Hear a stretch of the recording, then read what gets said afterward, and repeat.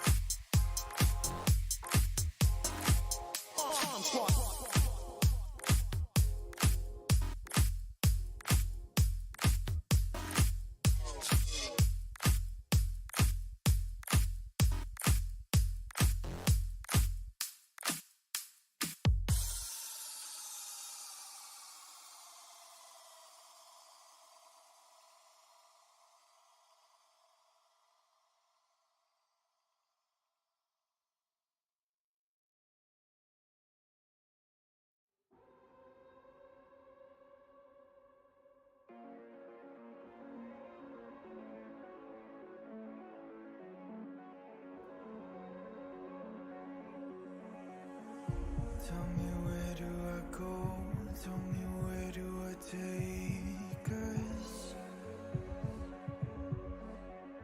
Your heart is starting to slow. May the water be safe. As I dive in, bloodstains washing underneath the waves. I'll be reaching out to keep you safe.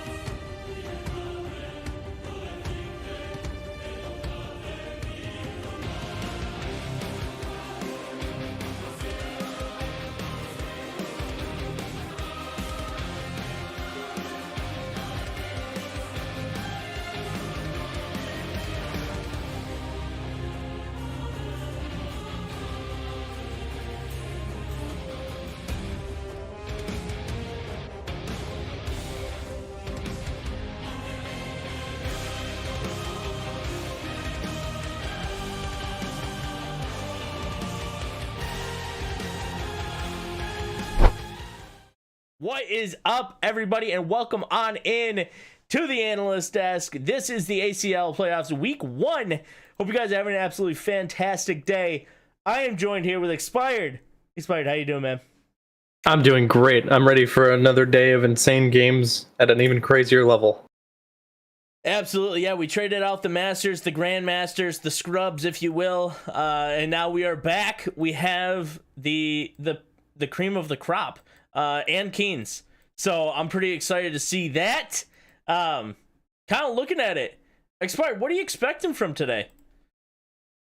Well, I'm expecting that if I were in Group B, I would send Keens 8th, just like I did in the ACL twice. Correct. I would not expect anything less from you. Kind of looking at our players there, you know, I don't want to steal a lot of thunder. I know I'm assuming, if you will, the casters are going to get a great opportunity to talk about this, but I will intro it, give you a little taste, a little nugget of it. But we do have a substitution coming in, which is going to be pretty high. 2 substitutions coming in, one bigger than the other. Expired. We do have Owen stepping in for KPK. My boy. But then we also have Pitsy is, you know, unfortunately going to have to step out of the tournament. We are bringing in the next ranked player in the ACL, in Sacred Norris. Which is amazing, by the way. I know they were not happy to not quite have made it, especially by that little of a cutoff, and now they're here in the playoffs. Yeah, here in the playoffs and looking strong. You know, they played, Lawrence and I were talking about this earlier, you were in it. He plays in a lot of different leagues. He plays in a lot of different tournaments. He's all over the place. A lot of communities know him. Hyped to see him get another chance here. And yeah, pretty excited to see what he does, especially with being such a good player and a dominant player in the ACL for so long. They've been in almost all of our leagues.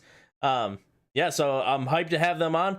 Hyped to see them perform today. I kind of wonder if they took a little break. I imagine they didn't take a break from TFT, but you know, you wonder if you drop out, do you take a break? Are you a guy like August? August just yeeted TFT for a while. Yeah, I mean, it's easy to just lose in competitive format and then just tilt Q out of your mind. But sometimes that gets you LP. I'm also really excited in Group A to see how Ramen Blitz does today. That guy has been on a tear lately, and I'm pretty sure he's well adjusted to the meta from what I heard about him yesterday. It seems like it has clicked, if you will. Absolutely. As a Ramen fan myself. Side story. Wait, are you a Ramen fan? Of course I'm a Ramen Blitz fan. I'm his number ramen. 1 fan. We don't care about the Blitz part of it, just the ramen portion. The ramen portion. Oh yeah, I love ramen. Yeah? I love ramen. Yeah. So in college, I was so poor that I did ramen wrapped in tortillas with curry powder over it.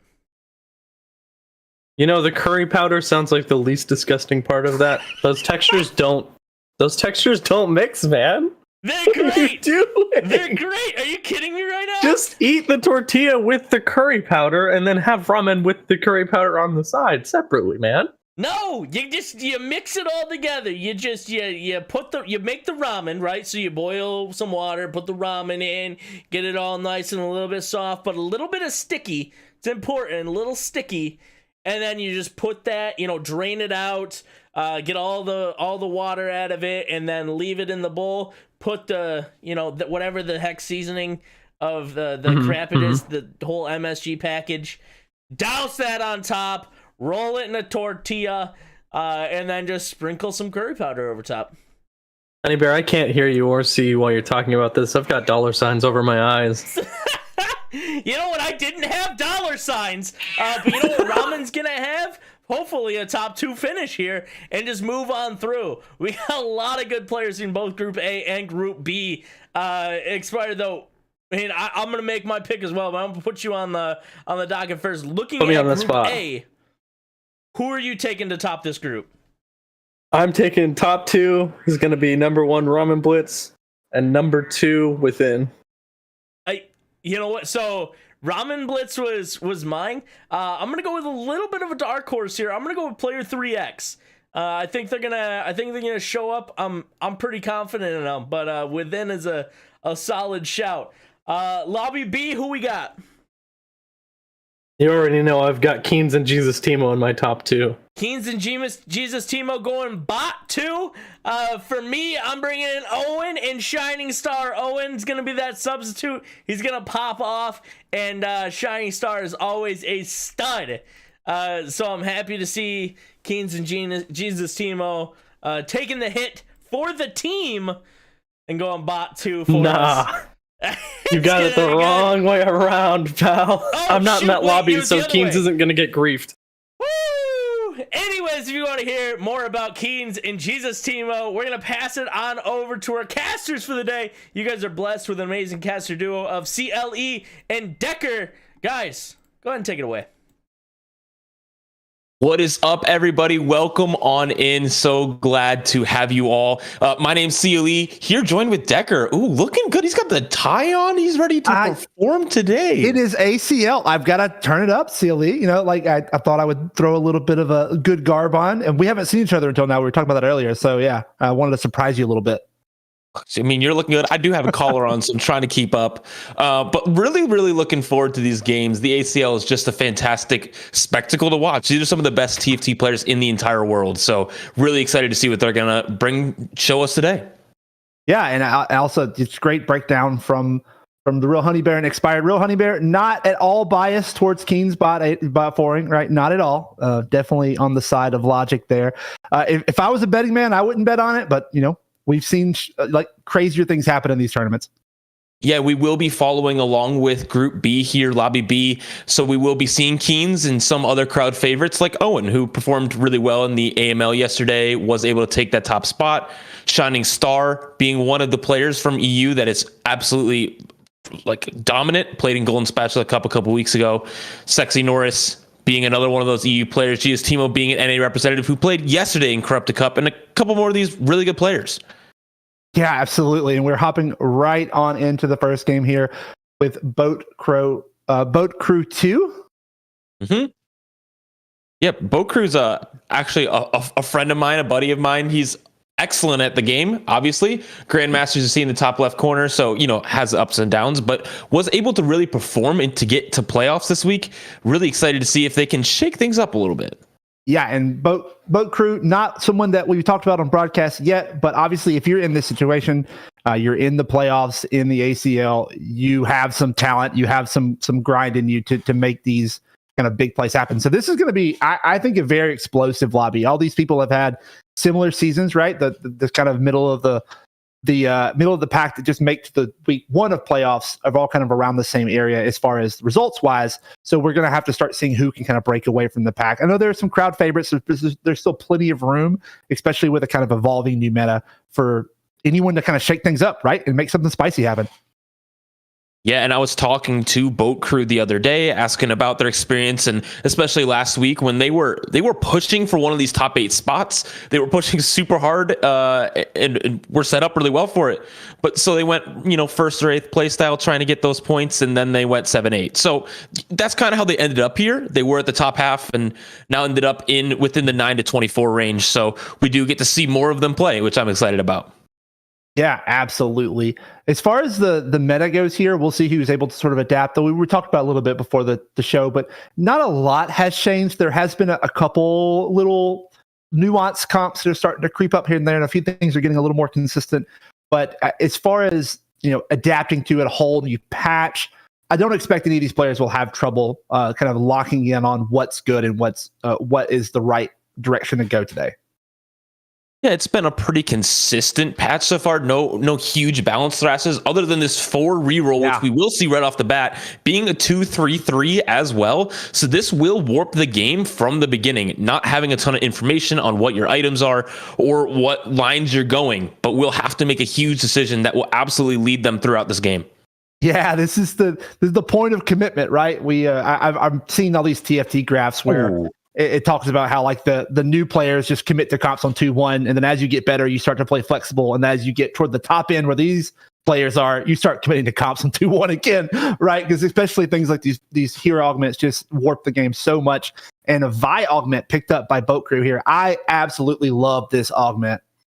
Yeah, and this augment is really good, especially now that he has early underground in as well. So the team will gain some bonus health, but he did roll past some of these really, really good ones that are considered best. He rolled past Spirit of the Exile, which is one of the highest performing 2-cost ones, and a couple of these other ones, Corpse Formation being chosen for Keens here. So we'll be going the AD tree, early Laser Core as well. So that will be pretty strong. Not really a top 1 comp if I were to choose, but definitely a top 4 consistent comp. Yeah, and that's what these players are mostly looking for, right? Today, as we're going into trying to secure that second spot. A big win there for Keens. This puts him in an interesting situation because, his board, even with the laser court, probably, I don't know, isn't the strongest in the game right now. Maybe if we hit a couple of these 2-stars, we could see it level it up. But now he's in a really kind of interesting econ situation where he has to decide if he wants to full force this win or if he's going to just be able to have a little less efficient lose out. And Keens is one of the highest ranking players who's now listening to Smash Bros music, which I totally respect. I respect it. Yeah. I mean, what else are you going to be listening to, right? That's just some motivational stuff right there. But is one of our highest ranking NA players. He is currently ranked 13 or 14, I believe. Is made it to week 2. Day 3 of this corrupted cup that's going on in NA, and thinks every lobby he's in is free. So, we'll see that. We're talking about strong boards, man. Owen right now has an incredibly strong board. The Yasuo 2 with the Ionic Spark Slam. This board's going to be doing some damage around the lobby pretty soon. Spirit of the Exile being the choice there as well, which continues to dominated much of last patch, and it is not going anywhere. Yeah, and just to highlight again, they talked about it a little bit on the analyst desk, but I think this from Owen is so compelling. Owen, not an ACL player, was playing in the AML. Actually played yesterday, is subbing in for KPK, I believe, and just absolutely crushed the AML yesterday. So like finishing second, fourth, first, and second in his games yesterday. So obviously Owen has something dialed in. There is a little bit of a gap between AML and ACL, but I don't think that that's going to hamper Owen too much, and especially looking at a board start like this. Yeah, we will see throughout the day if he's able to represent KPK well, who is playing in day 2 of Corrupted Cup, so is not able to join us here on stream today. But Owen, being that representative, hoping to move KPK forward. Be super fun to see that. I love Owen. He's a friend of mine as well. Get to play some games with him, so would really enjoy that. We'll probably take a loss here, though. I believe it's Jinx carrying the other side. I believe that's a Samira also from Shining Star with the Jinx too. So obviously a very, very strong board from Shining Stars. A lot of very strong boards around the lobby here. Only 100 HP per player in the lobby currently. That's not something you see all that often, but with these early 2-1 augments, obviously that can warp things a bit more than normal. Sure can, and going into this second carousel. I always mess that up, right? You see I call it carousel, first too. But this is the first carousel where you actually are getting something. Right. I don't know. Anyway, able to get some more 3 costs on the board and some items that they really want to slam here early. Really hoping to push these boards, especially with this early hero augment. You're committed to something, so you kind of know what items you want early. Right. I'm interested to see how Owen's going to use this duplicator. Obviously, they're not on a win streak to want to force something early. Most likely they will probably sit on it and wait for a late game thing, but I always think it's an interesting determination to make. If I need to spike my board now, I can dupe a 2 cost or dupe a 3 cost to sort of make that a really big power jump to go into a round that you need to win. There's often interesting plays that come with that. I'm not a huge fan of duplicating early, but I've seen some plays that absolutely warp the tempo of the game. Owen leveling here to level 5 to play another Ashe, hoping to take more wins, but will probably not versus this really strong Sexy Norris board who has Into the Night Vayne. And as I say that, it gets absolutely rolled by these frontline items. So I guess what do I know? Yeah, the Spark plus Sunfire is just too strong of a frontline for Vayne to chew through yet. But eventually that will become a lot easier for Sexy Norris. So I'm sure that they're just sort of resting on their laurels, waiting for that Vayne 2 power spike and kind of get going from there. Yeah, I mean, Vayne 2 power spike, hopefully a Zed later on. That Vayne item or Vayne augment is another high performing augment. especially with 4 rerolls now, people can just kind of choose what they want, right? So we go over to MZ Shady's board, who has this Zoe augment, one of those that people really like as well. Yeah, absolutely. Zoe, a very sleeper unit, especially, with that, if you can ever find that heart spat, Zoe becomes a very, very powerful unit. And the early Gadgeting was changed in this patch, right, to offer a little more survivability. It was, according to Riot and pretty much everyone, underperforming pretty hard. So a little love for that comp, which makes it a bit stronger in the early game. So an early item, but then some extra survivability, putting together a pretty good board here from EMC Shady. Early Vide too as well is super helpful for that front line. Pretty good front line, and especially in this comp that needs some stall for Zoe to be able to do enough damage, for Heart to stack up as well to supply more AP to the board. So hoping to take a win here, but it's not looking too good. Not putting that spark on the Annie was questionable to me, because that would give some extra damage because of the new Gadgeting. So we'll be taking a loss there, but it is what it is. 90 HP. 90 HP, but a Zoe 2 on 2-7. Definitely a good roll there. Does have to stick the sword on it, but there are much worse items you could have stuck on that Zoe. You can, obviously, blue buff is ideal. You could look for a Shojin. You could look for a Gunblade, lots of other things that you can kind of do. But TSM Shining Star, or TMS Shining Star, sorry, the one able to get through that stage 1 with 100 HP is feeling pretty good about their board. Yeah, I mean, win streaking is obviously a good place to be. Boat Crew now, I believe, lost streak through the entire stage with Underground. So they're really looking to, hit these high capped boards. Shining Star over here with Jinx support augment. Or no, Jinx carry, right? Purple means carry. Yes. Purple means carry. Yes. That'll be, everything goes boom? Is that right? Is that what that is? Or no, that's for support, isn't it? This is get excited. So she will get so much attack speed when she scores a takedown. And so I've seen this succeed. It is a new thing for this patch, and especially with early anima that they do have, having 4 anima here early. I imagine they had it even earlier than that. This could scale infinite and is one of my favorite comps to play. Yeah, Jinx reroll, definitely sleeper. It just needs a little bit extra mana, and if they want to commit to that, they surely can. And because they have the Jinx augment, you obviously think that they might.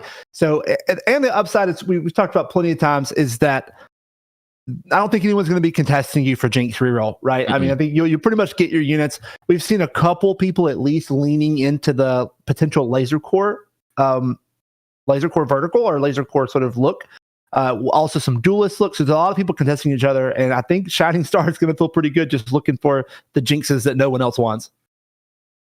Jinx uncontested carry has good CC as well as AoE damage, so really an underrated carry that I believe Riot really wants to be a carry as they continue to buff it and buff these augments and rework her augment and all these different things.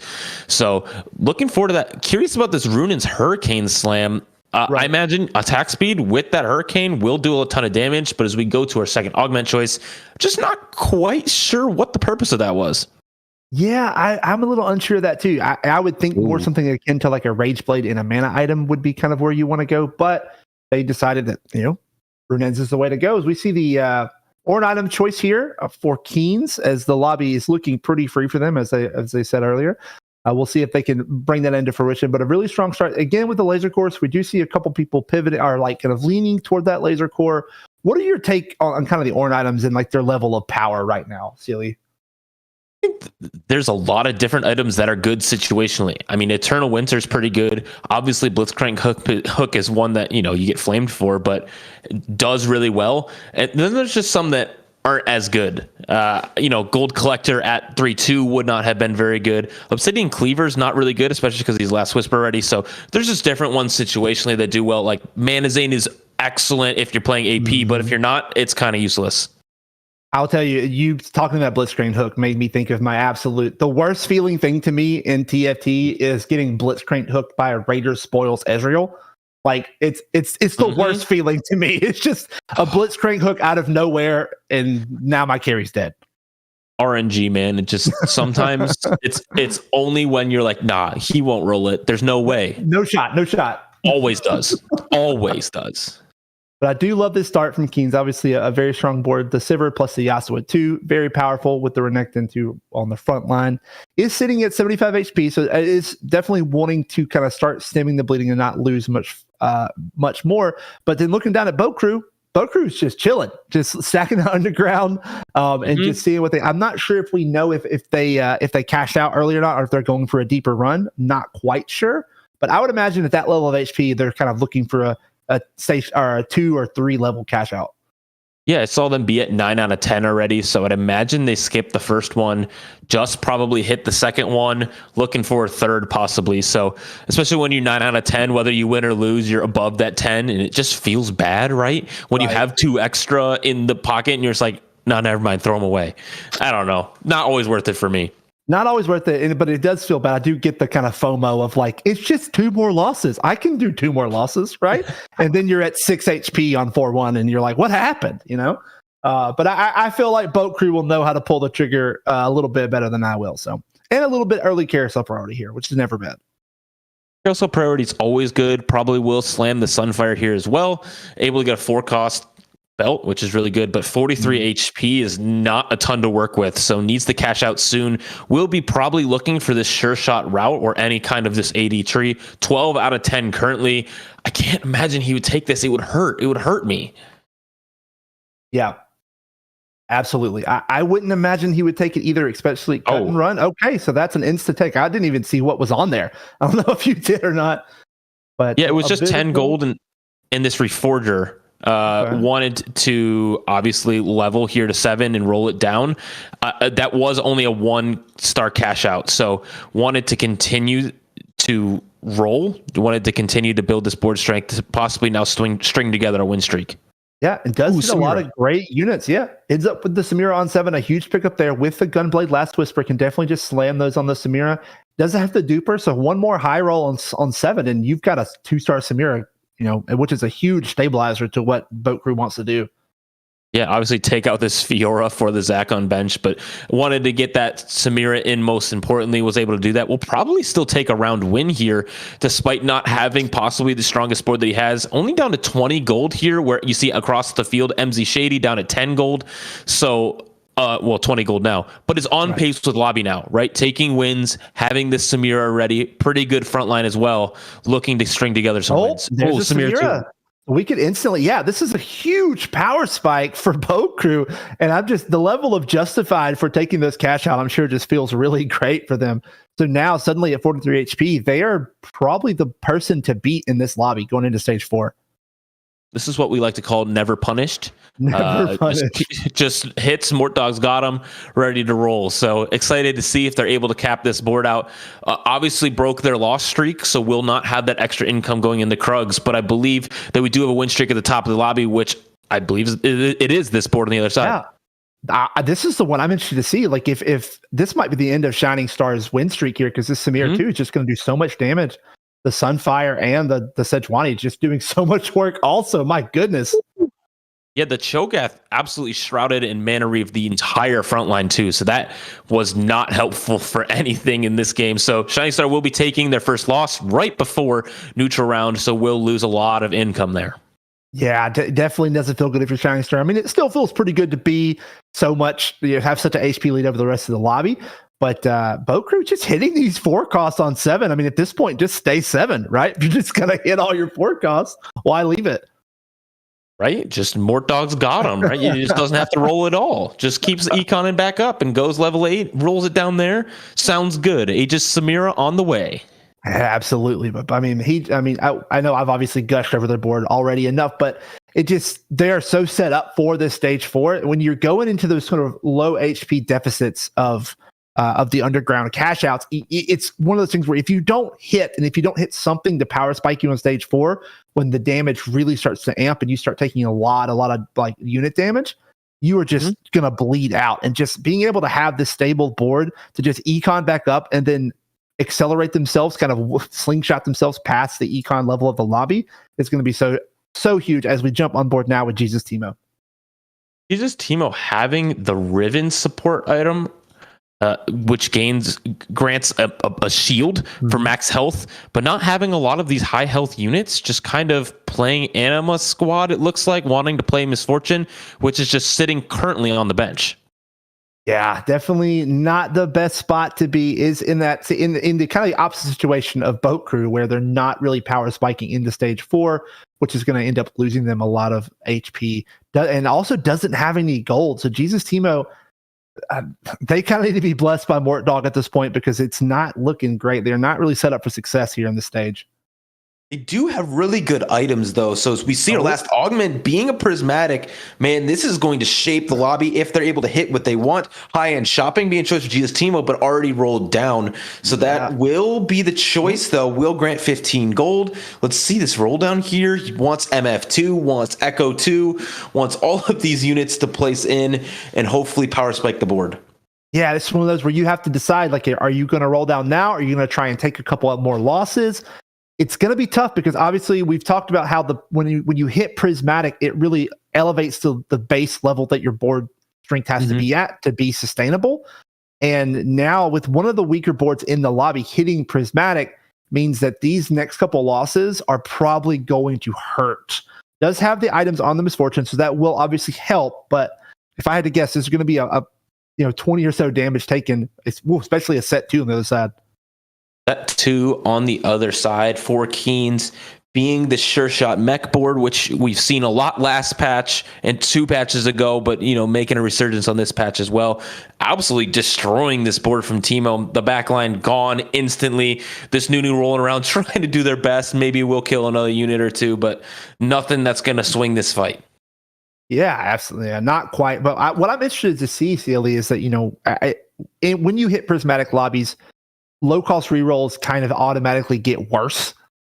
So I'm really interested to see how this Jinx reroll comp that we have kind of floating around the lobby right now. I kind of actually just, was it Shining Star, I think, that has it, right? If they're going to be able to sort of keep up with the pace of the lobby. But still on board here with Jesus Timo. Again, a hard loss here and just not hitting anything, right? I mean, just nothing. Yeah, I mean, just get us off that cursed POV. That guy's not hitting anything. That feels so bad. But somebody who did hit a Samira and a Z2 already, no Sejuani 2, though, is Owen, our AML representative, who is now on stream here for the ACL representing KPK. Looking pretty good. Yeah, looking pretty good. And Laser Core, a very good trait. Samira, a very good unit, and slap them together. I mean, might make something pretty crazy. And absolutely is able to take down EMZ Shady there. Has a lot of utility augments, right? So I'm interested to see how that kind of goes. It's tough to me. I know there's been kind of shifts in meta where you feel like a utility prismatic is king, or like you have to do combat prismatics or you're going to just get outscaled. I think we're at a pretty healthy balance now, Celie. I don't know what you think, but it feels like you definitely can opt into these more utility based, which obviously, like, an item isn't necessarily utility, right? But it is more utility than just like raw stats to your team.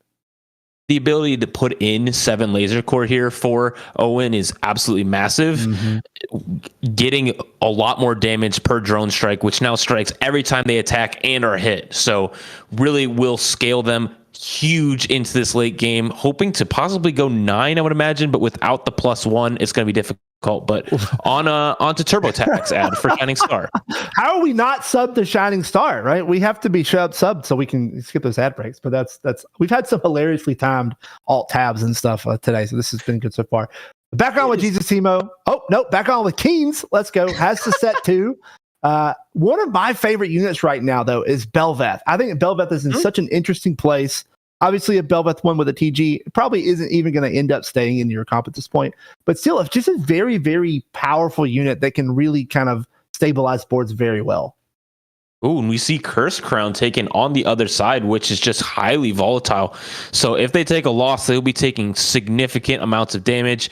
But they're looking confident from their spot, playing this Jinx carry. But this set 2 is now walking to the back line. Yeah. So that is not looking good. Yeah, I don't think this Jinx is going to like a set in her face very well. Did get a lot of items from the Urgot ult there, but it's not going to matter. Let's see how much damage that Shining Star's going to take. 59 down to Where did they go? I lost them 37. 37? My man. goodness. Yeah, well, we talked about Jinx carry is a thing, but you haven't been able to 3-star, right? So you're in a prismatic lobby now, and your carry that's a 2-cost is not 3-starred, and you have Curse Crown. This. I don't know. Shining Star might be going 8th here. I don't want that to happen, but it's looking a little rough. 2 more losses and he's probably out.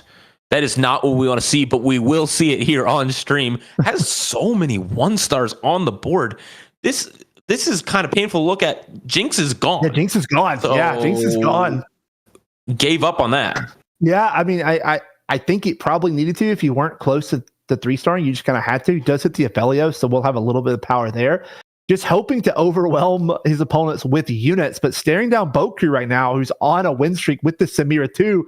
Oh, this is gonna hurt, Sealy. This is not gonna feel good, dude. This Shining Star guy was chilling, but now he took Curse Crown on 4-2 and is now staring a bot 4 in the face. Was win streaking all the way up through 3-5, 3-6, 3-5. Yeah, I think and it's now, 3-5. Yeah, and now is looking at a bot 2, bot 8. You know, he might go 8th. He might go 8th. I will say, Shining Star is my chief candidate for going 8th here. So I'm glad we're sticking around. I would love to see him pull something out, but really, like you pointed out, just need some 2-star units, right? Just don't have the power. Like, you got 10 units on board, but they're all 1-star, and you've got like a Galio and a Vi. Like, I mean, those are fine units, but when they're sitting at 1-star, they're just not doing a lot. I mean, but here's the good news. We do have 28 gold and now more than that, 34 gold in the bank. He will roll it down here to see what he can get. We'll get one more full item in. He does have a component on Leona as well. Imagine he'll slam something to do more damage here, but needs to make a choice pretty quickly in order to roll down. Here comes that roll down that will decide if he can save his game or not. Clicking all of these units, we'll get 1 2-star. Let's see if we can get more. Oh, that's a 2. Yeah. Okay. Keep going. Come on. Let's see. Come on. Let's do it. We can do it. I believe. Oh, no. Oh, no. Oh, no. Oh, no. Oh, I'm not believing anymore. We'll reposition last second. Yeah, this is going to be tough. Is fighting Jesus Teemo, so is one of the weaker boards. So you're probably pretty happy about that. So I think we're just praying this misfortune kind of goose it, Yeah, but Misfortune 2 now on the other side will be a massive spike for Jesus Teemo. If they get another cast off or 2, we'll absolutely wipe this board. Not able to hit the Aphelios in the back line as well as this Echo tanking so much. One more cast though, not enough. Is he alive? Okay. He'll be alive. He's good. He's got one more life, 3 HP in a dream. 3 HP in a dream. So we'll see. We'll see if Jesus Teemo beats my prediction as we hop on board. You're right. The MF2, a huge power spike there, but just not quite enough to chew through those 10 units, especially with the Echo 2 power spike, from Shining Star. That is a big body to kind of chew through. This is just one of those games you just kind of write off as a low roll. Got Anima Squad in super late and now not able to find any of these huge 2-stars. We'll be facing MZ Shady here with this Admin Heart board with Luden's Echo and this Zoe Support Augment, as well as an extra copy of the unit for free. This MF ult will be big, but won't take down any units, basically. The Echo in the front line is still alive. Will go down here, though. Misfortune's second cast will do a ton, but it's not going to be enough. Jesus Teemo will be going down here in 8th place, but Shining Star also lost, but not by enough. Not by enough. So Jesus Teemo is out. I do love that board from EMZ Shady. The Soraka carry there with great items. Definitely with the Woodland Charm, just add more power to the board to allow Soraka just to kind of ramp and do more damage faster. As we're hopping on board, back on board with Boat Crew, we still see that Samira 2 still win streaking. It hasn't lost since he hit that Samira 2, I don't believe. So he's feeling pretty good right now. He is feeling pretty good. Owen also on a win streak. I love to see it. Sexy Norris in the bottom right hitting that Belveth 2, though. Yeah, Belveth 2, very, very strong in it. And Sexy Norris, like again, they talked about this briefly on the analyst desk, but I think just such a compelling story of it did not quite make playoffs, got kind of bubbled out by one spot, but due to someone dropping out, is able to play today. And, they're not out of this game yet, especially with some power spikes. They can easily grab a top 4 here. And this will be the battle of the win streakers here, this Samira 2 board versus this extremely powerful Zed board. Who will be victorious, but it will not be Owen. This board with the Samira 2 has continued to dominate ever since they rolled down and got that Samira 2. Yeah, absolutely. I mean, Samira, one of the best units in the game, hitting that early. Now, a laser core spat, I have a few people that are kind of looking toward that laser core, so we could see something spicy here. I would also like to call out Shining Star, -27. Oh my gosh, that's some big boy damage right there. Yep, and that's the risk you take on Curse Crown. We do see Owen picking up the laser core spat, but yeah, that's the Curse Crown risk where you want to kind of overwhelm with units, but if it doesn't work, you're going to go out real fast. Yeah, and so Owen will need a level to 9 here. That will be the way he can put in 9 laser core because he has to play 9 units, right? So will be, I imagine, selling this Janna, putting it on the Fiddlesticks, or just taking out Renekton for now, or another unit like that. So we'll be playing this unit for now, hopefully going 9 laser core, if not 8, or if not 7 with Hacker. Yeah, I would love to see 9. Sadly, the one that Sexy Norris Owen is missing is Ash, right? Which is getting increasingly harder and harder to find. But maybe we can roll into one. I would love to see a 9 laser core. That comp is so fun to watch. Ooh. Yeah, but Sexy Norris now has this 8 duelist board with almost perfect item duelist Belveth on the other side. So incredible amounts of attack speed coming through. Owen will take another big loss, but Dawadowski does go out there in 6th place. Yeah, so we're starting to see kind of the field start to shrink as we see a couple players with Easy Cheney and Sexy Norris that are kind of on that one life game. Owen is feeling probably a little better at the 20 HP, and Boat Crew is feeling the best of all, right? Sitting pretty at that win streak. Really powerful board here. As we're going to hopefully see, I'm hoping Owen is probably hoping that they're fighting EMC Shady, right? Like you want to kind of knock someone out, but EMC Shady's board, nothing to kind of to laugh at. It is a very strong board. With that, I believe it was the Soraka, the blue buff Soraka. Yeah, and here it is on the other side. Owen looking to continue his dominance of top 4ing each of his games of AML yesterday, hoping to top 4 in this ACL lobby as well. Will this be enough to take the win and take a top 4 in the ACL? It's looking pretty close. The Zed, though, getting focused down right now because the Sejuani walked to the back line. It will be down to 4 HP, and no one will be dropping out. So no top 4 right now for Owen. Yeah, no top 4. Definitely a hard match there. Just not able to chew through with the Soraka healing and the Sona healing and all the disruption. Just so hard to chew. Does have a hit second Aphelios here, so could look for a duper into an Aphelios 2, or maybe look for a roll down potentially as we jump up with Keynes, who is still sitting pretty handily in 2nd place. Yeah, now having 4 sure shot in is huge. Still running this course formation Senna, so giving extra AD to everyone. Has 2 in as well, which it does stack. So a lot of extra AD. Also, look at these Aphelios items. Those are nuts. Yeah, those are nuts. They did make a little bit of a change, right? Oh, he does have lucky gloves. I'm about to say, I know they made like a Thieves Gloves change, I think, in this last patch to make it a little nicer toward the late game, but yeah, lucky gloves. That's definitely why. But yeah, the AD on this Samira is just really, really nuts right now. And Boat Crew did take a loss last round, so it can lose. I guess I imagine it was probably to Keynes, but we'll see. We'll see if they're able to kind of pull the Samira on Samira violence out and see who's able to come out on top. We did see Owen at 9. Owen level 9, maybe 9 laser core will be on the future, which I have not personally seen this patch, but I can't imagine that it is bad whatsoever. Belveth 2 coming in for Keynes. We'll play that over 4 sure shot with this Urgot or Fiddlesticks as well. So dropping down to 2 sure shot to play some of these more powerful units in the late game. Yeah, I think that's fine. We did see 2 different players that aren't Keynes hit an Aphelios 2. So I'm sure that helped them in his determination to sort of give up on that dream.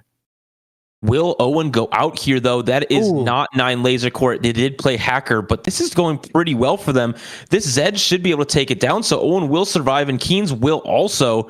So no one going out from this matchup, but will MZ Shady or Sexy Norris be dropping out here in bot 4? That is what I'm looking for. Yes, MZ Shady drops out, so Owen will be getting that top 4. Boat Crew as well taking a win. Owen just can't bot 4, I guess. They're just not allowed to. I mean, that's crazy. But EMZ Shady, probably one of the harder boards for Owen to deal with. So seeing them go out is definitely a sigh of relief on Owen's side. And hitting that Aphelios 2, that Laser Corp Aphelios 2, just putting in so much work if they aren't able to sort of access it. If it gets to free fire, it's going to do so much damage throughout this game. And this board from Boat Crew that Owen is facing is massive. Having a lot, three of these 2-star 5 costs already on the side of Boat Crew with this Aegis front line, with the Sure Shot back line. This is going to probably run over most boards in the lobby unless we get some really good RNG here for the side of Owen. He will probably be dropping out, but Aphelios is about to cast once again. Will it be enough to take him out? He is stunned currently by Sejuani, so it will be a -9 HP bar for Owen. The gray screen coming through will take a 4th, and Keens out in 3rd. Yeah, so a double knockout there. So we're down to 2, just Boat Crew and Sexy Norris left. 2 that at the start of the game might not have expected to be here, but have definitely clawed back, especially, Boat Crew making that great run. And just this board just looks terrifying, Sealy. I mean, my God, this is a pretty close to just full-on capped board here from Boat Crew. This is going to be really difficult to deal with. But Sexy Norris, sitting on that win streak, is feeling probably pretty confident. So this is going to come down to positioning war if I had to bet. 8 duelist with Verdant Veil versus this high-capped, what would be considered Jeff Bezos board for Boat Crew. Who will become victorious? We shall see. Not able to do a ton of CC with that Verdant Veil, and now the backline is dead. This combo is disgusting, but a lot of units still alive for Boat Crew. But this Belveth is absolutely doing so much work. The Nunu is missing everything. Is not clutching up whatsoever. So will be a loss for Boat Crew in a continued win streak for Sexy Norris. Yeah, as that was a very, very close fight. And I definitely think that if we had, if the positioning was a little more in favor of Boat Crew, it could have gone either way. The Verdant Veil does make it very, very hard for the things like the Urgot to make much of an impact in these fights. The Sejuani, the Urgot, all of those just kind of not doing anything for a while. So being able to negate so much of Boat Crew CC and so much of their frontline impact is huge. And this golden ticket, hey, it's doing work. And we're creeping really close to an Aphelios 3 here, CLE, which I think I might lose my mind if we get to see that. I think we are still 4 off, but hoping to maybe play another Aphelios 2 would be really good. It continues to roll down with golden ticket. We'll hit another Aphelios 2. Will he put it in over something? No, he will not. He will go with this current board. Does swap sides really late versus Sexy Norris, which it is the wrong side for this Urgot. Will this Samira be able to survive longer and do more damage to this board this time? That is the hope. This Oxforce Zed is absolutely destroying the front line. But this Aphelios cast was massive. And now onto this Belveth as the last surviving unit on the board. Sexy Norris will go down. Boat Crew taking game 1 of week 1 of the playoffs of ACL. Fantastic showing by them, turning that loss streak into a win streak. You love to see that. That's the power of underground and the power of sort of hitting those power spikes at the right time, right? Boat Crew hit the units they needed to hit the right time they needed to hit it and managed to turn that into a win. Again, a player that we didn't talk about a lot pre game 1, but made a huge statement coming into this series. Sure did make a huge statement. Just a fantastic performance by them, turning that loss streak, as we said. Right was playing that underground early, able to find that Samir 2, use that Nico's really well, turn that into a win streak. And I do want to shout out too, Sexy Norris, the player that barely was on the outside, didn't make it into playoffs, was able to get in because someone else dropping out. 2nd place. Ready to go, right. Putting themselves in position to make it through to next week and possibly even to the finals. Yeah, I mean, these players are all just so talented. All these ACL players, especially if you're in the playoff contention, like you're showed yourself as a great player. So I'm not surprised, but I'm very, very happy for Sexy Norris that they're able to sort of get in and start making a statement early. And you've heard enough from us as casters. We will be back from next game, but right now, let's get some analytics in here. Let's pull us into the analyst desk. Thank you so much for the cast today, guys. CLE, Decker, well done. And great to see you guys duoing back together for the first time since Decker's debut. So it's great to see. We have a brand new face out here. Lawrence, how you doing, man? I am doing great. It's glad to actually have my face here today. I'm Lawrence, digging it. I am shocked. You might be the first guest that jumped on, like kind of a midway analyst desk, that did not forget to unmute. It's like I almost run these things. That's Do you so feel weird. good about that? Oh, I Yeah, feel that's- amazing. That's real I did it, bold coming August from did you, it, Honey Bear. CLE did it. Expired did it. I don't know who else did. Everybody's done it so far. Lawrence, you're the first. Honey Bear, how many times were you muted yesterday? Like, I was never muted on broadcast. But you're I'll muted in point here that out. 4 times. Never Four on times, Honey broadcast Bear. was I muted. Mm-hmm. Good Correct. excuse. Good excuse. Never on broadcast. Cause I have to I have to double mute myself. So I have to mute on broadcast and on Discord. Just in case. Just in case. But what a heck of a game one, gentlemen. Kind of what we expected, not what we expected. A little weird. Expired, I'm gonna come to you first because we had some picks before we went into that game one. Man. 2 of our picks were kind of on the other end. What do you think about some of the performances here? Listen, slow start, no big deal. There's still several games left. There's 3 games left in this lobby. I have full confidence that my 2 picks are still going to make it top 2. And Lawrence, I'm a believer, you did man. not get to pick. So a little bit.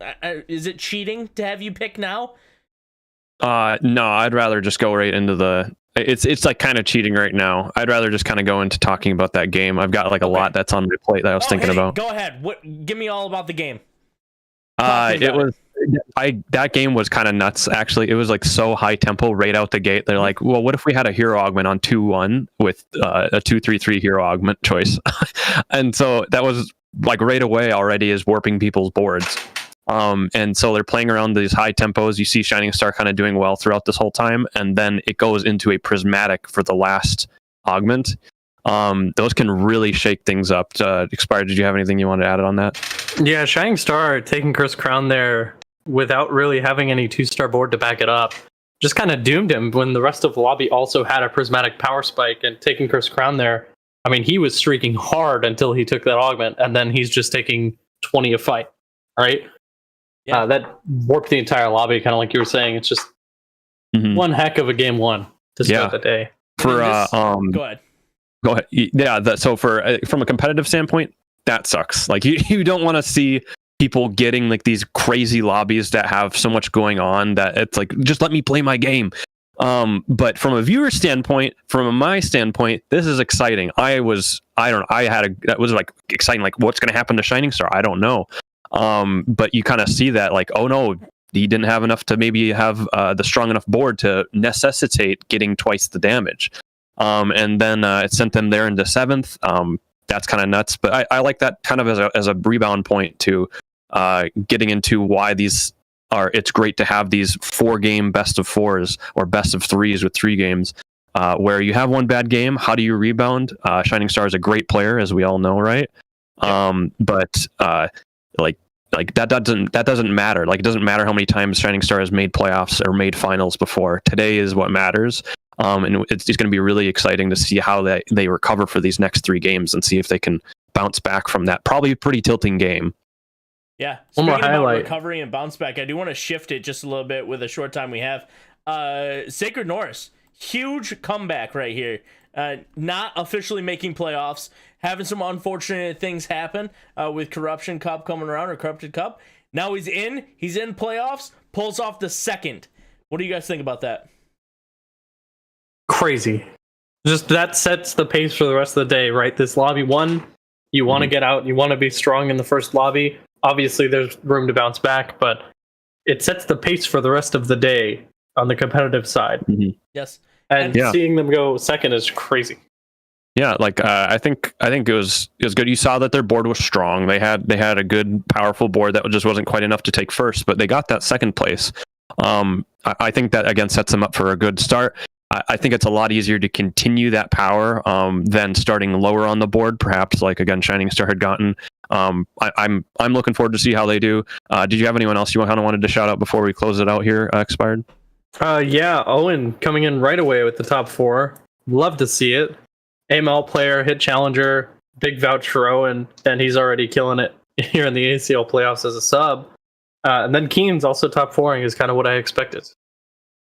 Yeah, absolutely. Last question before we head back to the casters as they're getting ready to take us into game 2. Lawrence, how does it feel that you have the last few hours of having a beard? Am I supposed to be shaving? Yeah, we're shaving your beard on the podcast tonight. What? Make sure you find check out for Oh. shaving Lawrence's beard. We're heading it back over to the caster's desk. CLE Decker, get Lawrence's beard out of here. I don't know about you guys, but I'm excited to see baby-faced Lawrence. I think that's going to be fantastic content. Yeah, I'm not sure how much Lawrence knew that was happening, but hey, I'm going to stick around and watch it for sure. I mean, you gotta now, right? We're all wondering. I hope he keeps the mustache, though. It looks so good. It's going to be a better look for him. Yeah, I think it will. Yeah. I think it will. But going on into game 2, I mean, they broke it down well. Game 1 was nuts. We saw a lot of bouncing back happening, a lot of sort of unexpected results, and that just hypes me even more up for game 2, CLE. Yeah, I'm really excited to see some of these comeback stories. Jesus Timo being a really good player, a pretty clutch player in my experience of knowing them, able to climb on Will as we hop on board now with Keens, who got third in our last game. But looking forward to seeing if they can recover, Jesus Timo that is, recover from that low roll. Shining Star recovering from maybe a regrettable decision. And then Dowdowski and MZ Shady seeing if they can pull out a top 4. Absolutely. I do think that Keens, as who we're on board with, like you said, did kind of commit to that comp early. That sort of not a top 2 comp, but a definitely easy top 4. I expect to see outside of kind of a high roll early, them just sort of do the same thing, because really all you need is that consistency, right? As long as you are top 4ing, you're gonna most likely move on. So I think we'll see a lot of kind of safe comps here, especially from some of the players that maybe underperformed in their last game. Yeah, hoping to see some of these more super consistent comps that we've gotten used to seeing in TFT this set. Maybe some more laser core, maybe some more of these sure shots. Hopefully some more of this early Anima squad that we didn't see succeed super well last game, but hoping for a recovery. Yeah, and I would have liked to see. That's why I was very excited about that Shining Stars comp early with the Jinx carry augment, especially. I was very excited to kind of see how that was going to work. Hopefully, maybe we'll see some Anima squad early also, so we can get another shot at it. But 2 big hits here from Keens, the Cho'Gath and the Jax, definitely open up some early avenues for them to start taking their comps. And something we didn't see last game was any sort of recon board. No one. No. Yeah. Yep. So no one absolutely recon, a very, very strong comp that sort of kind of flows under the radar. I did see a few other people sort of take it, not take it, but roll over that sort of Kaisa augment when they got to that 2-1 hero augment space, but didn't quite want to lock into it, which is understandable. Recon is a bit of a coin flippy is not the term I want to use, but it's a very sort of positionally oriented comp. If you position incorrectly, which often when you get into those like top 5 scenarios, like those kind of 5 spots where you're trying to squeak into the top 4, it gets a little bit harder. It's mostly a coin flip on what side you're going to put your Kaisa or whatever you're on. But we do see augments start to flow in here today in this game too, and notably no hero augments. So we are going to see the power level start to keep pretty stable in this game as opposed to last one, and probably see players play a little bit more flexibly and looking into that stage 3-2 to kind of see where they want to take their comp with the next round, potentially of hero augments.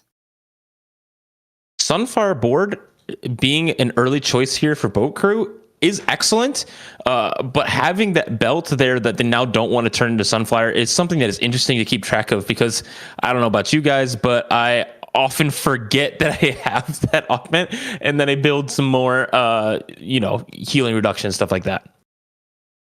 Yeah, absolutely. But a very strong, I mean, Sunfire Cape is one of the best early game slams, right? It gives you so much early game power. And again, frontline being so key in these first few stages cuts down that a little bit, but still a little bit of a loss here from Boat Crew, but I'm sure they're feeling okay about where they're at. They don't have the underground this time to sort of, feel the best about their losses, but, I'm sure they're in a fine spot.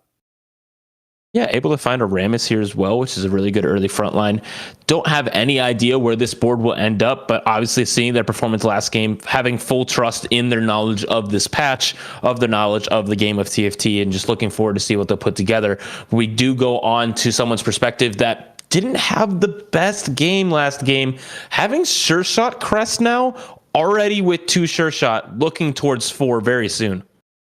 Yeah, and I was speaking a little bit about players playing a little more flexibly without the early augment. Shining Star is not doing that. You see the Sure Shot emblem, you take the Sure Shot emblem. Nothing wrong with that. It's still in very, very good early items. You have a GS, or you have sort of half of a Last Lister plus an IE here. So an early power spike, just throwing that Sure Shot to get the trait rolling. Senna is a great early unit. Gale's fine, I think. Fine is probably a good word for just Senna as a whole. Unfortunately, I wish he was better personally. But the Spellslinger from the Spellslinger Ezreal from the Owen, just not quite able to chew through this front line. And Shining Star does pick up an early win. And Shining Star taking Sure Shot Crest, Owen taking Spellslinger Crest. Lots of early commitments from a lot of our players here. So really looking to take a stance and show people where they're going rather than play flexibly. I think there's rewards and, problems when you choose that, right? You could low roll and not hit any of these units that you need, or you can just absolutely high roll, hit maybe that 8 Spellslinger build, or, obviously 4 Sure Shot early is disgusting. Yes. Yeah. Not having to hit that Aphelios to kind of complete your power scaling. So very strong. And the Sure Shot emblem just fits on some units very well to sort of, in through the mid game. But a very, very strong board from Dawadowski here. That early Ornn item plus the Sunfire, a lot of 2-stars on this board. It's going to be a really big problem for Shining Star. Yeah, is lose streaking though currently. So I imagine he just found a lot of these upgrades, has currently no golds, and obviously a lot of gold on the board. Will be taking an easy win here, now having 3 2-stars, including a 2-star 2 cost as well. So we'll be chilling here through the much of the rest of stage 2. Yeah, absolutely. This Ezreal is going to give a lot of problems as we're hopping over with Owen. Does have the Annie too. I'm not sure when they hit that. I don't think I saw them hit it, but a very, very strong frontline unit, even without items. And a Spatula. Spatula is in such an interesting place for me, Celia. Like, it's just, it feels like in other sets, Spatula could just be kind of an insta take. But in this set, you really don't see a lot of people just kind of scrambling for that spat that often. I think we noticed later in patches that people decide to take more of those risks, right? They know that some of these things are good now. And so they're like, yeah, I'm going to build Oxforce Crest or Renegade Crest like they did last patch. We'll check the admin here. Every 5 seconds, your team will gain 12 ability power. It's pretty good for Owen. That's a good one. He's pleasing a lot of his friends who are in the church of admin, as we say. Yeah, absolutely. That is probably, I don't know. I think my favorite one is the permanently stacking health. That's absolutely my favorite one. But this was a close second for me. This one's probably objectively better. I just really like seeing a Soraka with 5,000 HP. I think that's real fun. But this Annie is definitely going to be a problem. Onyx Spark, such a good item on her. So difficult to chew through that unit with that big shield. Adding that on top of the backline of the LeBlanc just ramping AP when they cast, it's going to start hurting. And clearly he wants to go for that Spell Slinger Soraka in the late game. It is absolutely dominant, giving so much HP as you mentioned, or AP as you mentioned. And with a good admin now, he has got clear direction. Really looking forward to seeing what this board will look like towards the end. But Jesus Timo is on a win streak heading into the neutral rounds here, hoping to take this last fight win. Yeah, big econ moment for Jesus Timo. Obviously, with a very, I'm sure, disappointing game with I believe it was an 8th, right, in the last lobby. Yeah, an 8th in the last lobby. So I'm sure they're feeling much better coming into this lobby. Win streaking early, definitely a good thing to be doing. Does help with some of the HP issues in stage 3 and stage 4. So we'll see if they can clutch out this last win and keep that win streak rolling. Ooh, this will be a tough fight though. Battle Mage. Yeah. On the other side with 4 Brawler early.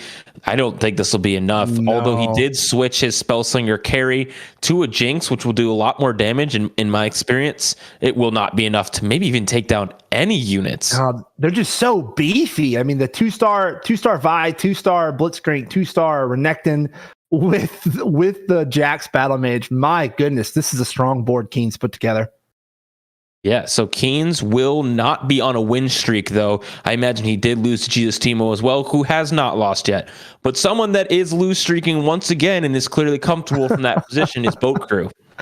Yeah, Boat Crew just loves loss streaking. I think it's something about maybe the carousel priority. Maybe they are playing hard for that early carousel priority, because I don't think that they don't have the underground end still. Does have that. Why is it flipped around? Am I going insane? He's scouting. He's scouting around. Okay. You're not My brain broke for a second, CLE. I'll be honest with you. But yeah, it does have the early duelist, the Rammus plus just very kind of underwhelming units here. That makes sense as why they're lost streaking. But great econ, right? 31 gold. Sitting in a pretty good spot. So I'm sure they'll be able to transition to stage 3 pretty easily. Yeah, they did take a win on 2-2 though, but we'll hit a Zed in this shot and a Yasuo. Boat Crew is just hitting, man. Like that seems like their whole strategy is just hit, right? Oh man, some of these guys, man, just hit, right? They pay Lawrence or Mortdog or both, and they just hit whatever they want. Yeah, I feel like whenever you get to when you hit Challenger, which I've Boat Crew right now sitting in Grandmaster, but still very, very, very, very good player. But when you get up to that level, you just get like a special little tag in your account that's like, give them a little bit better rolls, right? Give them a little bit better luck.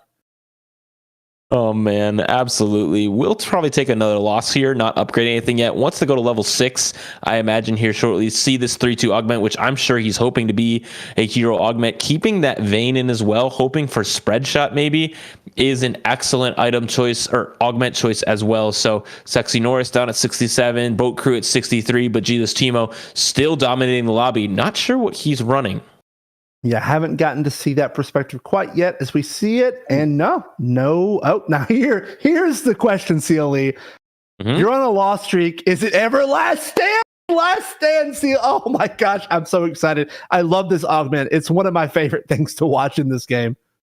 It is the best to watch. All of a sudden you hit the 1 HP and then you just get that streak going because you got the extra healing and the extra stats that come with it. But we will have a 75% chance to hit hero augment at 4-2, right? We could go gold, 25% to do that, but hoping for a hero augment. Keen's checking this admin here. We'll go with the health. Yeah, another very, very strong admin setup here. So you're going to be getting free HP on Blitzcrank. I think does it only apply to admins? I believe it does, right? Or is it I think everyone? So Blitzcrank is going to be really the only big benefactor of this extra HP. But hey, what is a tank like more than just HP? Not a lot, right?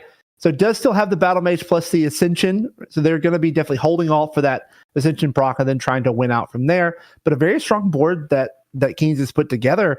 And I would love to see kind of the contesting of the Jesus Timo and the Keen setup here, because both of these guys just seem like they're just rolling. Yeah, and a lot of these players have the same items slammed.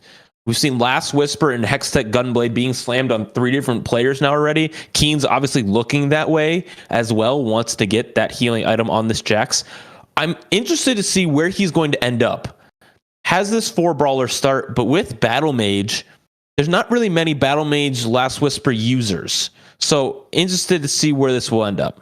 Yeah, there's one Battle Mage Last Whisper user that I know of, and it's my favorite, and it's Belveth. Belveth is a really great user of both Last Whisper and Battle Mage, so I would be interested to kind of see that happen. Now, of course, we have 0 threats on this board, so I doubt that we'll be moving toward a threat board suddenly, but yeah, it's interesting for me, and I would love to see it personally. And it looks like Boat Crew did take a win last round, so will not be lose streaking still. I believe Sexy Norris probably lost to them, so will not be having that huge econ, and will take another massive loss here. Obviously, it hasn't upgraded their board very much. Yeah, that Zed just not really able to do it. I don't know if Boat Crew's just playing for the Last Stand proc, but you'd be hoping to, you have Last Stand there as a final backup plan, but you want to kind of avoid procking it as long as possible. So we'll see. They do have early good carousel priority here, so maybe they'll be able to kind of spike off of this point and start to pick up some wins, or maybe some not as bad losses. Right, and you see people pinging this Belveth with the bow on it, boat crew picking that up and probably being quite happy about that. Well, I imagine put those items straight onto there. Yeah, absolutely. Really, really great way to stabilize your board. Great forecast with an item that she likes to have on it. So boat crew, I think we'll see. Again, looking at boat crew's board, unless they hit some pretty significant upgrades, we're not going to start seeing them win anytime soon, especially not for the rest of the stage. But you should see some at least more manageable losses than taking 15 HP every round. On board now with MZ Shady, who has this Laser Corps board that we've seen a lot of people play through the mid game. Curious to see what they're going to turn this into, having these really good sure shot items.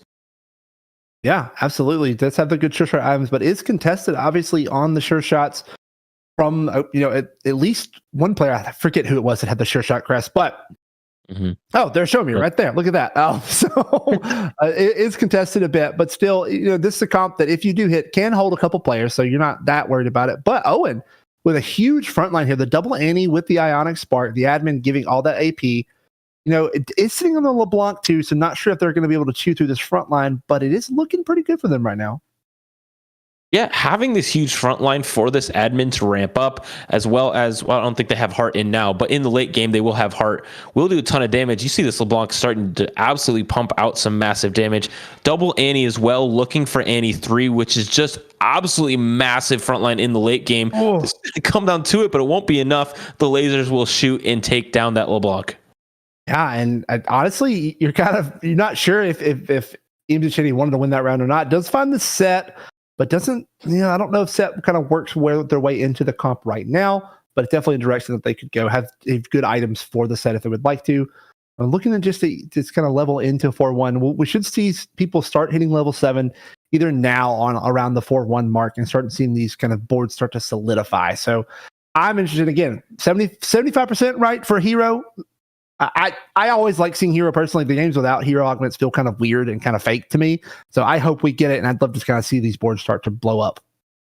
Yeah, some of these boards are going to change drastically with these augments. Hopefully we get a 5-5-5. That would be kind of crazy and will absolutely warp the way these players are playing the game. But sometimes it's nice just to have a good old set 7 game, right? Just give me these regular augments and just hang out. Just get rid of the set mechanic completely. Yeah, I mean, if you're a player, that's what you want, right? You want as little variance, like high level variance as possible. Mm-hmm. But as spectators, as people looking at just the narrative, I want this just to be crazy, right? I want triple prismatics every game. Now, when I play, please don't have any. But for this game, I'd love to see it. Yeah, that would be very fun for sure. Keen's win streaking at 96 HP at the top. Shining Star win streaking with that sure shot board as well.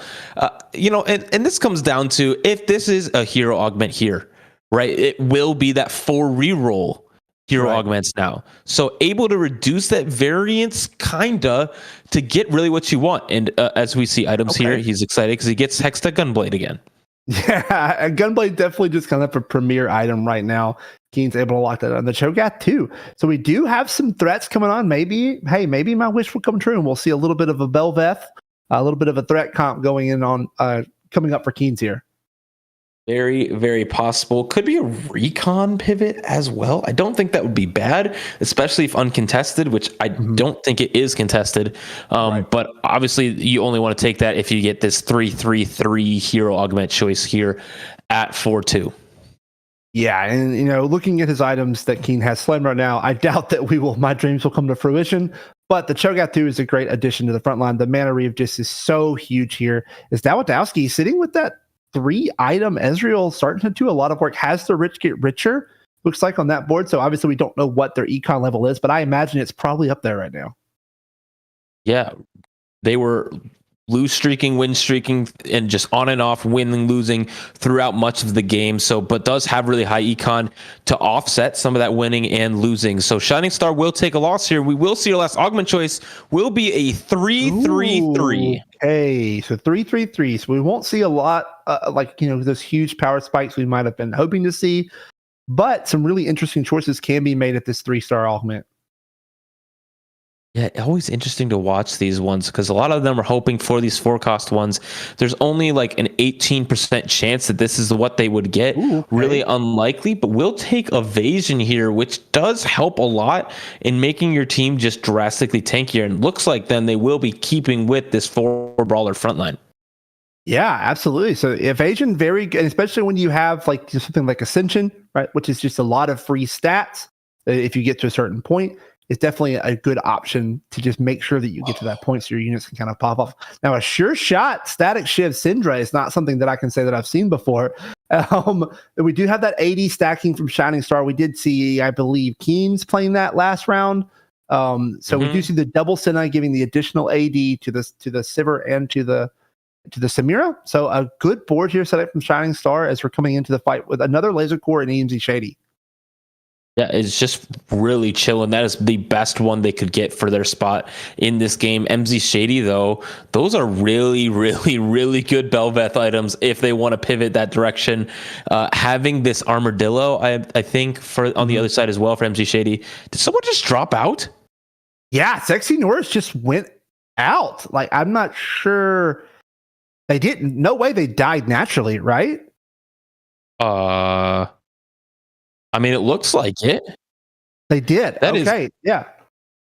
Wow, we just missed that. But Dowdowski does hit the Sona 3. We get the tab over. So Sexy Norris does go out very, very early in this round. It's definitely something that we didn't expect, especially after their performance in the last game.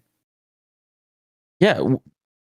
Second, now eighth, they do kind of balance out, which is not the worst situation for them. So they will obviously need to bounce back in game 3, but sad to see them go out here early. The next lowest person being at 41 HP, kind of surprising. Yeah, absolutely. You definitely are surprised when you see that level of health disparity, but a good matchup here for Keens versus Shining Star. You see a lot of similar items being slammed onto these carries, but the backline for Shining Star just too strong with the Samira, the double Senna buffing AD with the Sivir. It's just a little too strong for Keen's front line to withstand. Yeah, everyone has the exact same items this game. It's kind of boring. It's almost confusing at this point. Everybody has a Senna with these items on it. It's just, is what it is. But somebody wants a Aphelios, and who will get it? It will be Keens. Keens. Oh. Yeah, the Jesus Timo was able to pick up the Aphelios, right? It looks like. So Jesus Timo is able to pick up that Aphelios. Definitely going to accelerate their board very well. Boat Crew does pick up the spatula. So interested to see. I think they might have a spatula on their bench. Do they? Yep. So they do have the Fawn. So is able to make the Fawn for Boat Crew. So adding that extra unit going to be very, very good. Is able to slot that Janna in. The very powerful unit. This Belveth. We do have a rainy day from Janna, so that is mana, bonus mana generation. So this Belveth is going to be casting a lot, which is obviously where most of their damage comes through. So I expect to see this be going up against EMG Shady here with this Senna carry on the back line. We'll see if the Belveth's able to rip through this front line in time to get back to that Senna. Yeah, this Belveth just absolutely dodged that Rammus. It was super fun to see. Sometimes Belveth is really smart. Sometimes they're super dumb. So that was an instance where they were super smart. But this board is going to be terribly hard to beat right now with an extra unit. Having last stand, so they're down a gold augment right now, and win streaking.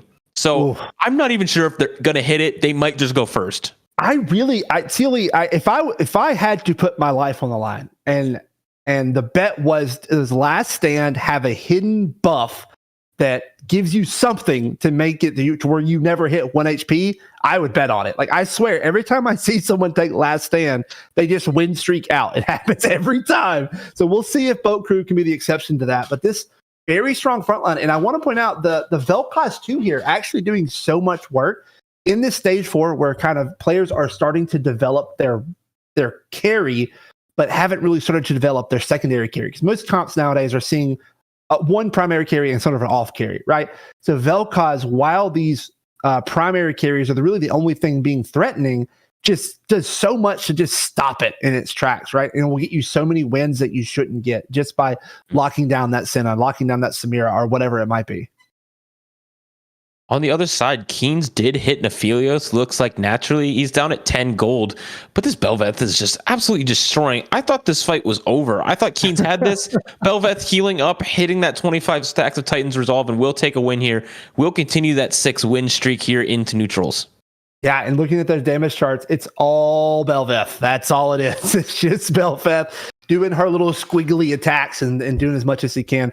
Gunblade's such a strong item on here as we jump over with Owen with this nice spell slinger board putting together. But the absence of Talia. Curious, they don't have any Sorakas yet either. Does have 7 copies of Annie though, so really looking for that 3-star Annie. Yeah, 3-star Annie, such a huge power spike, a great frontline unit, even, and does now have the duper, so we could see something happen pretty soon. I do imagine. So you were thinking that this will be kind of leaning toward the Soraka angle, right? With that AP stacking on the admin. That would have been my thought, but they did take aim assist because it was the 3-cost hero augments. There's a Soraka right there. Okay, they do not want it. Yeah, so that's no. That's a no. Yeah, I guess we're just going to be looking on level 7 for this. Want to make sure we get this Annie 3, and also maybe looking toward that LeBlanc 3. Definitely a powerful unit. Does hit the Urgot. Urgot's really good. Oh, and the free there. It does choose to use the duper and does hit the LeBlanc 3. LeBlanc's not really a carry I've seen a lot of recently, but this board's looking pretty good for her.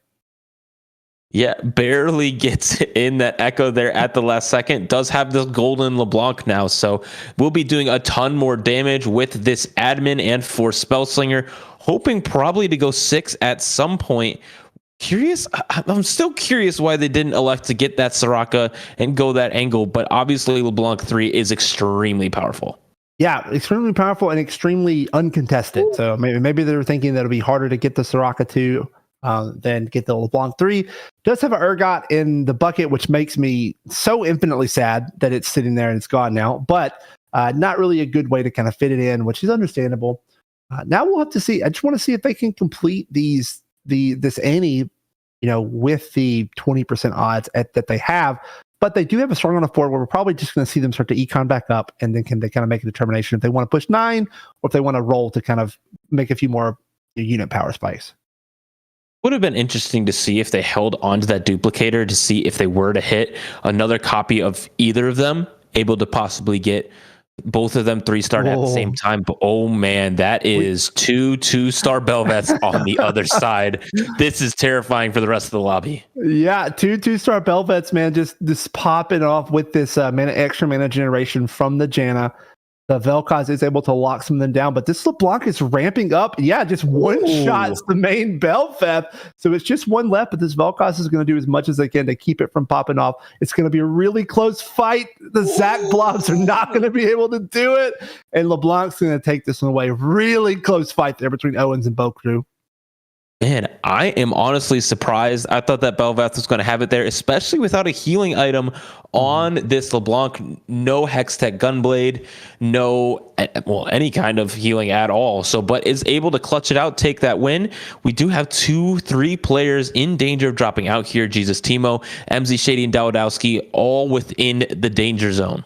Yeah, and Jesus Timo with that, incredible early start, just has been kind of bleeding through stage 4 and stage 3. Did just hit a Samira too. I did see that on the other side. So maybe we can hop on board with Jesus Timo in a second to see what they have going on. But also a big fight between Owens and Keynes as they're both kind of trying to fight each other for this top spot. Yeah, trying to fight for this top spot. I do have bad news. Timo POV is gone, so not able to hop over there. But Owen looking to take this fight versus Keynes here, and it will be pretty decisive again, as long as the Senna doesn't do anything crazy. LeBlanc 3 will just power and go straight through the board of Keynes. Yeah, I mean, this ramping AP is just going to do so much work. And Jesus Timo does go out, so another bot 4 finish for them. There's going to be a lot of pressure. And then the admin spat is what I'm watching here, CLE. That's going to be interesting to see who kind of picks that up. Yeah, lots of spats on this carousel. Not sure if any of them really want it. Admin spat being an interesting choice for Owen. Will he go for admin? He does take it. He's probably just going to drop Camille, but I'm hoping that he goes for. Yeah, I'm hoping he goes for it too, but we're probably just going to get that Leona swapped in for that Camille if I had to guess. I think it'll be a pretty easy little choice there, and an upgrade there on the with the Talia over the Lux. Does decide to stay with the Camille. Nope, going off, and the Leona does come in. Now, where he puts his spell slinger spat is going to be interesting to me. I would love to see it on Leona. I think that would be so fun. Does end up going with Zoe, which it's a Zoe 1, so won't be doing a ton of damage. Probably is the correct choice, though. But man, this board on the other side. Oh, buddy. Whose board is this? I don't know, but I love it. We do have the 3-star, the supers with the Sona 3. We do have Aegis 3 on the side of Owen, so it'll be a little difficult to run through, but man, these units are pumping out a lot of damage. And lots of items. I believe this is Dowdowski's board, if I remember correctly, with the Rich Get Richer. Has Power Grid as well. So will be doing a ton of damage with the Sona, but doesn't have all the items. Will obviously beat this board from Owen. Boat Crew, though, down to 1 HP, procs Last Stand. We do. There's the one where he proves me wrong, right? So we do have Last Stand finally proc. Is 2 Belveths away from a Belveth 3, which again, personally would make my day. But I will say that the damage ramp from these units are about to go through the roof with this Last Stand. So we'll see. Looks like he's gonna be playing up against Shining Star. So someone lower on the strength totem pole currently. Owen does hit the Annie 3. Yeah, so a huge power spike for Owen. So power spikes just around the board here. We'll see if Boat Crew can sort of sustain this 1 HP in a dream and make it happen. Yeah, and Boat Crew versus Shining Star. If either of them take a loss, Shining Star could be in danger if it's a bad loss, especially with this Belveth unit that thrives on this healing. So we'll be able to continue to attack and melt the front line. Vel'Koz just absolutely destroying the back line. Samira or Aphelios, I can't tell what it is. It's Aphelios. Yeah, Aphelios, and so it will be a win for Boat Crew here as well. Shining Star does not go out, though. We'll be at 3 HP. That Vel'Koz just smurfed that fight, man. As we switch over to Owen, looks like against Dowdowski again. I think they just fought, but that was maybe a real fight. But so no one's going out just yet. Shining Star definitely on 1 life. Boat Crew definitely on 1 life. Oh, we do see 1 away. Oh, I would love to see a Belveth 3 so much, but we'll see. We do have 1 HP in the dream here. So we do have 3 players that are sitting at 1 life. Dowdowski is win streaking with that super plus power grid Sona crazy board. So this is a very, very tight lobby. Even Keynes and Owen definitely feel better HP wise, but the power level of these boards are really, really close. And they will continue to ramp up, especially after this neutral rounds where everybody will roll down for what they need to spike their board. Will Boat Crew hit a Belveth 3 to spike them into this late game? I'm excited to find out here shortly. Yeah, I'm crossing my fingers. I'm crossing my toes. I really want to see this Belveth 3 happen. Does go with the spark there. Has a little bit of gold to look, but not too much. Definitely less than you'd want to see. Does hit the fiddlesticks too. Now, that is a really good hit there. So definitely not upset about that one. Let's see if they... Just now play more Belveth, right? Spot. Yeah, I think you just have to play another Belveth here, which is super interesting. So a 3 Belveth board from Boat Crew going into their fight versus Owen with that LeBlanc 3. No. We'll see if they're able to handle it, but this is going to be a tough one. Especially versus this board that absolutely melts main carries because it locks onto one target and kills them with a tanky frontline of this Annie. I'm not thinking it's going to be enough, but I would love to be proven wrong. Belveth taking down many of these frontline units already, but LeBlanc is now onto only this Zizirot and the Zach blobs. Vel'Koz. But will this Vel'Koz be able to do enough to stall it out? Oh no, LeBlanc is firing down these main carries. It is not going to be enough unless this Fiddlesticks can absolutely clutch it out for some reason. Does go into the back line to do a ton of damage. Without the healing, though, it could be enough. Not quite. This LeBlanc is 1 HP and Boat Crew goes up in 5th. That's so, Shining Star goes out in 4th, so we are locked into our top 3 here. Man, that was a close fight. The Vel'Koz doing the Lord's work, doing their best to make that winnable. Not quite able to do it, but a lot of upgrades coming in here very fast for Keynes. Does hit the Aphelios 2, looking like a very, very strong board. A lot of Fiddlesticks also back in the bucket from Boat Crew going down, so does have that option to look for that 2-star as well. Dowdowski still win streaking with this power grid Sona board. We'll see if Keynes is able to make it happen. It's going to be really tough for him to chew through this huge front line, though. This is a very powerful board from Keynes that will just continue to get more powerful. This Mech Leona in the front line will melt these big tanky units, especially these supers on the side of Dowdowski. This is a ghost fight, I believe. No, it is not a ghost fight. So this could decide whether or not Dowdowski is going to get a top 2 spot here, but the front line is gone. The Aphelios does get one more cast off, but it's not going to be enough. Dowdowski continues that win streak. Yeah, I mean, this Sona is just pumping out damage and healing while, those supers enabling so much extra damage. Ezreal, a 2-star unit, but still just able to crank out damage. Also, Dowdowski is definitely the one to beat here. He's setting the tempo for the rest of the lobby, and I'm not sure if they have the ability to shred front lines enough to make it happen. Does hit the Samira here, so could potentially be upgrade. Oh, now that's a big one right there. That's a game changer. Leona 2, that is a game changer. Unit.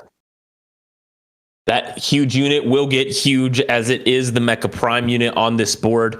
Will sell down and not play the Samira here, though. Will it be able to beat this board, though, from Owen? This is the ghost fight, so Keynes may have an advantage going in here. Will Hacker this Echo into the back line to distract the Urgot?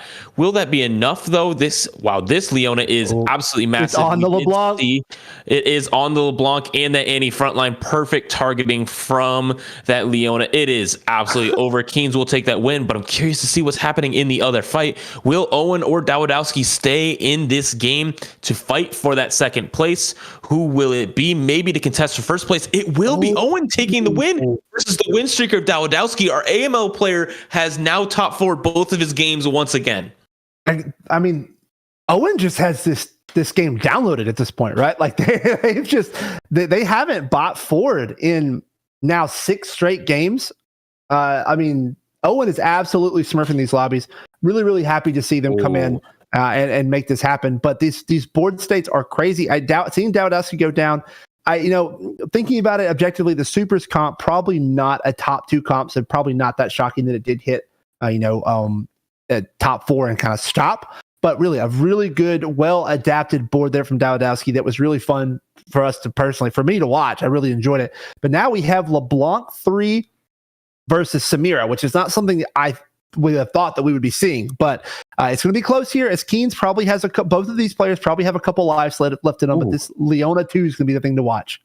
Yeah, and Leona is not onto the priority targets here. Is onto that target dummy rather than any of these important frontline units, as well as the Aphelios now getting focused down by this LeBlanc on the left side of our screen. But will LeBlanc, with this Giant Slayer, be able to take down this huge mech of the Leona, which is now shredding to the Annie? It will. So Owen taking a huge win here, not quite knocking out Keynes. We will see one more fight. Well, yeah, we at least get one more here. I even think I would dare to say we might get 2 more. I mean, this is all going to come down to sort of Leona targeting, right? Leona just has to get on someone priority. Keynes not able to get the position correct there. Really great swapping by Owen. A very, very down to the wire fight, though. This is going to come down to where that Leona goes. So that's what we're looking for. Does hit the Fiddlesticks too. Doesn't have items on it, but still a very, very powerful unit. Holding the Shroud also on the bench, as Keynes is going to be looking to outplay that mana generation from Owen. This LeBlanc will be shrouded and be on the opposite side of the Aphelios now, so the Aphelios will not drop early. But will this Leona, now still targeting a target dummy, be able to get onto these priority units that it needs to? Will the Aphelios be able to wipe the whole board? The Argot CC coming through, LeBlanc continuing to ramp up, and he's still alive now, getting another target dummy hit by this Leona. Will this LeBlanc be able to shred through? It will. It takes it down. It will take down this Aphelios here in the back line on this next cast, and Owen will take a win here in the ACL in his second game of the ACL this week, and now is at the top of the lobby. Owen has to just be feeling himself, Sealy. I mean, just coming from the AML after just dismantling the AML yesterday and saying, you know what? AML was free. Let's go try ACL, and just cleaning up in the ACL. Also, really, really happy for Owen. And also LeBlanc 3. I just love seeing those not S-tier comps just piloted to perfection, making something crazy happen. It's a lot of fun to watch. Yeah, we've seen it succeed a few times if you're able to hit, and he did. He absolutely outpositioned as well Keynes in the late game. I guess Keynes may be the free one. I know he went second and the third, but Owen should rub that in his face, right? He outpositioned there at the end, was really fantastic to see. And you know who's going to get outpositioned? Us, because we're leaving here. So, Decker, where can we find you? I'm so glad to have you on cast today. What socials can you shout out? Yeah, absolutely. I am That Decker Guy pretty much everywhere. So Twitter, Twitch, just find me there, That Decker Guy. I'd love to chat with you about TFT or whatever else. Yeah, and you can find me on Twitter at CLE_TFT. That's my main source of communication. So you can check us out at those socials as well. We will be sending it to our wonderful analyst desk with some handsome faces to go through this game.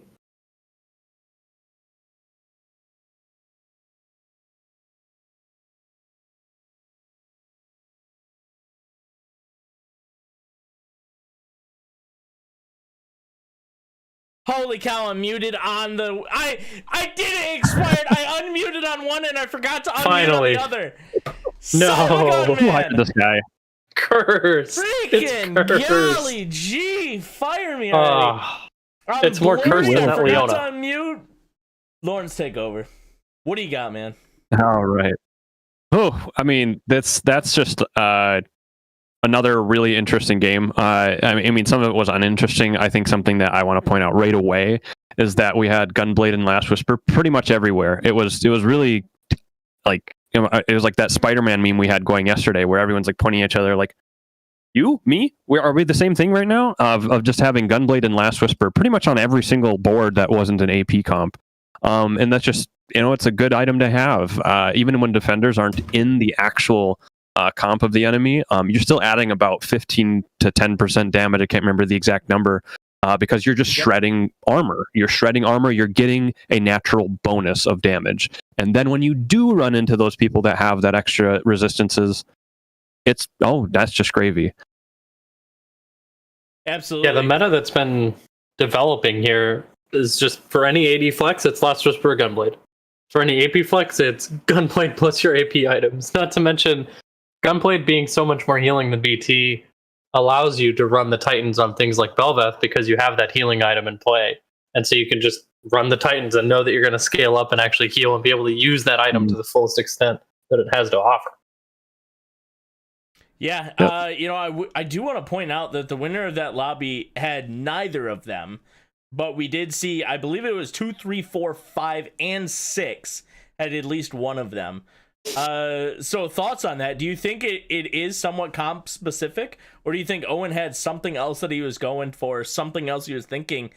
Maybe he just thought of items a little bit differently and really had the advantage there. Yeah, I think Owen's build was the Church of Admin, right? Just looking at it. That LeBlanc 3 was doing so much work for him. And I feel like with LeBlanc's positioning, he doesn't necessarily need the Gunblade. He's already got Hacker 2, right? So he's already got some built-in healing. He can focus more on damage items, which I believe is what we saw. Mm-hmm.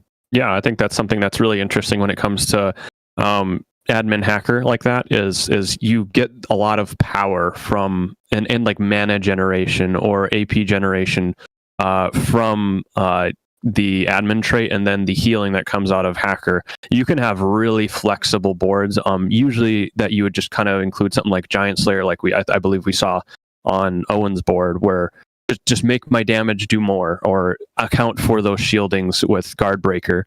To just have those options available is something that tends to come out in those admin boards. And you saw it with that, like he kind of just got through a lot of different boards that perhaps some other boards would have had problems with, because he was such a flexible board of admin right there. Yeah, full agree. I do want to kind of transition us, if you will, over to some of the players, specifically Owen. I think we have to talk about, but going back to it, we're going to be stepping away from this lobby, so I want to get like final thoughts. What are you guys thinking is going on here? Owen's a sub, guys. Yeah, Sorry, Owen's a sub. Owen's a sub. I think that's something what people need to realize, is that this is somebody who's competing in AML, came in as someone who is a master GM player and has been leveling up throughout the entire set. It's just crazy. I mean, still got 2 games to play. If they get knocked down to Lobby C, they'll still have 3 more additional games to play after that point. yeah, that's something I'm looking forward to. And one more little thing I want to point out, I think the power of Last Stand is something that I'm almost never going to take. Yes. You're playing down an augment effectively until you get that activated, and then when you do activate it, your board needs to be freaking strong, or you are going to die. You'll be stronger than most people in that lobby. Probably, if you've been working towards building it up, kind of like how Boat Crew had it this game. Yep. But then it didn't matter because they just got beat by the strongest board in the lobby that ended up winning with Owen. Owen just beat him, and it didn't matter. Like, it didn't matter that you had that extra bonus and you got 5th for it. It's really hard to play around that power of Last Stand, but it's interesting to watch and see that dynamic go through. And I want to point shout out, and I do have our standings are expired. Do you have something on Last Stand real fast? well, not on Last Stand, but on the standings of Owen before we get to the next lobby, is just that throughout his regular AML season, his first few weeks were not that hot.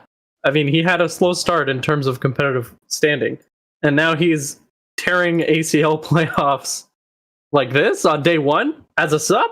I mean, it's just insane how much this guy has scaled for late game this season. I did lie. I thought we had the standings. However, I was incorrect. I copied and pasted the incorrect thing. I'm sorting them right now, actually. I'm like, I sent it over. I'm like, I'm good. And I looked at the scores. I'm like, I'm not good. I'm not good anymore. I just copied them over now, so maybe you can change them. I mean, I can talk about them here until you get them up as well. Let's run that. Give me just a few more seconds here. Break down the first one though, and we'll move on into lobby 2 after this. Yeah. So I mean, what we are at right now with Group B, there's a couple top heavy people. We've got Owens and Keens, 2 people we know very well in the community who are showing up today. I know they're great. Another thing you can kind of look at, I'm going down from the top to bottom, and right below that point, 1 point off from those players is Boat Crew, who I shouted out with Last Stand. Imagine if that Last Stand, if they got like that 3-star Belveth, or if they had maybe been just a smidgen tiny bit stronger.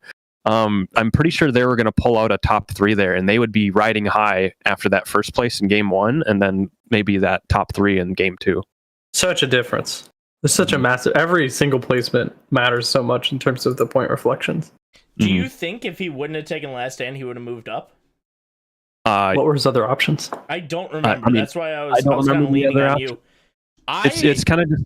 I would assume that they would have top forward at worst. They had a great board, and that might have even given them the time to hit that 3-star Belveth, which would have overcompensated for any sort of augment. Like, no matter what augment you have, if you have a 3-star Belveth with borderline best in slot, you're probably going top 2 in that lobby. So I think that's just maybe an augment diff. That's a hindsight augment diff, but we'll have to see. Definitely. Yeah, I do think, looking at it, I don't think he ever beats Owen's board. That's who dropped him out, I believe. And so I'm not sure. I'm not sure. I'm not sold on the pick, but I also don't believe that he would have beaten that LeBlanc in that circumstance. Was that correct, or did he lose to Keynes? I can't remember. Either way, I actually don't think he wins. No, I agree that he doesn't actually push up and become higher than this 3rd place spot that you see on the screen right now. I specifically think that perhaps he doesn't like win the lobby in that particular game, but I think he moves up to that 2nd or even 1st here in this lobby because I think that saving that HP from having another augment that is strong in the moment would have saved HP and just gotten Boat Crew to that point where he can get that instead of 12 total points right now to 14 or 15, and that pushes him into 1st in this lobby. Definitely. Well, let's kind of break it down top to bottom here. I know you did it a little bit, but now that we have it on the screen, Expired, I'll come to you. Is there anything that's like super surprising, anything that stands out to you from lobby B quick before we go over to lobby A? Timo is not having the best day right now. The first game he had an MF with basically no carry items, no raw damage. Lawrence and I were chatting about this off desk, and it's just not a great pace to start the day. And then another bot 4 in the second lobby of this group. It's a really unfortunate day. On the other side, you've got Keynes and Owen, 2 people that, if I flop my prediction from Timo to Owen, I'm just saying I have 100% success rate for the top 2 here in this group.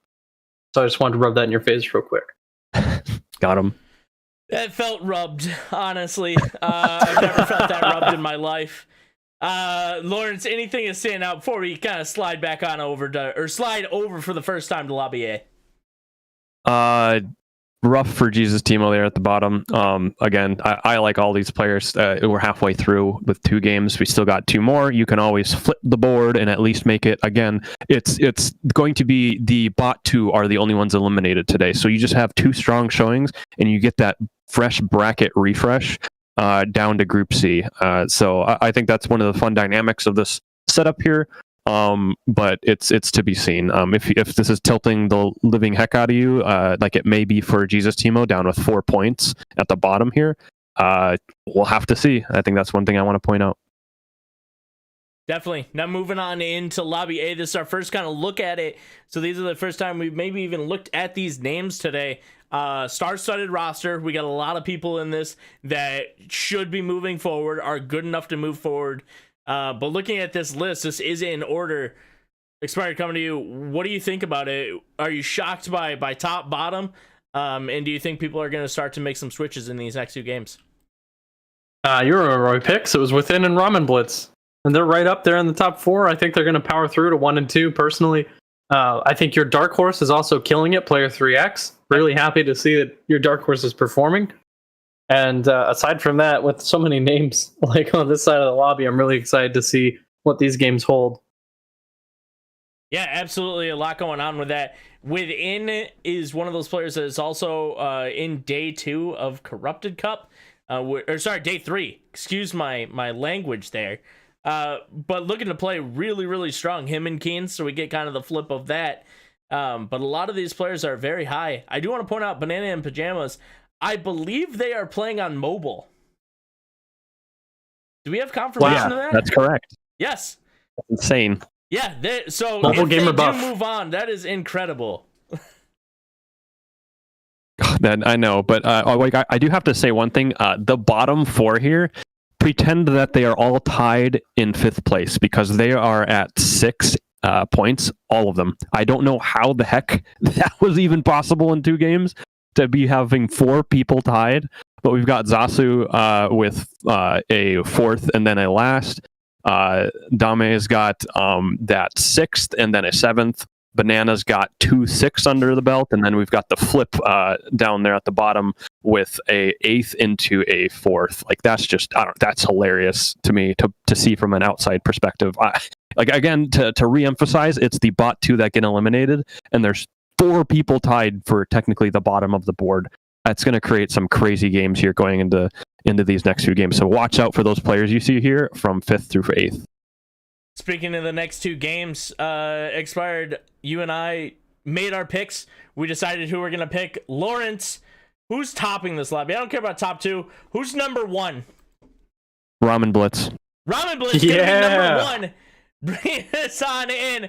We're going to I don't know how, step away from the analyst desk. We're going to send it over to our brand new casters. We got Sir Blackpea and PH Dan taking over for these next few games. Gentlemen, go ahead and take it away. Yes, back here after AML yesterday. Now it's ACL Challenger League, highest level of gameplay possible, and I'm here for the first time with PH Dan. Welcome, my man. You muted. All right, I am now unmuted, PH Dan. You can now hear me on the broadcast. What is up? I am back here with Sir Black for the first time. Yeah, we are excited to see what these next 2 games look like. Yeah, next 2 games are going to be crazy for sure. We are going to be switching up to Lobby A, and Solduri has been dominating with 2 top 1s, followed closely by player 3X there. I'm excited to see the players on this lobby. For sure, as being from Brazil, I'm rooting a little bit for Tijuninho here. That is from Brazil as well. Solduri is from Latam, kind of a neighbor here, so very good to see his development as well. And but nothing new from as far as the meta goes, as we've seen, right? Absolutely. We've been seeing a lot of Viego gameplay, sure shots, Draven rerolls, several different rerolls. We have so many players coming in after the high of qualifying for Defender Cup and the low of just barely not making it to the day 2 cut. but now looking to see what they can do in the ACL today. Yeah, for sure. So as soon as we can, we will be hopping into this third game.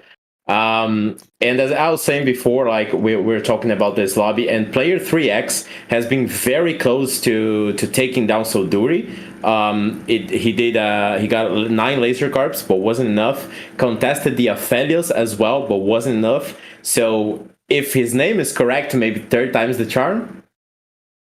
Here's hoping, and maybe even a fourth time too. He's got to get 2 more to try to catch up in points, but both of them are sitting pretty solidly in the top 2 right now. Where we're going to see a lot of contention is in the bottom 4, where we have 4 players with 6 points total, and 2 of them are going to be eliminated automatically after the next 2 games. Yes, exactly. As you put it well, we have, as it was yesterday as well, 2 players, the 2 best in each lobby, qualified directly for next weekend. The bottom 2 are eliminated, done and done. And then the middle 4 from each lobby will play Group C for a best of 3 later tonight. But still 2 games to go on these lobbies A and B, and things are looking crazy. And we are finally hopping into the third game. It's a regular carousel, nothing too crazy. And we are here accompanying, if I can see correctly. Actually, I can't, but looks like we're with Ramen Blitz right now. Ramen Blitz, yeah, thank you very much. So the stars are falling, Star Guardian Arena, and this is Lobby 3 starting out. Man, and this arena is one that was made specifically for me, and I don't even have it yet. It's this classroom arena for PH Dan. That would be perfect, but just jealous of Ramen Blitz here. Gets a nice little start with some units to look at on the board, get some direction. Think about, do I want Anima? Do I want Underground? Do I want Draven? So we'll see where Ramen Blitz takes it from here. Yeah, for sure. I love getting these 2 cost drops here. Draven is really good early. I just had a Draven game that made me win a Mr. 100 against very high level players in ranked. So it's really cool. Depending if you can 2-star it really early, it can do wonders for you. Ezreal, of course, it can get you to the undergrounds. It's also a very decent slow roll comp. And then Jinx Anima Squad has been on the rise. So definitely a very good option as well. Absolutely, and we see him pick up an Ashe pair and look at the Underground pairing as well. So a couple different options here, both very strong. Has a Ionic Spark on the bench if he wants it, but there is potentially one more item here in store for Ramen Blitz, who is putting in Ezreal, putting in the Recons, looking at hopefully getting some kind of direction from either these shops or his first augment. Yeah, and now we see a Jinx, another Jinx there, but it's not going to be taken. Like, it's interesting to see here how many units are on the bench. It's so different. It has been so different on set 8 from previous sets where people would like pre-level sometimes. Like nowadays, you like pretty much never pre-level because you really want pairs and stuff, and you might hit a 1 or 2 cost hero augment. But here we are with augments, and Portable Forge is taken pretty much instantly, and there's also a 2-star Ezreal on the shop. Yeah, 2-star Ezreal and 2-star Ashe. We got a sneak peek. But he's looking, do I want tank? Do I want a little bit of AP? Zhonya's would be great for Kai'Sa. These tank items are insane. But he decides to go with the Recon because I think he got that look at the sneak peek behind the curtain of the augments. Yeah, like if he was able to take a look at that sneak peek, that's insane. And now, do you slam the Zhonya's on Ezreal? Because you might want to pop it off later. Do you slam it on somebody else? Do maybe don't slam it on anybody at all? So here's the slightly unfortunate thing is that he already combined these 2 units, so there's not much of a chance of getting it off earlier unless he finds a replacement. But I think it is still a good slam. I think it is still a good direction for him to start with. He decides to slam the Zhonya's, and looks like, yeah, he puts the extra rod on there. Is still deciding whether or not he wants to make that Ionic Spark. But right now he has a team comp capable of killing a few units at the beginning here, but not much else in terms of frontline. So he's just looking to save as much HP as he possibly can. Yeah, hoping for this Ezreal to get at least a second kill here, but it's looking really grim. This Renekton is just popping up, and yeah, okay, so gets 1 kill off. It's decent. You're still level 3. The enemy was level 4. Yeah. So holding up on a route for the Gunblade, I would like to see Ionic Spark as well if you're going on an AP route, which is obvious here because doesn't look with the Zonias that there will be much room for a Shiv. Mm-hmm. So yeah. We have TA Zazu here for our second perspective. Looks like they also are putting in Laser Core for their synergy with a Brawler frontline, Renekton 2, and a Jax there, just in case they want to go the Jax route. Bunch of pairs on the bench, bunch of pairs. Decides to hold on to every single one of them for now. We'll see if they decide, oh, you know what? They won't decide to sell it because they have Hustler. They don't really care about those econ breakpoints at this point. Yes, exactly. Hustler is so good, and I was about to ask you what the name of the augment is because, as not being a player that plays in English language, I sometimes forget the English names for the augments. But Hustler is so good. It gets you so much power. It has a very good high ranking in terms of augments. It can get you levels really early on above everybody else. It can get you really powerful. Not being the case for Zazu here, unfortunately, so many pairs and chose not to roll to hit something else. So lost the streak here. But still, it's fine. I love the augment in general. Yeah, he's opting to save a bit of money here. Maybe try to save it for a rolling later on. Ends up with a Vibe pair, a Blitz. Has a really solid set of brawlers here if he wants it. It has a really solid spot for laser core. There's a lot that can be going on here for Zazu, and he's opting to make sure that he keeps his options as open as possible. Takes out the Senna for duelist, keeps the Ashe one in there, which I suppose Ashe one might be better than Senna one in this situation, but I'm actually not sure. Yeah, don't know. Maybe a little bit more of attack speed, therefore a little bit more procs on the drones there. Who knows? Thing is, we want right now to have the strongest board possible, and that's what we have. Getting another win here, not caring too much about trying to keep a lose streak there. Well, our econ is going to be really powerful, obviously, because of Hustler and saving HP as well. That's the kind of scenario that you want if you're going for a top 4 kind of placement. If you wanted to go full on, maybe I want to top 1 and or nothing. Maybe I would just give everything up and try to lose streak and make even more econ. But I like his style for a top 4. And Zazu is one of the players right now that is sitting at that 6-point breakpoint, and so he needs to be able to play for something that is going to get him into that top 2, 3, maybe 4 range.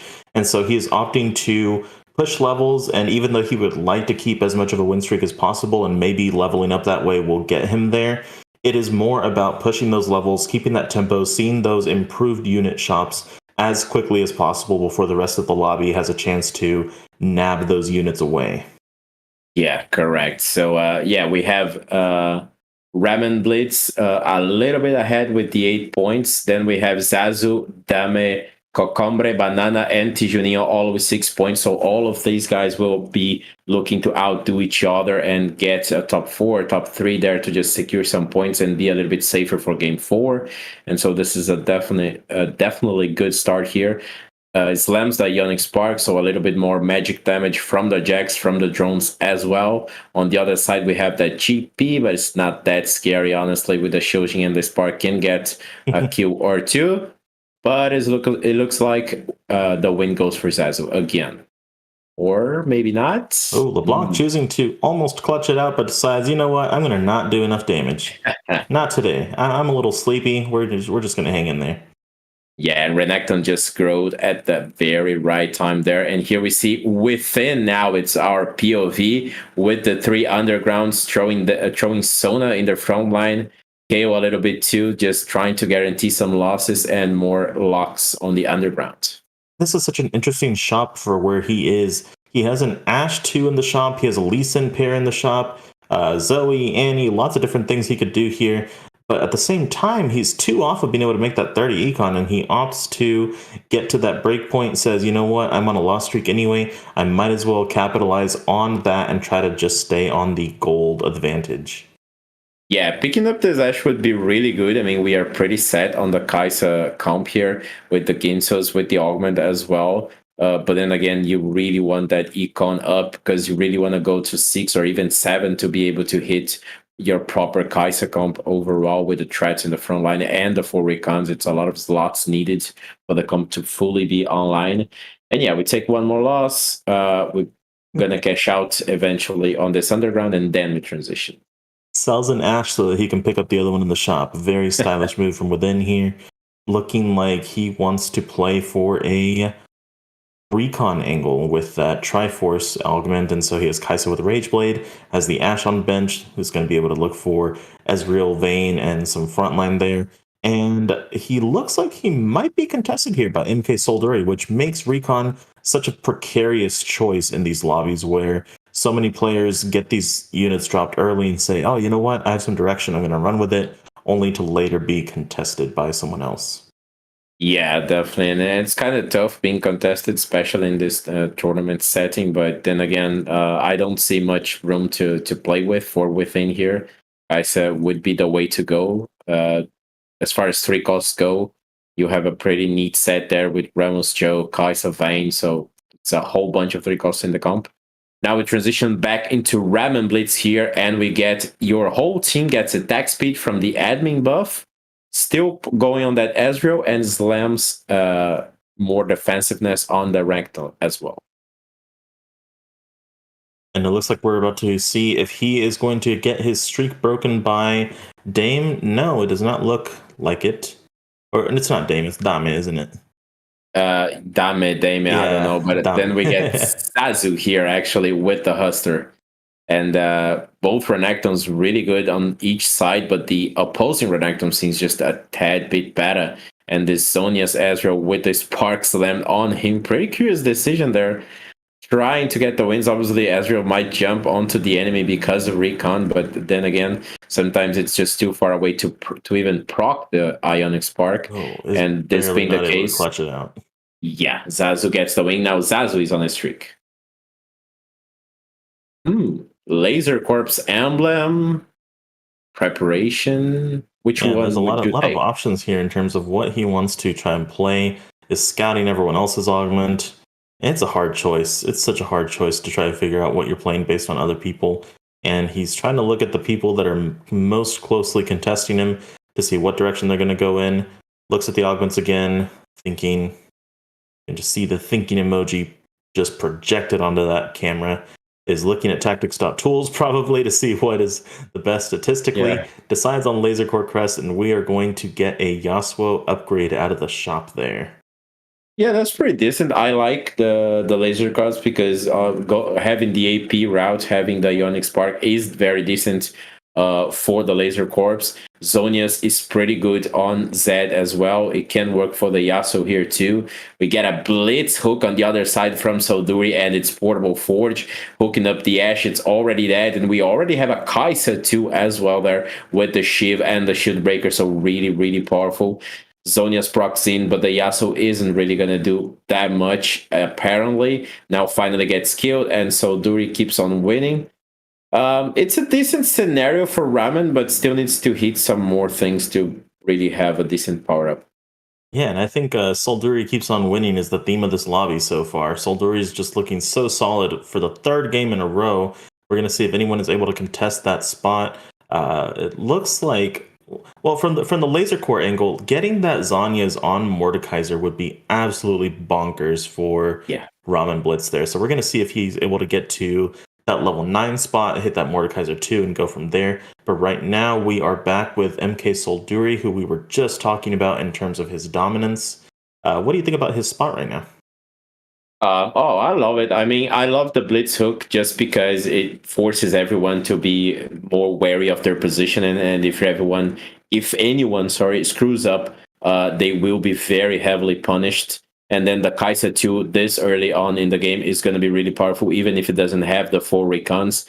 It also has very decent frontline because of the phony frontline. So really tanky there. Obviously not able to take down this duelist Renekton.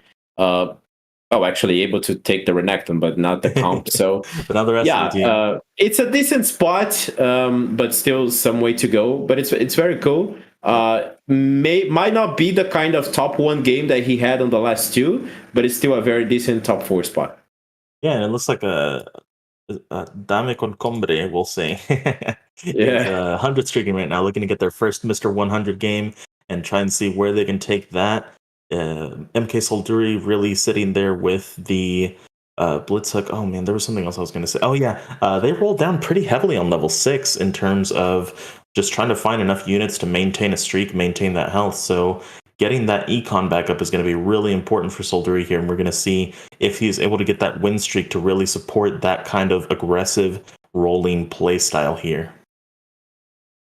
Yeah, exactly. So, Kokombra is on 100 HP on fire, pretty much impossible to take down so far. Banana just leveled to 7, so keep an eye on that as well. So I love this 3-5 kind of leveling, depending if you have the econ to afford it. Not necessarily if you are win streaking or anything, but just makes you a little bit more powerful here within, also with the level 7, and these lobbies are pretty punishing, so the level 7 this early kind of helps with saving up some HP. And we also saw a Belvet 2 already. Belvet 2 with the missing ping, the question mark ping just flying out from these players.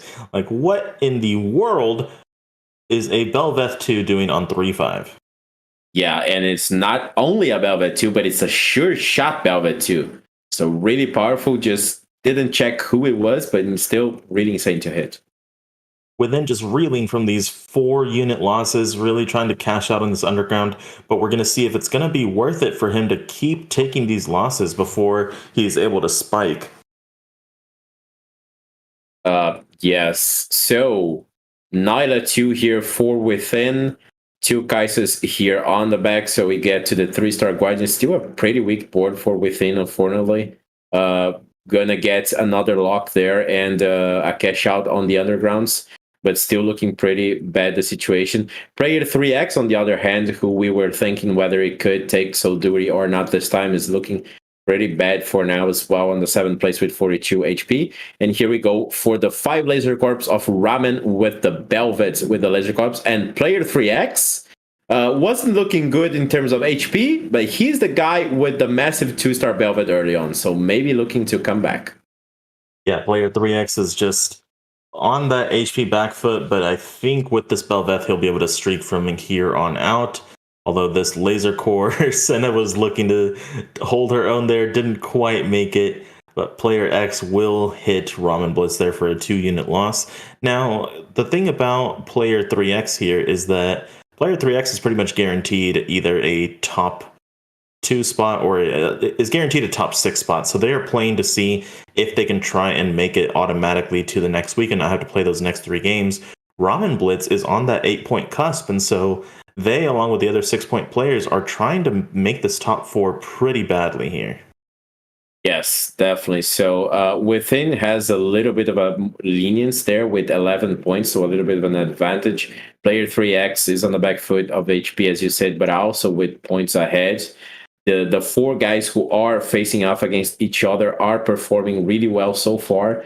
So it's going to be a very competitive lobby now. Pretty much everyone leveling up to 7. And the item drops here on Ramen, not that great, but at least we have a remover to manage things around. Yeah, Ramen is sitting here like, I have not seen a single sword all game. Where is my gunblade? Where is my item that everyone is building in this lobby? In the past 2 lobbies, we've been seeing Gunblade Last Whisper. Where is my gunblade? He says. Yeah, Gunblade's so good with that buff up to 25 Omni Vamp. It just heals everyone up, or even your carry if it's the one losing HP. Now we see the fight against the LeBlanc, but it's a 1-star LeBlanc with the Shojin and the Jude Gauntlet. They're trying to do some things, but not doing that much. The Zonias saves up a lot as well. On the Yasuo there, the Belvet finally is taken down. The Yasuo trying to go, but the ZZ Rot saves up some time. Now the 4 drones on top of this Senna might be enough to take the LeBlanc down, but it changes targets. It kills the Senna. Now it's very closely fight, but the sigils go on and Ashe is done. LeBlanc still made it. Man, one of the things that is really amazing to me about Banana and Pajama's composition right now is the fact that they are running one of the more stally comps with LeBlanc, trying to make sure that LeBlanc is able to ramp through the front line, just keeping her in the game as much as possible. But a lot of these comps, like Recons, Laser Core, and all this, are pretty fast comps. The fights are not going to be lasting long enough for LeBlanc to ramp unless your front line is just pristine. And so the fact that Banana and Pajama is able to streak this long has been amazing. Yes, and now we see the augments being taken. Got really early here for Within. That's pretty decent. So within took the cash out, it was just gold and the remover, nothing much more than that. So nothing too crazy. It's a level 1 cash out. We have here the Zac with its premier tanky augments there, and it's going to be built. No, the Nyla is actually going to be built. One of the Kaisas gets pulled by the Blitz Hook from Solduri there. Let's see whether the other Kaisa is going to be able to do the work or not. It's a TG and not a very good one. No carry items there, but still the comp is pretty decent, really tanky. The Kaisa here on the back is pretty safe. Now the enemy Kaisa starts to ramp up a little bit, does a little bit of work with the shield breaker because of the enemy shields, but still not going to be enough. Within takes a win here against Solduri Kaisa on Kaisa. Yeah, it is not going to be a match for the stats that Double Trouble is giving Within, and Within is running 3 different pairs of unit, well, now 2 different pairs of units, and we're going to see just how much that is able to buff the Kaisa that currently is not running with any recon. So I'm curious to see just where that damage is going to come from, if it's just purely from Double Trouble, or if it's just the amount of frontline. I don't know. It's going to be interesting. I don't know if I've ever seen Double Trouble run quite like this before. Yeah, Double Trouble is pretty decent for Kaisa even, but you would love to have a Jeweled Gauntlet or a Jeweled Lotus here. You don't have either. Of course, you have Triforce as well, so that's really good.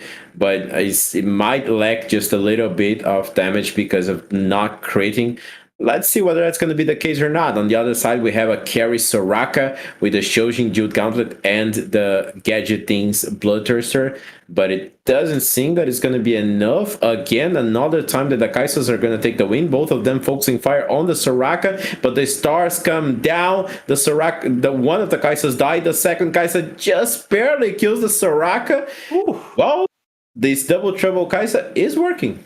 The Double Trouble Kaisa with no recon is really working out for Within here. Within is just clinging on to a 2-life spot here, hoping that they will be able to make it all the way to Asol and maybe get some more items for their second Kaisa. They grab a bow off the carousel, and they have a tier. They're going to look to make that static shiv more than likely and see if they can start shredding some MR from their opponents. Yeah, with the shiv, it's definitely going to be a power up there. But I'm quite fascinated, I should say. Like, there's Double Trouble Kaisa working with no recon, with no crits. It's still doing very decent damage. Now we gotta see whether are we gonna get that 3-star Kaisa or not, because remember, we are contested in this lobby. Absolutely. Within is contested by one other player currently who has 5 of the Kaisas that he needs. He only needs 2 more from his current spot, however. And so that is going to be the question. Is he going to be able to find just enough Kaisas for him to be able to make it to the end of the game? Oh, decides to drop one of the Echoes in favor of Fiddlesticks. Probably a correct choice as we move into his next obstacle to overcome, which is player 3X's Belveth 2. Yeah, the sure shot Belvet 2 with 4 sure shots on the board because it found the Aphelios as well, who has a Ginso there on the back, so really powerful board. But we have a whole bunch of CC coming from this Orga plus Fiddlesticks pair. Let's see whether it's going to be enough or not. The Shiv Kaisa is doing work, but it's really hard taking down that Belvet. The healing from the Gunblade is just so powerful. There is a Dragon Claw run on the TG by Samira as well, so it makes it not take the magic damage that it would. But Fiddlesticks with the CC and the self-healing, really good. Yeah, hitting those legendaries made a very decent upgrade for Within. Absolutely, that Fiddlesticks really cleaned up and was able to CC just enough for the second Kaisa to clean up. And the first Kaisa too had a Rageblade QSS, so those items were not bad at all. An optimal fight there as we move into TA Zazu, who sells his Riven 2 in favor of a Vi 2 for Aegis, and is looking to keep rolling for more upgrades. Finds the Aphelios in shop. Where do you fit that? Do you open sell the Senna? What do you do from here?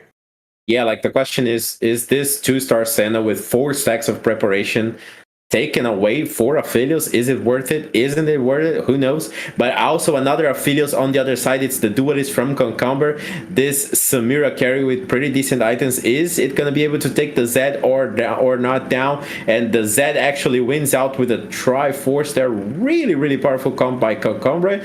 Duelists, it's the comp that we usually talk about, like the comp that it's really powerful in the early game, mid game, and then it falls out on the late game, but it's not been the case here. Concombre doing really well with them. And so a couple things here is he is prepping that Aphelios, which I think is smart here, especially with the PvE round. It chooses to prep his Samira as well. But even more notably right now, MK Zolduri on their last life. Yes, remember Solduri was the other one running Kaisas as well, but it doesn't seem to be working so fine for them.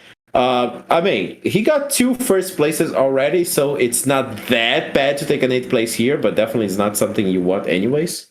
Yeah, you can just but it picture happens. you can just picture the back room of the 6-point players bringing them within to the conversation and saying, "Hey, man, you mind just contesting MK Solduri here so that we can, try and qualify?" And within says, "You know what? I got you. I'll contest him."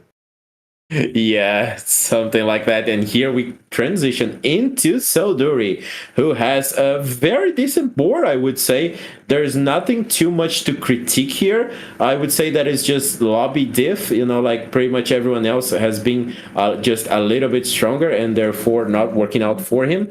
I obviously would like some other item instead of the shield breaker, something like a giant slayer or some AP item, but it's still very fine. And now we get Soraka and a whole bunch of hearts on the other side. Yeah, I think as you notice, this board is good. It's solid, but I think solid is not going to cut it in a lobby like this. Yeah. Yeah, that's what I would say. Maybe solid is not just not cutting it. Also, I think that on this patch, we have a little bit of a lesser prevalence of shields. Very close. Maybe the clutch? So close. No. Yeah. Oh, Solduri lives, though. But as I was saying, maybe we have a little bit of a lesser prevalence of shields, and therefore shield breaker not that big as Giant Slayer would be probably. So No, yeah. He opts to go level 8 instead of trying to roll the remaining 30 gold for potentially trying to 3-star something. He knows he's too contested to try to hit everything. There's a lot of other people running a threat front line.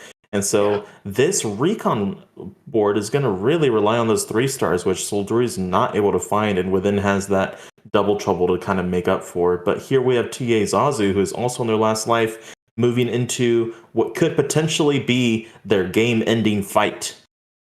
Yeah, and it's a 1v1 against Solduri, so one of them goes down, and the Samira got hooked. That looks really bad. That's really scary. Samira really trying there, but already killed by the enemy Kaisa. Damn, that is a really sad positioning situation there, and it looks really bad because without your carry, how do you win a fight? The enemy Kaisa is just shredding everybody, and it's gonna be a win for Solduri. Positioning made the difference. Zazu is gone, and as one of these 6-point players, he is in a very tight spot now, having gone 8th one more time, especially since last game.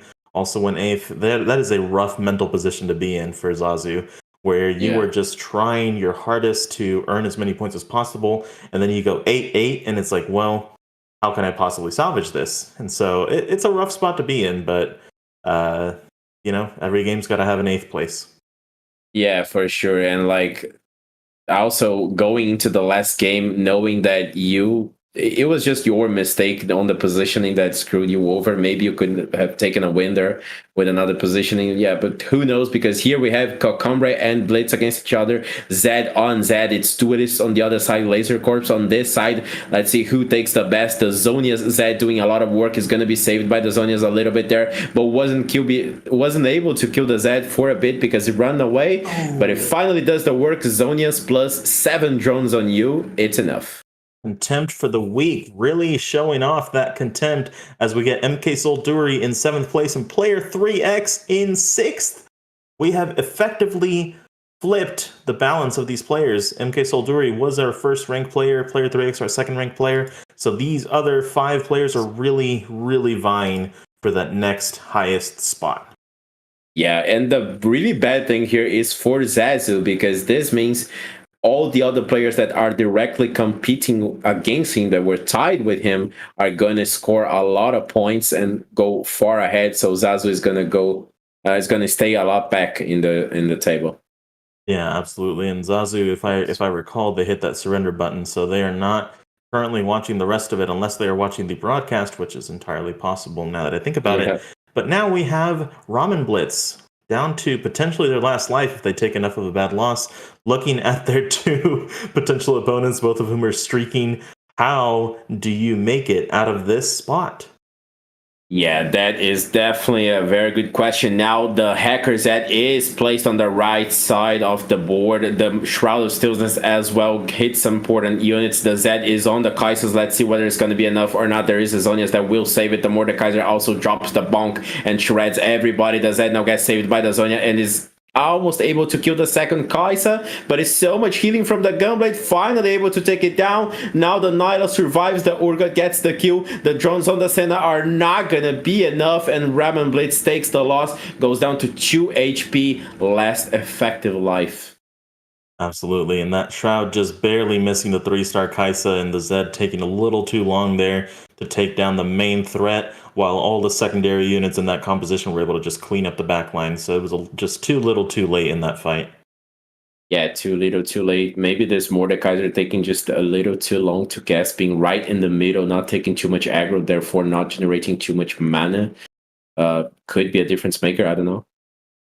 And Ramen Blitz just, after that loss, it's like, well, I have 1 life left. I have to figure out exactly how I can beat enough people to stay alive for 2 more rounds is probably what he's looking at, and fights a ghost, which is a miracle for him. This is a really good spot for him to be in. The ghost should technically be a little bit weaker as we go into this fight.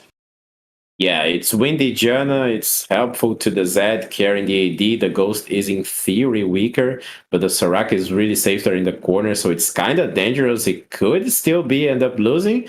The Zed finally gets into the Soraka. They start calling is not enough, and yeah, we survive 1 more round at least. Visibly unfazed, but I am breathing a sigh of relief for him right now as he lives to fight another day. Not only does he live to fight another day, he lives to fight another PvE round as he approaches this Zac. Yeah, for sure. So, okay, let's see where we go with this board. So, not much room to improve, but I think this Windy Janna was really nice because we see that the fights for his comp tend to be a little bit long. The Zed survives all the way to the end with the Zonia, so it's going to stack up a lot of AD and AP for himself. So yeah, pretty decent. And Windy Janna seems to be the largely favorite Janna for everybody.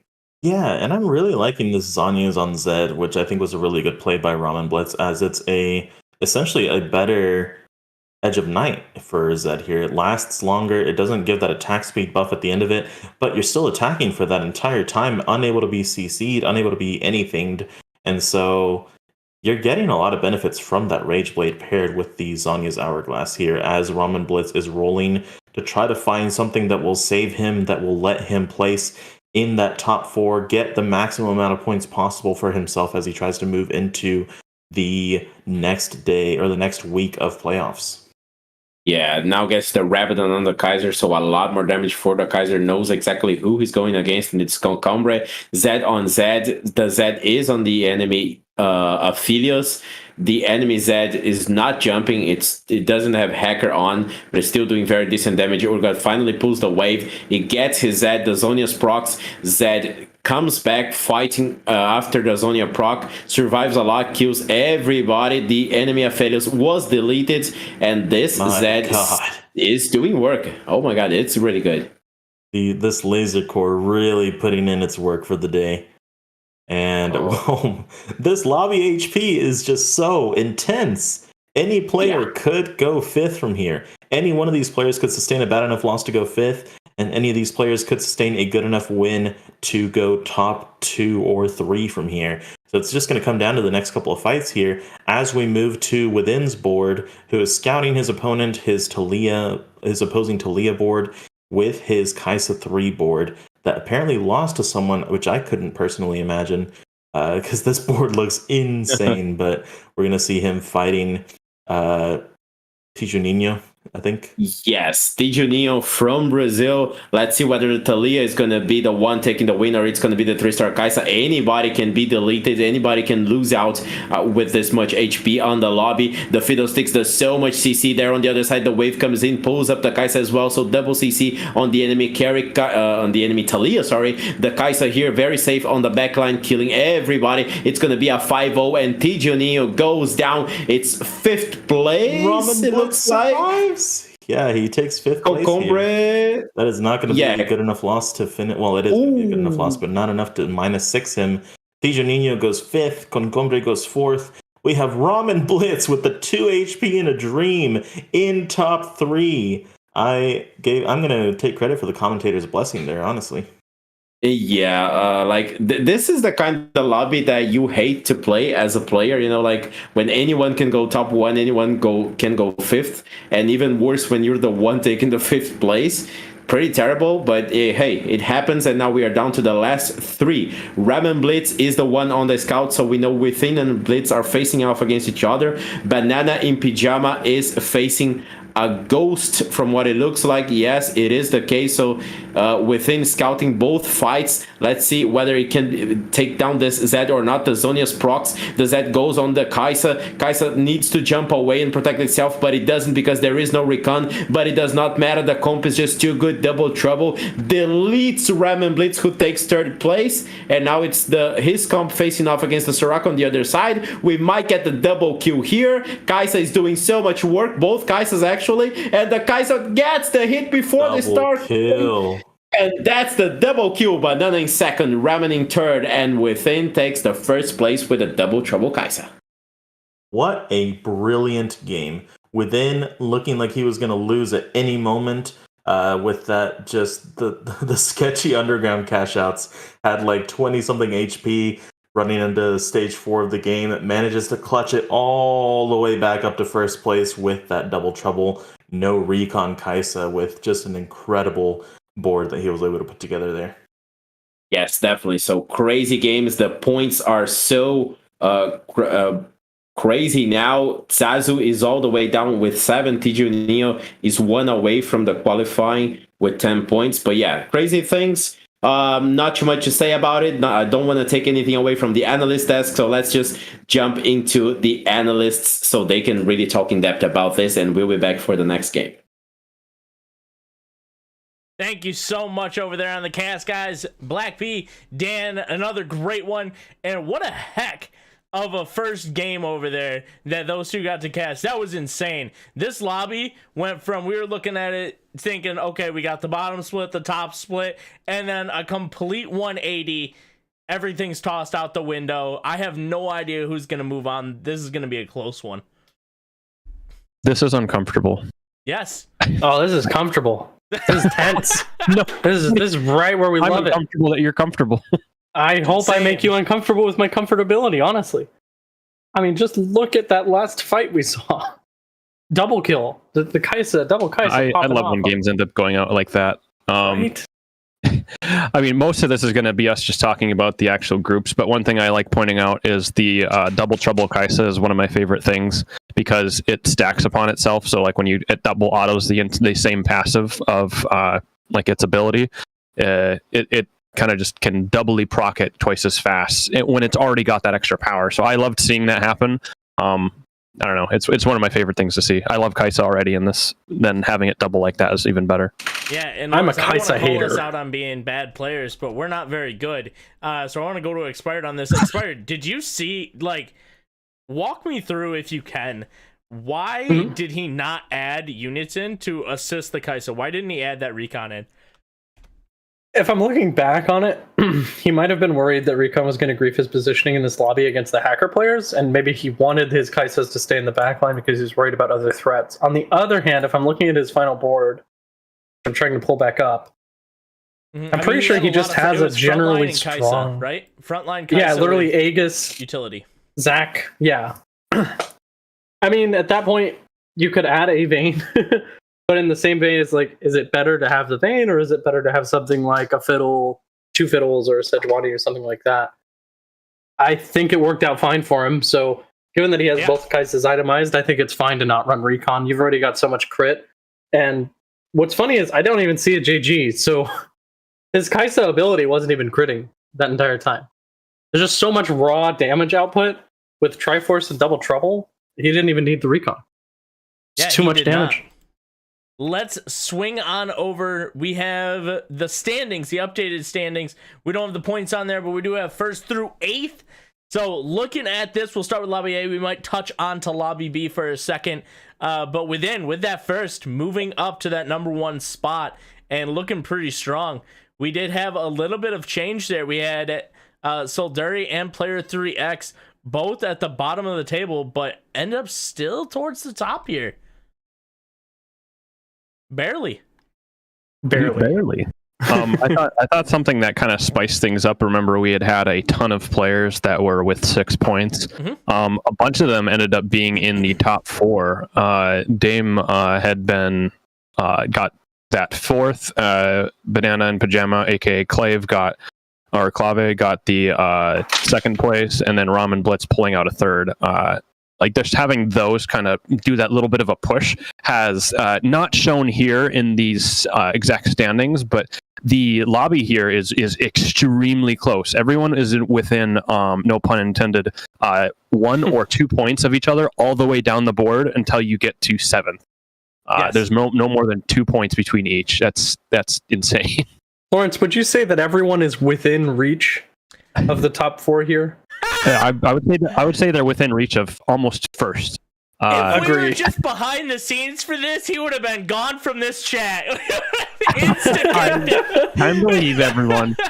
Shut it down. We're done here. All right, let's continue this conversation without this that doesn't guy. mean I can't.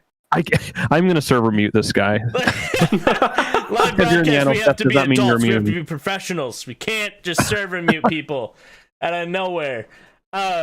Yeah, but what a close lobby. Everything's coming down to this last game. You have to top 4 this lobby. It feels like in order to move on. If you don't top 4, you're in trouble of going 7th, going 8th, and dropping out. Obviously, Zazu is a little bit further down there, so it kind of depends on his positioning. But even Zazu, if they get a top 2, top 3 finish, they're probably moving on. And that's pretty cool to see coming down to this 4th and final game. Mm-hmm. Kind of like we saw with aggro, right? Yeah, where if you go 8th this last lobby. Is I actually really just the setup of this, at least for this group of 4, is always really exciting to me because Zasu is down there at 7 points, but Dame is at 11. So it's within reach. Gosh, I need to stop. The reach is with a different word. It's available to be caught. There we go. Screw it. It's only 4-point difference. So be on the watch for Dame to be. If they top 4, they're pretty much going to be guaranteed, and that's really bad for Zasu. But if the opposite happens, where Zasu top 4s and Dame maybe takes an 8th, that's really impactful. And can make Zasu still have a chance to squeak into this Group C.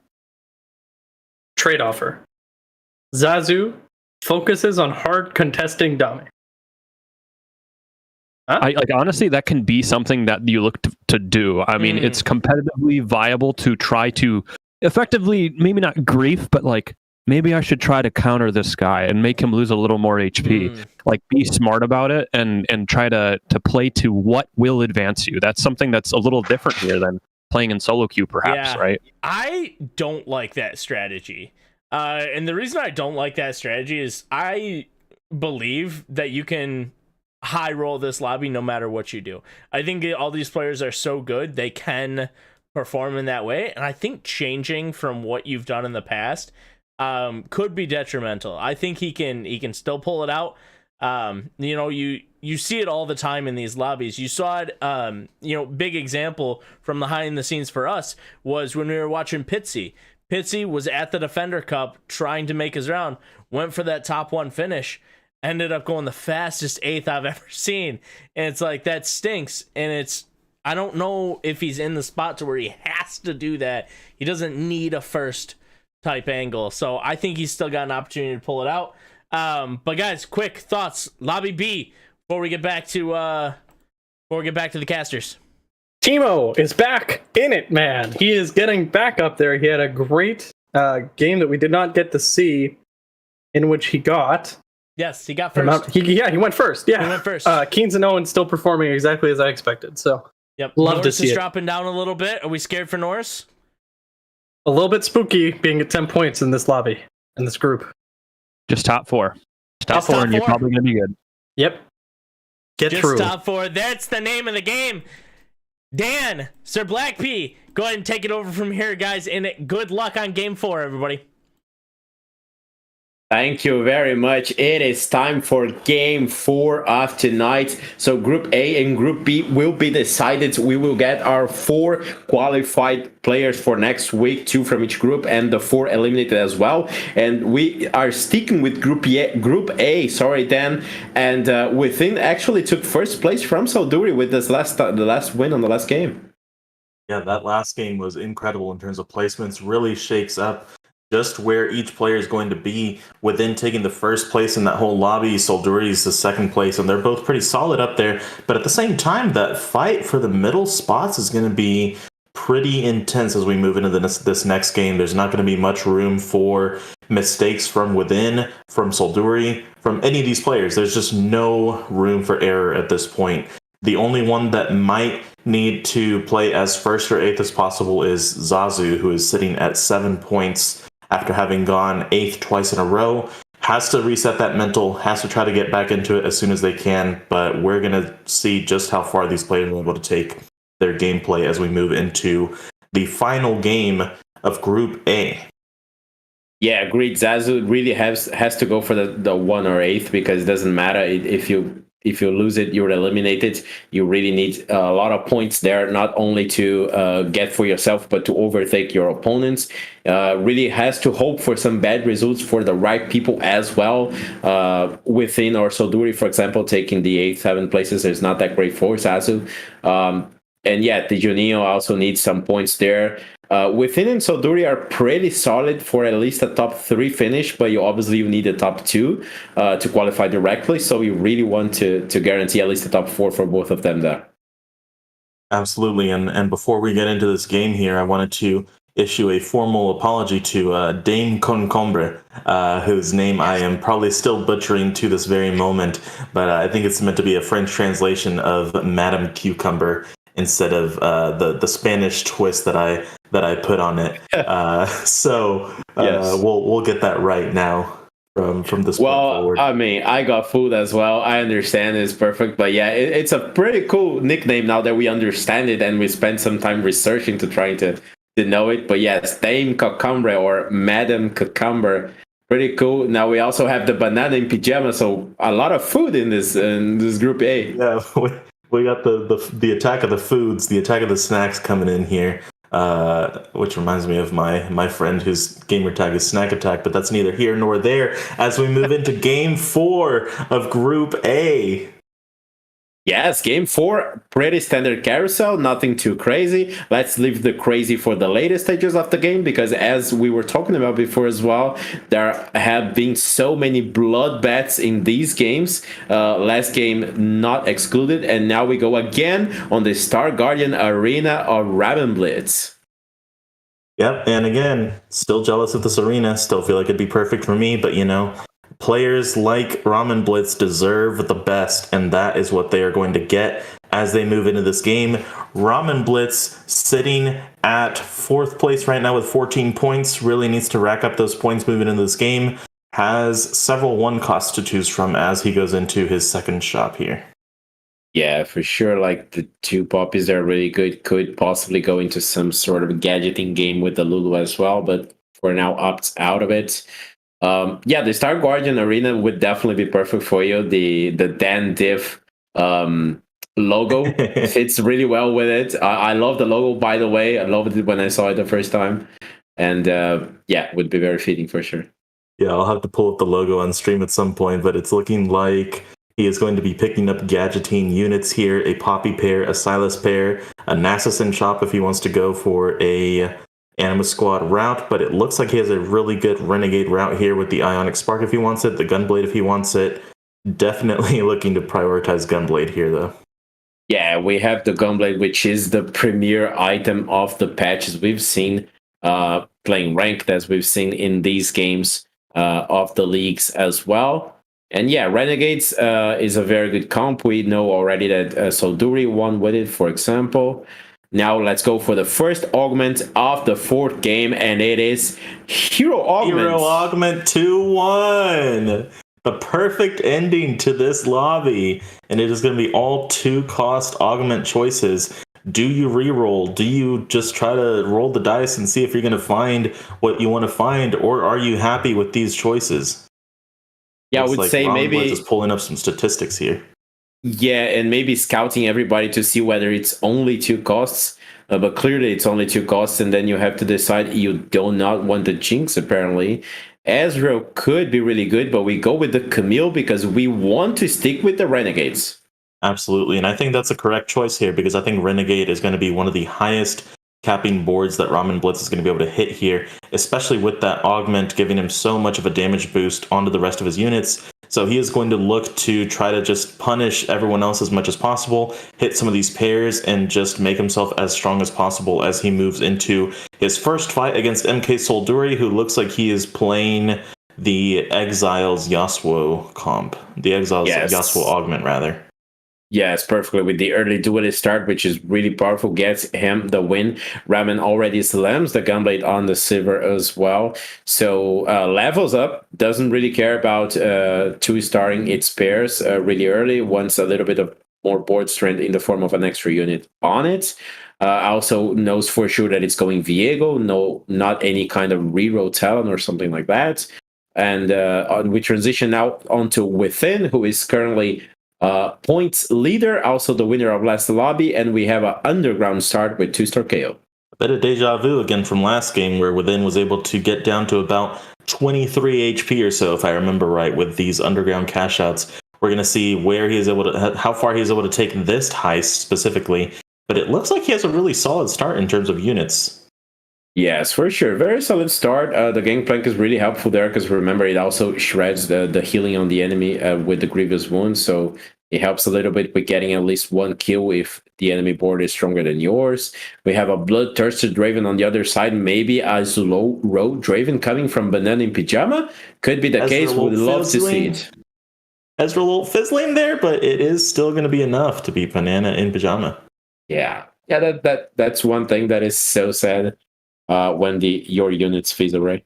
Oh yeah, it's the worst. It tilts me like no other. But it looks like he has the option to go for 4 underground here if he wants to hit that level 5 early, and he might. Now it doesn't look like he's going to get baited by it. He definitely wants to go some sort of recon route, if not a Samira route, with this Ornn item augment from Ezreal, scouting the rest of the lobby to see if he can win at level 4, trying to decide whether he needs to go to level 5.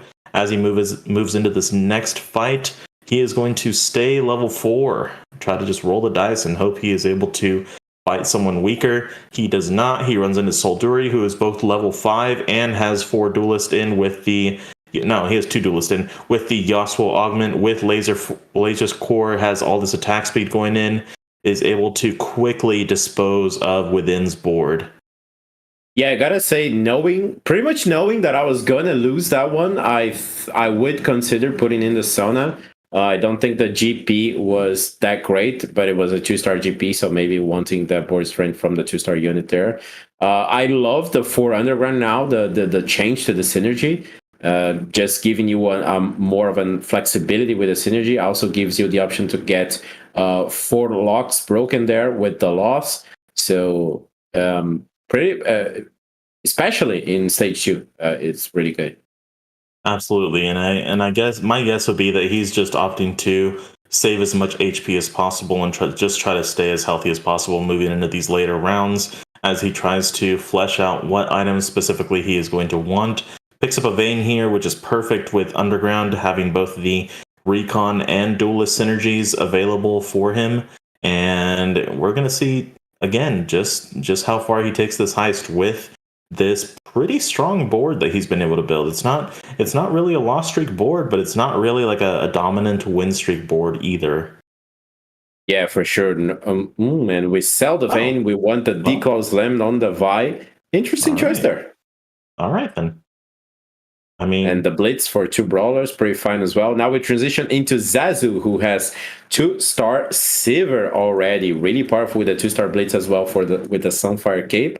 I believe it would be an Endless Pizza, which is insanely good. and it's so interesting being able to commentate games like this because, as a Masters player who is perpetually 0 LP this set, I see these decisions and I'm like, that's not the decision I would have made. But it's like, these players have gotten here through the sheer talent and ability that they have to make better decisions. So it's just interesting for me to be able to see where exactly these decisions come from, what exactly results from them, and it is going to result in Within taking a 5-unit loss here to Zazu, who is coming back with a vengeance. Said, you know what? I know I went 8th twice in a row, but I've been able to reset. I'm going to be able to be as strong as possible, do as much damage as possible to my opponents as I move into Krugs here in just one more fight.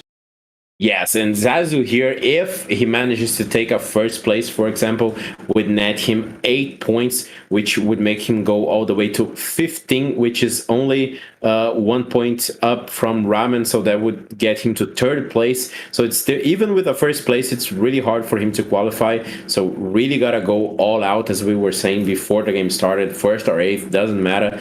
Gotta take the top 1 and hope for the opponent results as well to help him out.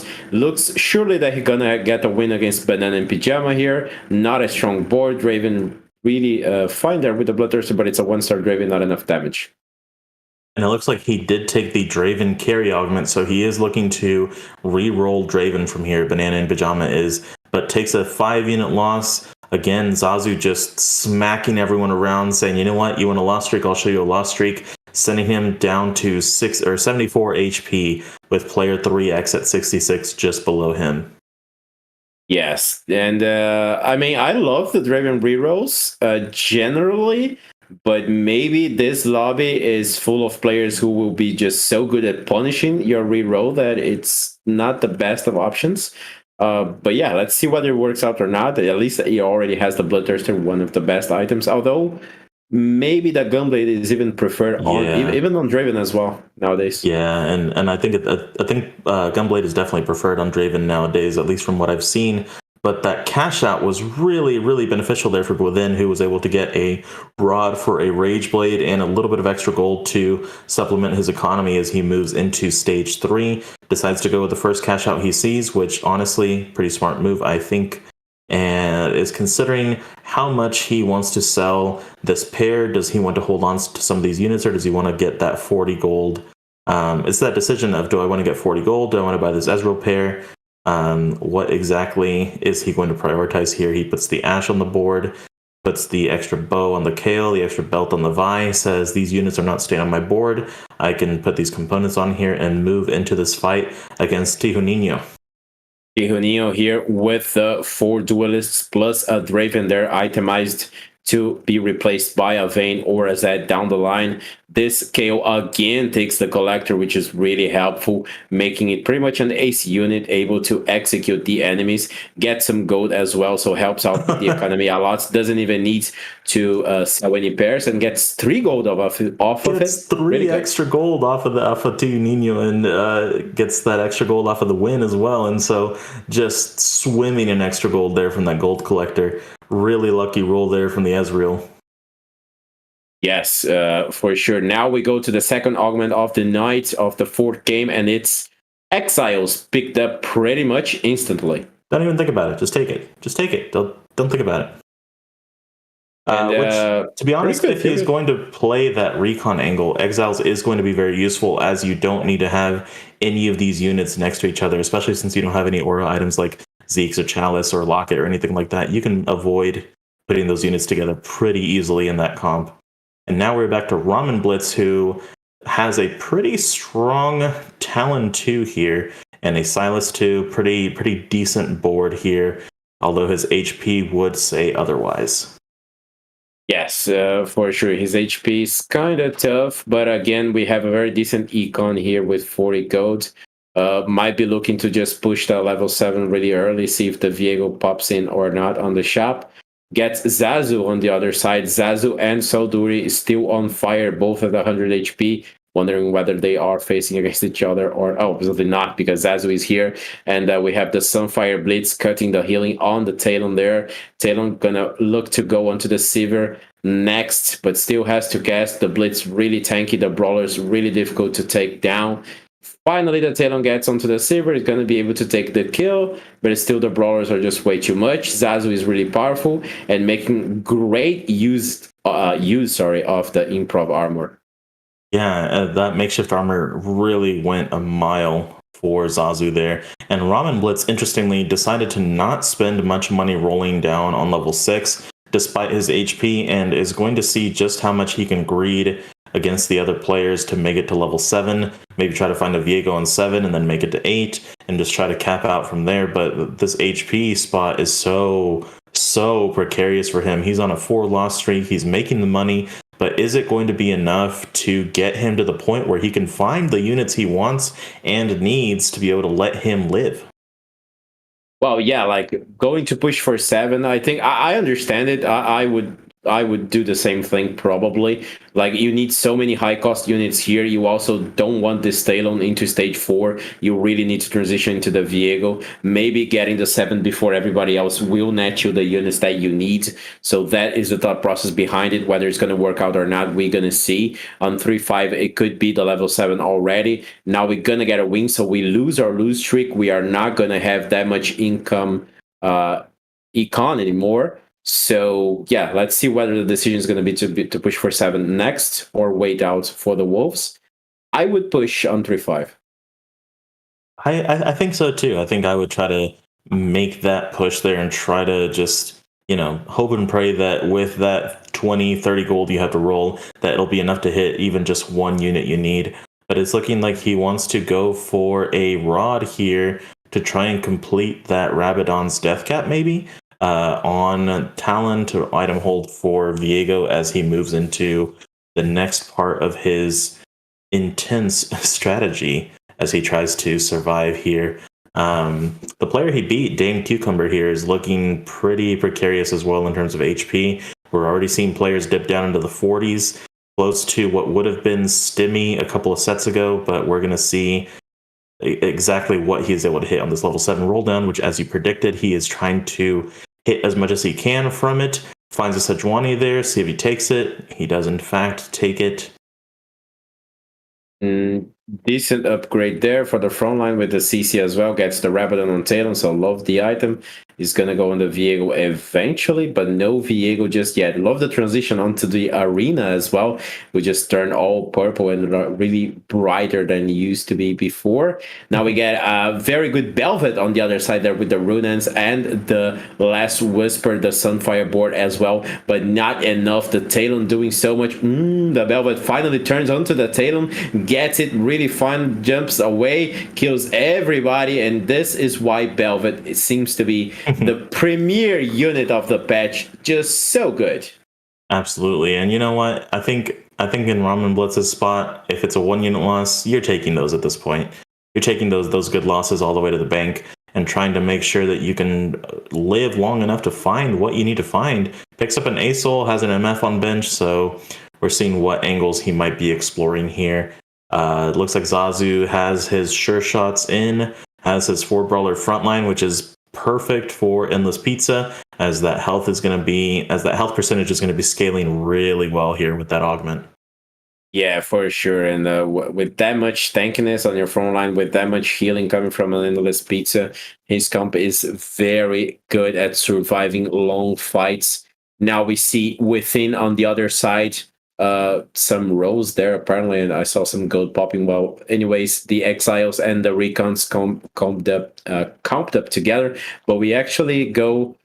We don't even have a Kaisa or a Vayne just yet. We have a really tanky Vi there on the front line, but it's not going to be enough because this Zazu comp already on 7 and infinitely win streaking is impossible to stop. Yeah, and Zazu here has really good frontline items, a really good amount of 2-star units on his board, but has that really awkward spot right now of having 2 bows and 2 swords to play around. Has able to slam enough items to make it work for him so far, but it's not really the spot you want to be in. You want to find that glove, you want to find that rod, you want to find another sword. You want to really start finding those items as soon as you can as you move into these late game boards that people are going to start putting together really quickly in stage 4, especially the people that were able to greed enough gold to go level 8 early. Yeah, and just popped in on the right side there. Banana in Pajama just hit a Poppy 3. So that's really interesting. Seeing a Poppy 3, that's not something you see every day. So Zazu keeping the 100 HP so far. Win streaking really hard. Really needs to push for this top 1 because it really needs the result. So Duri on the other side is the second place guy. Really trying to score some points. We think falling down a little bit there. And player 3X, who was top 2 contender until game 2, is now on 3rd place and 6th place on this game. Kind of tough. Yeah, this is not the spot that player 3X wants to be in. But Zazi was able to find that glove with the Last Whisper, is able to hold those items on Sivir for now, has a replacement on bench ready for when he's able to start either that Sivir or that Samira. Is playing against another set. We are seeing a lot more set frontline this game than I expected to coming into the game. We have two set 2s going up against each other here.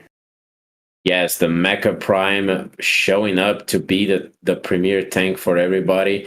Cocombre has 2 Velvets on the bench, so might be transitioning into Velvet as its carry. And now we have the 3rd augment of the game. We have an Ace Crest possibly here. Pretty interesting. Yeah, I don't. Oh, well, it's taken. My point I was going to make was, I don't think I'd take that. It's a pretty precarious spot for it. But you know what? If you can make it work, especially since you want that Draven for back. Okay, all right. Just hit the Mordekaiser. It's fine. You can make these plays, and it's just gonna be fine. I mean, you take Ace Crest on 4-2, and you hit Mordekaiser on 7. Easy peasy. It's just this game's too easy, man. We need to up the difficulty on this thing. Yeah, I mean, like this is like, oh, make it harder, please. Like level set with all the win streak that Zazu got with this much economy, and then you also hit that. This is so good. And the Ace emblem goes on the Vi. Actually, pretty interesting choice. I would expect it maybe to slam it on the Sivir, but still wants to keep it around to throw into another unit like a Fiddlesticks, like a Urgot down the line. And we see the 3-star Draven on the opposing side finally hit. Still missing 1 full item there, but really good. The Poppy 3 is the front line for the Draven 3, and Banana is looking good. Yeah, absolutely. It looks like the little Draven stood no chance against Big Draven there. There was just nothing he could do against that Draven 3. And now we move back into Within, who is looking pretty solid with the recon board here. Still running Ezreal with those Ornn items, hopefully going onto his tanks, but if they go onto his backline, it's okay. Has an extra Belveth there for more damage if he needs it. Kaisa with really good items, and looking to hopefully avoid that Zed, the Draven ults. There's a lot here that needs to happen for Within to get into this top 4 spot. Yes, Draven again on the opposing side. Let's see whether the recons are able to take it down or not. We have 4 recons, but we also have a Jewel Gauntlet for even more crits from the Kaisa. Almost taking down the Poppy, but the Draven still holding up strong there on the back. Now it's going to be pretty much a 1v1. Well, actually a 1v3, but still the Draven now going to get only the Kaisa, and the Bloodthirster is too much. The 3-star Draven is insane with the Featherweights buff as well. Really good showing from Banana. Was looking bad on the early game, but it's now pretty strong. And we'll notice now that the HP has shifted significantly. We have Ramen Blitz, who was in a pretty precarious spot, having to roll on 7 and not really hitting. It looks like they have continued to not hit and are at 10 HP, 1 life left on their run in Lobby A. Player 3X at 26 HP, although they are the ones fielding that Draven. Dame Cucumber on a win streak in the bottom 3. So this game, it looks like it could be anyone's game from here. It looks like the lower HP players are looking to make that comeback, and they are in a pretty decent spot to do so, except for Ramen Blitz, who has to make something happen really quickly from here. Yeah, no, definitely still looks like anyone's game. Like, Ramen has some points ahead of other players, so It is kind of comfortable, but 8th place is definitely not something you want to take because you could still end up going in the bottom 2 of the lobby and then eliminated. But now we have within with Concombre or player 3x or Soduri on the scout. Concombre is the only one on fire in the entire lobby, but 3x is the opponent, and we get supers with the Yuumi, just one Nyla and Yuumi shy from the 3 stars. Yeah, and the interesting thing here in terms of just flat math, which I may be doing poorly because I'm an English person, not a math person, but if Zazu gets first here and Ramen gets 8th here, then they are tied for points at 15. And so I'm not sure what that is going to mean for the rest of the lobby. It looks like he's relying on Tihunino to go as low as possible, as well as Dame Cucumber, but Ramen does go 8th that round and just has to pray that the correct players are going first, second, and third for him to move into the next round. Yes, and you are precisely correct. If Zazu takes first place, it will tie Ramen for 5th thing. So Ramen will really cheer for Zazu to not take first place. Anything but first place is really good because then it's at least one person guaranteed to be behind him. But now we see that there was 3-star Nyla hit by player 3x, so really good power up for the Yuumi comp there, or Nyla comp if you will. And then you have Zazu here with the massive frontline set, the Mecha Prime. The Ace emblem finally goes on the Sivir, which is the carry, at least for now, but it's really hard to take down this threat. The Mordekaiser ulti comes in, but the Bonk doesn't do that much. The Kai'Sa is still pretty much safe here on the back, and it's gonna take the win. Zazu's comp is kind of falling behind a little bit, but still a lot of HP to manage. Yeah, and that was a really solid fight for Solduri to win here. Not Solduri, Within to win here. And player 3x lives to fight another day. Tihunino looks like he might be in trouble here on their last life. We see him scouting here. Tihunino has Asol 2, Belveth 1, I think. Without many items to support his units here, he might be looking at a solid 7th place unless player 3x does something really wrong. Yes, and Tihunino really needs to escape from that, really needs the points because it's currently on Tihunino is on red on the spreadsheet, ready to be eliminated, so needs a lot of points still. Triforce here on the vein. We keep on within's POV. Remember, we do not have everyone's POV, but still. Banana with the Draven reroll comp goes on to level 8. Concombre gets the 2-star Jack, so a little bit of a power up there. And Zazu was still on level 7, finally gets to level 8 now, looking to add one more unit to the comp. Yeah, and it looks like he was able to move those Sivir items over to Samira. It is still a Samira 1, and he does not have a Gunblade on board quite yet. But he does have a couple of good items there if he does want them. He has a Warmogs there. He has a Rage Blade that he will put on the Samira for now, if not just permanently. But there is going to be that ability to 2-star that Samira and get items off her if he does want to go that route. Yeah, and Samira deleted really quickly by the Draven there. Doesn't really make much of a difference. It's Windy Janna, so really good. But if your units are this squishy and this easy to kill that stuff, Tihunino finally goes down on 7th place. So we have finally one of our guaranteed eliminations of this round. Tihunino will not make it through to next week.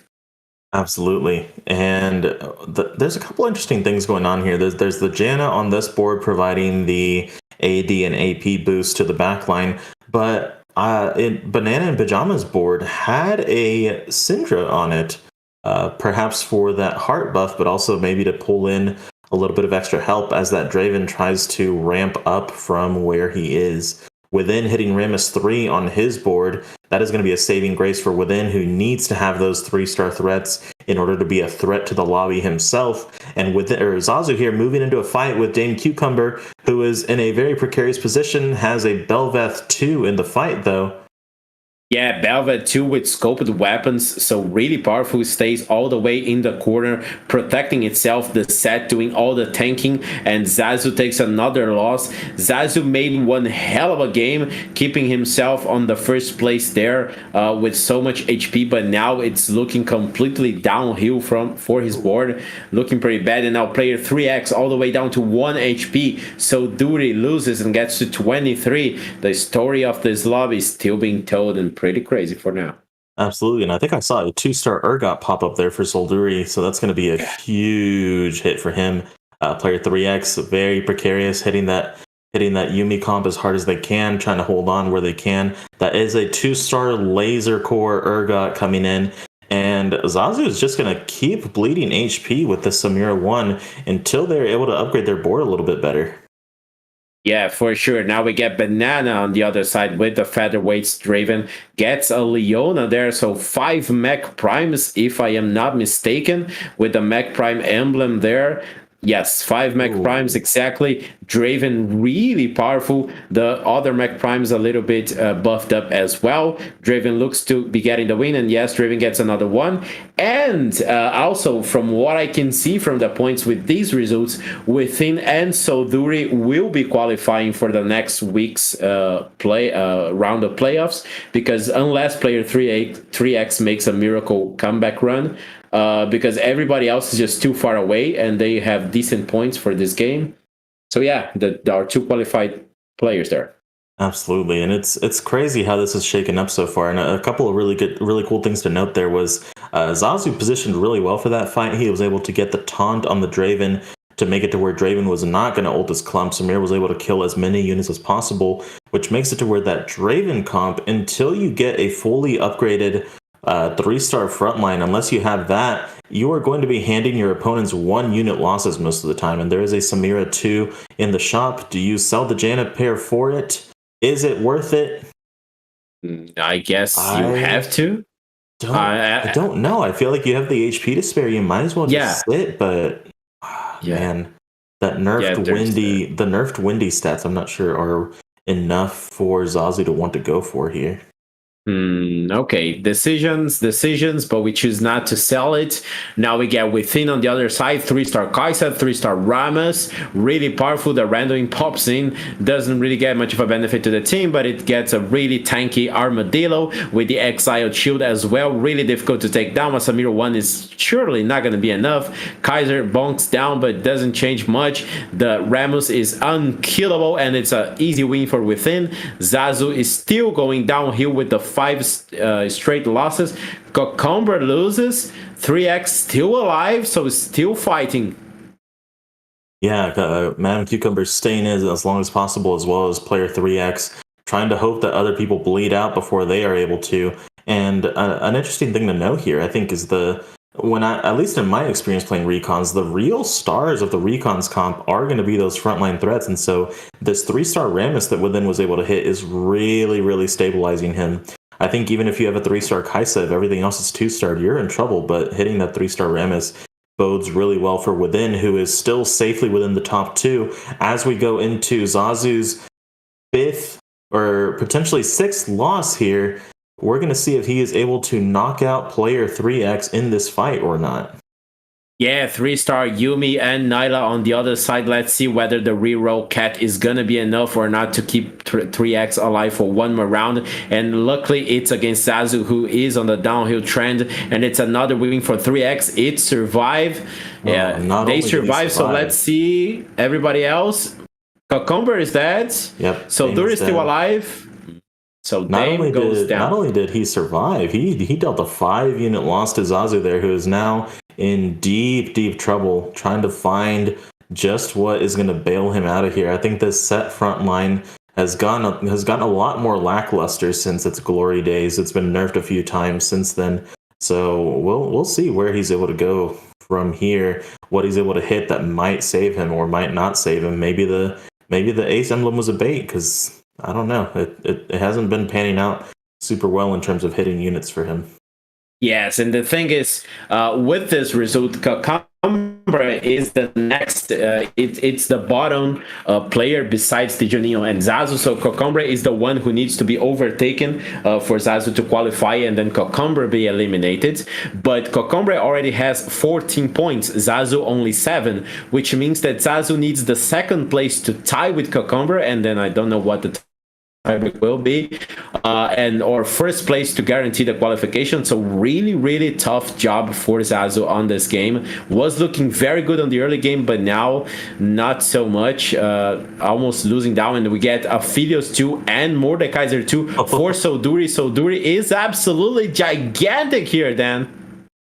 Absolutely, and all this math flying around, but the really important thing was, where was that Zephyr going to go? He was able to hit Aphelios 2 with that Zephyr, but it's just one of the 2 Aphelios 2s here. You're just going to have to deal with way too much here. However, I say that, Rammus 2 flying over to the other Aphelios, Rammus 3 finishing off the Aphelios, and that fight will still go to Within, who lives to fight yet another day. Zazu loses, player 3X loses, and Solduri loses, so Zazu lucks into a third, but is that going to be enough for him? Yes, and so Dame going out meant that Ramen advances, so Ramen is guaranteed to play Group C tonight. Tijonio is out for sure, as I said before.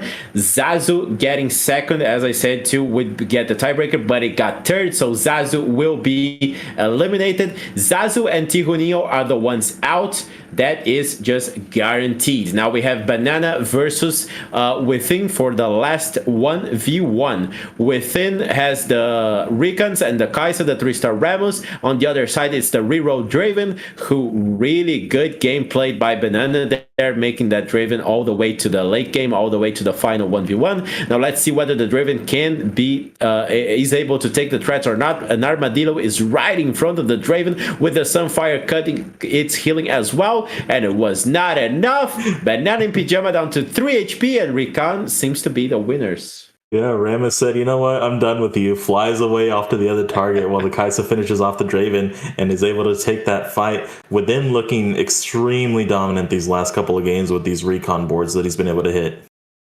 Yes, and so with these results, Zazu and Tijonio are completely out, as I said before, and Within and Solduri are the ones qualifying for next week directly. So player 3X, Ramen Blitz, Banana in Pyjama, and Dame Cocombre are the ones that will still be playing tonight on the best of 3 of Group C.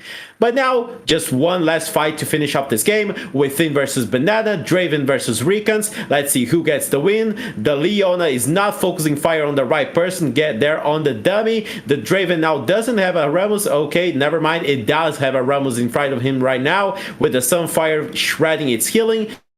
Now it's only 2 units there, but it doesn't look like it's going to be enough either. It's a fine win for Within. Recons are top 1. Man, Within managing to take back-to-back first place with Recon board, having hit Rammus 3, Kai'Sa 3, Cho'Gath 3 that game. It was just going to be unstoppable. Where you only have a Draven 3 to deal with everything else, it's just not going to be enough to just shred through everything that you need to shred through. Yeah, so Duri with the back-to-back top 1s on games 1 and 2, but Within with the back-to-back top 1s and 2 on games 3 and 4. Makes an even stronger performance, is the lobby leader for way far ahead with 27 points.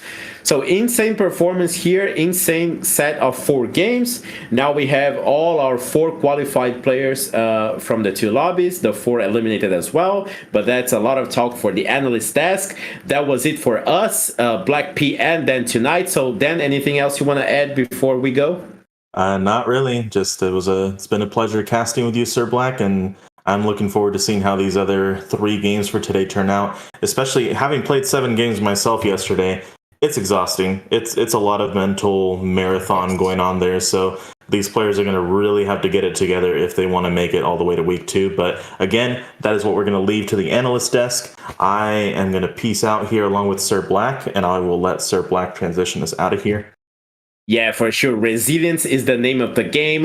Consistency is the name of the game as well. And we'll see who are the most resilient ones on the final best of 3 of the night. Now, that's it for us. Thank you very much for your audience, and keep watching because an incredible game of best of 3 is coming up. But now on to the analyst desk.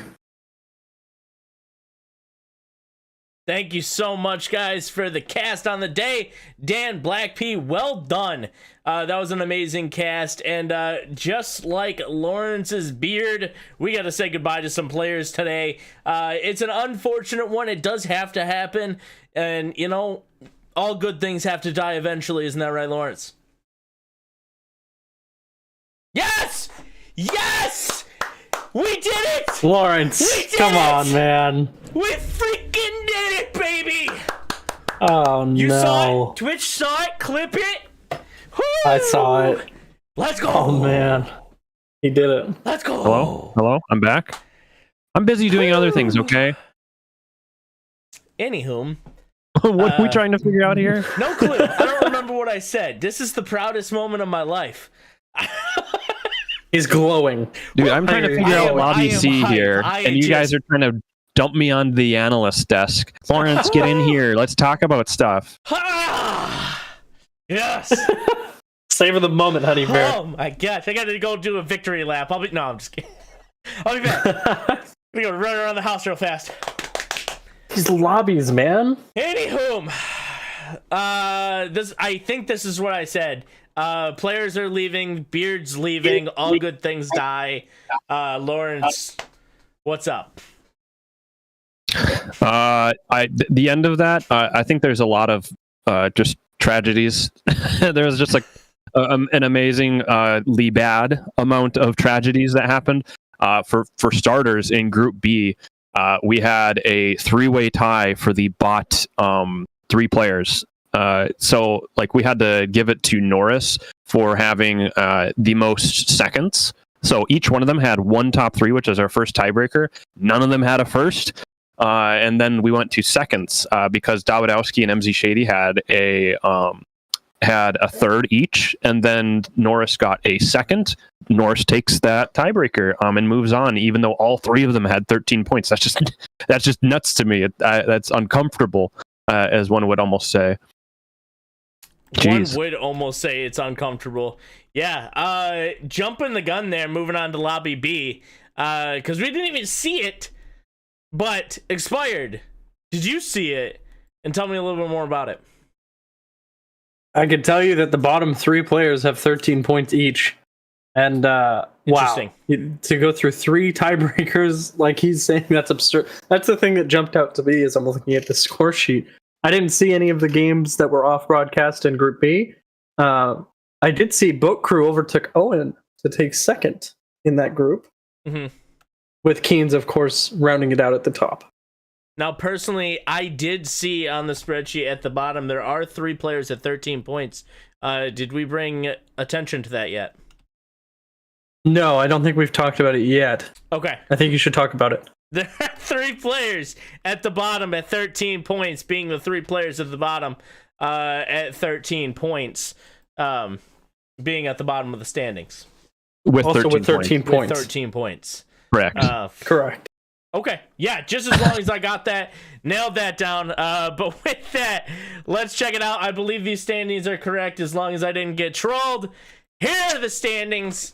The finalized standings for Group A, Group B.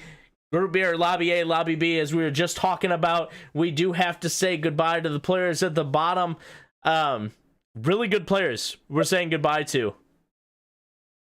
Yeah, one shout out immediately that I want to do is Zasu losing. They needed a top 2 in that last lobby and got 3rd.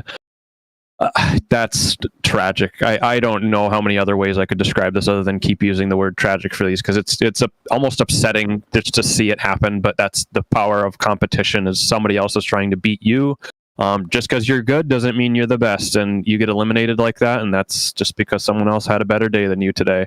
This is the only player that is dropping out of the tournament right now that did have 2 top 4s. Wow. So that's unfortunate. insane. They're the only player that went 50-50 and is dropping out. You know, So- within that kind of lobby as well, where the Within? is so tight. Yeah, within that kind of environment. I mean, he was so close to a top 2. One more round made the difference. I mean, what pun are we going to use when we go to lobby C? We don't have that anymore. Oh, there's so many puns. I mean, Oh, we there's got plenty. the player 3x. There's 3 games. We got the ramen blitz for the ramen break. We got the cucumber. I'm sure we can think of something with that. Browen? The cucumber. I hate everybody here. Chemo. You love us. There's got to be memes. There's got to be memes somewhere. So yeah, don't worry, they're coming. I have full faith. I believe the next caster duo, we got Pro Troy and Maloney coming on in. So I got full faith in them to tackle these things.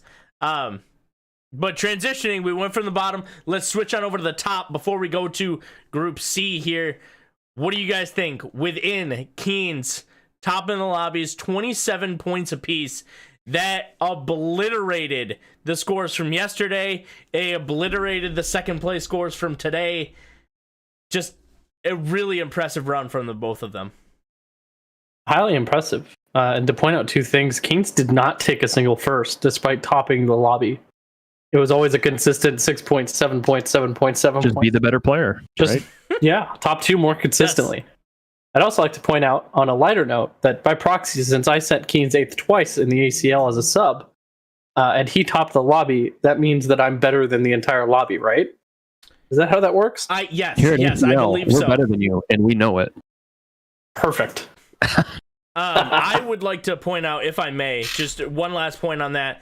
I did beat you on the PBE about 2.5 months ago in one of our lobbies. Does that make when I was a gold player better? I believe so. Okay. Honeybear, I have to see that you are better than all of Group B in the ACL playoff. Correct. That group was free, is basically what I'm getting at. 99 cents. Effectively free. It's lower than $1. Keynes did call it, though. He called it free. This might be the first time in Keynes' career that he has called the lobby free and actually topped the lobby. Thoughts on that?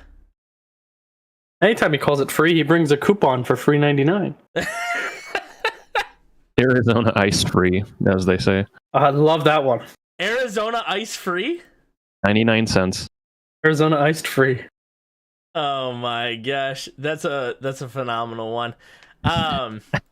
Play Freebird. My goodness, I flip open the Discord and it's just meme after meme after meme. They're like, say this meme. We got it.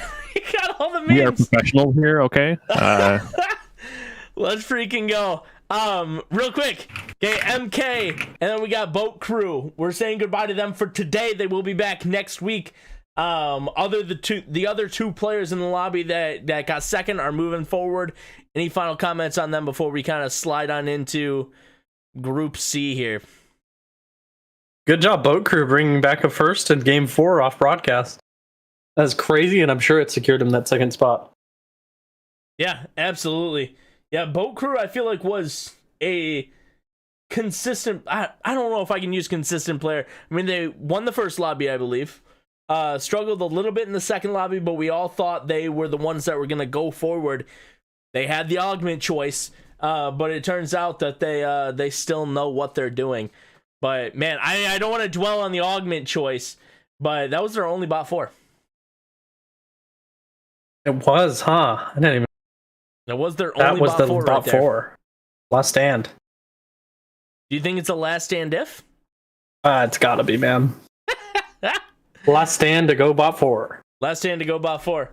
Lawrence, any thought on the 2 before we kind of transition over to the Group C? I'm a little sad that Ramen Blitz is not going to be able to be on the analyst desk, but it also means that if he's not on the analyst desk, that one thing happened, that he gets to keep playing and have his tournament hopes not dashed. Excited to see him continue to compete and to give us a POV to show on the broadcast. So excited to see how that ends up shaking out for him. I want him to make it to next week. No bias. Correct. I did inform him. He did message me and said, hey, Won't be able to keep my promise. I won't be able to be on the analyst desk. I informed him that he is now dead to me. I think that is a reasonable response, and yeah, it's unfortunate that it's got to go this way. I thought we were gonna have a good friendship, but man, that's the way the cookie crumbles, I guess. As punishment, you can kick him off the analyst desk. No. Just be like, all right, no longer allowed on the analyst desk. Now that you're not gonna be on the analyst desk with us anymore. Anywhom, we're saying goodbye to those for the day, but we still got more games to play. As we see, we have our Lobby C going around here. Those are the current standings. Those are the current scores. We do have it split. You got Lobby B on the top, Lobby A on the bottom.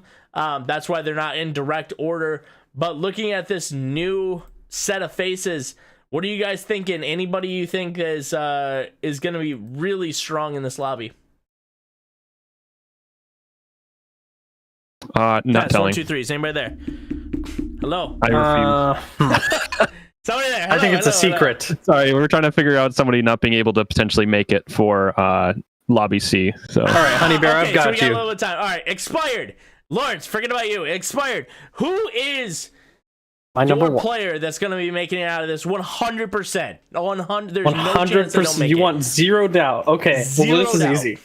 This is easy. Okay. Because it's a Coach Mike diff. I keep hearing about these top players utilizing his services over and over again. Okay. So I did some more research. I tried to figure out who else is using this guy. It turns out Ramen Blitz is being coached by Coach Mike. Ramen Blitz, can we confirm that? I will have to confirm it with him. So Owen and Jesus Timo are apparently also disciples of Coach Mike. So I'm going to have to put a three-way tie in here for the three of them. Okay, you think all three of them are moving on? Correct. Now, No doubt in question, my mind. Is it because, like, if you had to add a fourth one in there, would you add player 3X for the 3 times Coach Mike? Well, here's the thing. I cannot confirm or deny if this guy is using, if this player 3X guy, I don't know if he's getting coached by Coach Mike. Well, And so that makes it There tricky. are 3 players getting coached by Coach Mike, and player 3X is the 3 times of the players being played by Coach Mike. All right, you know what I'm going to do? I'm going to put a dark horse out there as my 4th pick, okay? Dark Horse. Madam Cucumber. Madam Cucumber! Bring it back. Bring it back. freaking You've got love it. no bonus points. You need to top 4 every lobby, and you need to perform exceptionally well. That's my dark horse for making it out. All right, here's my top 4 then, all right? 100% Okay. guaranteed. 100%. Holding you to it. 100%. Shiny Star, Sexy Norris, Banana Pajamas, aka Clave, and player 3X. Huh. 100% making it out. Okay. Yep. Okay. You're sticking by that. Sticking by it. There's no chance. All right. No Yep. going back. Go back? Mark my words. Okay. Lawrence, are you here with us? Or are you still figuring things out? I exist. I'm Lawrence here. does not exist. Got it. Okay, cool. Lawrence doesn't exist. Yeah, I mean, as you would notice, I did pick the exact opposite of you. We can have the friendly competition going on over here. It's not friendly. It's not. It's to the death. It's to the death. Yeah. That's correct. If I win, do you want to make a bet on this? Okay. All right. What's the bet? If I win, Lawrence shaves his mustache. Okay, good deal. Okay. And if I win, what do you what? want? If I win, Lawrence shaves Lawrence his beard, shaves his beard. eyebrows. That's what I'm thinking. Eyebrows. Just the left Actually, one? eyebrows. Just the left eyebrow. You're giving me great ideas here, Honey Bear. Are you sure you're against me? Sounds like you want me to I'm win. fully against you. Oh, okay. Huh. Did Likely you know story. I think Likely story. Lawrence's left eyebrow is his best feature? Why his left eyebrow? Lawrence, you're not here. Get the heck out of here. What's wrong with my right one? This isn't Lawrence talking. This is the right eyebrow talking. No bias. Whoa. This eyebrow can talk? It sounds just we'll like come back himself. to Lawrence's eyebrows to make sure that we know the good things. Lawrence, how are the lobby shaking up? We actually have so again, one of the things I do want to highlight real quick, I know we want to get these lobbies raring and going. However, I've got one quick change to make. Banana and Pajama / Clave has their teammate coming in. Again, teammate means that they have split games throughout the regular season, so they can swap in and effectively sub during playoffs. So Banana Pajama needs to head out for the day, and we've got Poison coming in, another standout from Latin America. That's phenomenal. Poison has actually been very good across the season. They've had some really good games. Pretty excited to see them. I'm wondering if it's going to be, nothing to take away from Clave, but I wonder if it's going to be a slight upgrade due to the fact that we might not be on mobile anymore. We're on a PC. So he was winning on mobile. Can he, Crazy. Can his sub win on PC? I'm sticking by my top 4. Lawrence, you want to give your top 4?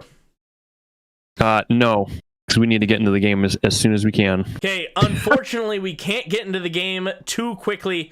We do have one more person that's got to say something real fast, and that person is the admin for the ACL, the lead admin. We're going to grab him. Hang on, hold up! Maybe we won't grab him. No, okay, we will grab him. I need to check. I'm like, wait a minute, because we got to transition out soon. I'm like, are all my things set up? All my things are set up. But yeah, we have our very own Yui. Yui, what do you guys say for us? Taco. Very wise words, sir, from Yui. Heading on back over to the casters. Maloney, Pro Troy, take it away, guys. Hello, everyone, and welcome to the final lobbies that you're going to see of the ACL playoffs week 1. I am Protroid, that's Mashup Maloney, and let me tell you, all these players have picked up Last Stand. Absolutely. We have entered the gulag right now in Lobby C. This is their last chance to get into week 2 here. And, Lobby C stands for Lobby Cap. All those analyst decks predictions, Cap. I can't believe it. I can't believe I had to actually wait for that long in order to do the casting there, just to hear all that nonsense. Yui, what the heck was that? Most importantly, Protroid, let's go over the quick standings for a second. What did these bonus points do? Yes. First and foremost, Yui had some of the best analysis on that segment. Just full stop. I think that's the important thing that we do need to note. But yes, you did raise an important point. This was touched out during the analyst estimation, but some of these players are walking into this lobby with bonus points. If you place third in Group A or Group B, congratulations, that's 2 bonus points to you. Fourth, you get 1. So that means they're going to be walking in here with a little bit of advantage. Absolutely, Protroid. This is going to be really exciting to go into 3 games of absolute carnage here. Rama Blitz picking up the Silas with the Mana Crystal. Who knows what he'll do with that, because it's only 1-2. Yeah, Ron Blitz, I have to say, I've been really enjoying watching them play all through today. Middle of the pack, end of Lobby 1, beginning of Lobby 2. They had some very strong finishes, but those were bookended by some pretty weak ones. So I want to see where their headspace is going to be at here in Group C. You got to be really happy that you still made it into Lobby C after falling flat on your face. No offense, in the game 4, he went 8th, dead last there, and still clutched out a spot. So he's probably thinking to himself, man, I just got to make sure I don't do that again. Well, I mean, also think about it too. That means they had the most time to reset, the most time to study what everyone else is doing. I think the 8th is a valid strategy in this context.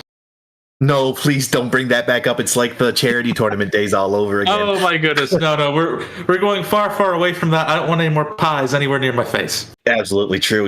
Back then you got 4 points for getting an 8th in that charity tournament. Maybe that's what Ramen Blitz thought. But, most importantly, he's just doing what you're usually doing at the early game, picking up pairs, hoping for the best, just like TMS Shining Star right here. He's got a nice variable amount to pick and choose from right here, with the possible Camille pair as well, and the Blitzcrank pair. Protroid, I don't think we've really seen too much, Camille reroll on the go, but we got the Blitz too. We did also see the initial kind of start they have for a lot of these admins, trying to make sure if you can just spy out what that synergy is going to be, figure out if you do want to really deeply invest in it or not. We are going to switch immediately over to the augment selection, though, which Silver, that makes a lot of our players happy. So much of what we see is going to be relying on board strength. Absolutely. The cool thing about this is that Silver, right after at 3-2, you have a 40% chance for Hero, 15% for another Silver. That's not what I want to see. And of course, 45% for Gold. So, it gives a decent amount of, leeway to think to ask yourself, what exactly do I want to build for? And honestly, it gives them a lot of time to figure out how they're going to take over the lobby. Yeah. Meanwhile, though, I think Owen knows immediately what they want to build for. Immediately, Sam the Glinsus was able to get the Triforce augment. Even though it's the silver one, it's still going to be buffing up all those free cost units, and that's exactly what recons do. So I expect that's the angle that Owen's going to try to strive for. It's just going to be a matter of time to see if they're going to be contested. Absolutely. The Triforce heroes, the recons are a really solid composition. And of course, with the Triforce, you get, I believe, extra HP, extra mana, extra attack speed. Extra everything, basically, which benefits, what is it, 5 out of the total comp that you run, even if you ran Vel'Koz. Excuse me, that's 6. So, like, Rammus, Cho'Gath, the other one, the classic other one. Yeah, exactly. Yeah, I don't seem to read or count correctly, but at least Cho'Gath, Rammus, Vayne, and Kaisa, both really, really a good augment for those 4. Yeah, and to be fair, if you're running that many units, you're free-starring them, that's going to be multiplying all those stats. Really impressive thing to see. Owen, again, I do have to call out too. Remember, they are the sub here. They are coming in after playing very well in the AML yesterday, now starting to tackle the ACL, making such an incredible run. Weren't quite able to close things out to get them into that top 2 automatically advance, but still, they have been absolutely dominant today, and I really think that's been impressive. Absolutely, a really solid performance, just shy of getting second. Got a solid 4-point difference, but still 21 points is nothing to scoff at. In the ACL, getting a 4th, first place, 3rd place, and then unfortunately ending it on the 7th, but that's still really good. 21 points out of a possible 32 is nothing to shake at in the ACL. Yeah, I mean, also that's what Owen's known for. They play consistency. They have some good angles. Rammus, for example, this early, that's going to be pretty nice in terms of trying to get this Triforce value up immediately, because now look at that. Everything is a free cost unit on this board right now. Yeah, absolutely. It's really smart, too, having the Vel'Koz up front, so they're just going to beat it up like a piñata, but we'll get the cast off as soon as possible because of that. So really excited to see how that goes. But, I don't know. We'll find out right now. Yeah, I mean, I'll tell you, I'm not really too keen on a calamari piñata. It doesn't really feel good to me. It actually feels gross. But hey, I mean, at the very least, you're going to be able to have that Vel'Koz cast a little bit sooner, but it's going to be immediately stopped in the tracks by that Lulu too. Yeah, that was a little bit fishy there, unfortunately, but it was also because of the Gadgetzan Shroud that just pretty much nullified almost everybody's first cast, especially Vel'Koz's, and that's a clean win for Ramen there. Yeah, it will hurt to lose the streak, but there is still time for Owen to build a streak anew if they are so desiring as they try to go get ready for the Krug round. But we, in the meantime, got to talk about this next carousel that's going to be up here. I completely forgot what Owen is trying to build for. Recons, he could go for that Alistair there, but he's round 3 right now. A lot of people are going to try to go for, pretty much 3 costs with whatever solid, component that they have. So, but the Alistair is still there, and Owen possibly decides to go for it. All right, I guess decide to hold off for a little bit, just trying to think about exactly where they want to go. Actually, I think we saw Shining Star try to sneak on in and say, hey, if you're not taking that, I'm more than happy to. But still, though, we're able to pick it up. That would become a static Shiv if the comp is so inclined. I believe if we're talking about Best in Slot Kaisa, that's still going to be Ginsu's. That's still going to be that Shiv. And also the Hextech Gunblade, it feels like everyone is building these days. I don't know if I read his mind or he read mine, but he actually slammed a redemption from that because he did have a belt on the bench. So that's pretty good frontline there with the squid, with the bull, with the armadillo there. But as we go over to Ramen Blitz board, there's nothing too crazy there. He does get the Gadgetzan Sojin on the Lulu, so it's going to be able to provide more damage there. Yeah, lots of really good casts are possible. That on top of that too, remember Gadgetzan does gain that little bit of extra resistance, little bit of extra damage for every item slot taken up here. So that will help your 2-star Lulu just to try to make a bit more of a statement in these early fights. I'm really impressed by how much we've seen a turnaround for early Gadgetzan in the past patch. Absolutely. I really liked that change, that really good decision making there by giving you more kind of onus to slam those gadgetines and possibly go to gadgetine 5, because the more items a gadgetine has, the more damage reduction and the more damage they do is multiplied, which is great. And the gadgetine items are pretty good too. Certainly. We do have to talk about some of the other factors that are at play here, particularly that, Oxforce Heart that has been picked up already by Ramen Blitz. To me, that screams that we're going to be seeing some form of Viego composition in the future. Viego still performing quite strong in this patch, despite having a small, tiny little nerf in terms of damage, still maintaining that accuracy. Absolutely. I really do like that idea. He does have a tier and a belt. Not a belt, that's a rod. So you could definitely find ways to kind of sneak to make those items for Viego. Does have some decent options for item holders as well as Lulu. And, it doesn't seem too bad right now. They just got to pick up those Renegades. But as we go in right now, it's just, we got the Sure Shots online with the chicken, trying to stall enough time, but it's not going to be enough. And of course, Dame Cocambra goes down there, but a 3 loss isn't too bad, and they're still building up that loss streak. But what's really good? A Mr. 100 streak going into the Krug round. This is going to be absolutely huge for Ramen Blitz, and is going to be the part where some players do have to begin to worry. Remember, when you were able to run this kind of economy, that means that you're probably going to be able to really give everyone else a run for their own money.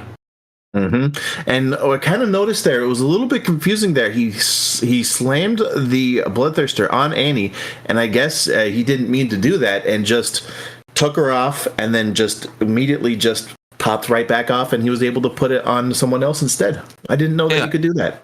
Yeah, fortunately, it's a creep round. Doesn't really matter too much, but yeah, it's a nice little way to make sure that you're always putting that on the best unit possible. That quick little scout, by the way, we saw Ramen Blitz do, did show some worrying information for some of these players. It seems like at least 2 or 3 of them are all going to be looking for that recon angle. That's going to be absolutely terrifying if they all contest, as the comp can really only support 2 effectively, and everything else is going to be delay. Absolutely. And we kind of notice here, Ramen Blitz is just kind of looking around. He does have the Ionic Spark there that he's going to slam on the Silas for now. We might see a potential switch over to Viego, and then he could slam the Sunfire Cape. Man, my memory is going down the drain, but most importantly, he does level up the 6th there to try to keep the streak going, still at 30 gold, so even if he does drop the bag, he is going to be still in a good spot.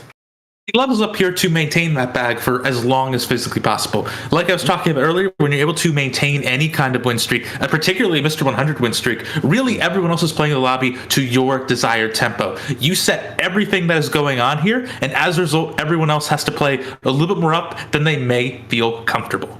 Absolutely, but these lasers are kind of going in, but it's not enough. The streak continues for Ramen Blitz, unfazed, singing to himself, drinking whatever type of cola that is.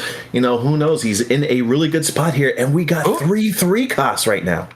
Yeah, and look at that. Not even thinking, just going roll. Oh, look at that. That looks good. It's a Zoe. A carry Zoe as well. So that means all these bubbles are going to be flying all over the place. We were talking about Viego a little bit earlier. I like this angle that we're potentially seeing here. Zoe carry is one of those compositions that doesn't really see a lot of favor. It just generally has things that are quote unquote better than it in a lot of stages, but being able to have things like the carry augment, an angle for potentially Heart down the line, that could be fairly exciting in general. Switching over to Owen's perspective here, they decided to pick up I believe that's the core formations comp for the Senna. That means it's going to be a lot more attack speed for all neighboring Sennas, and remember, it stacks.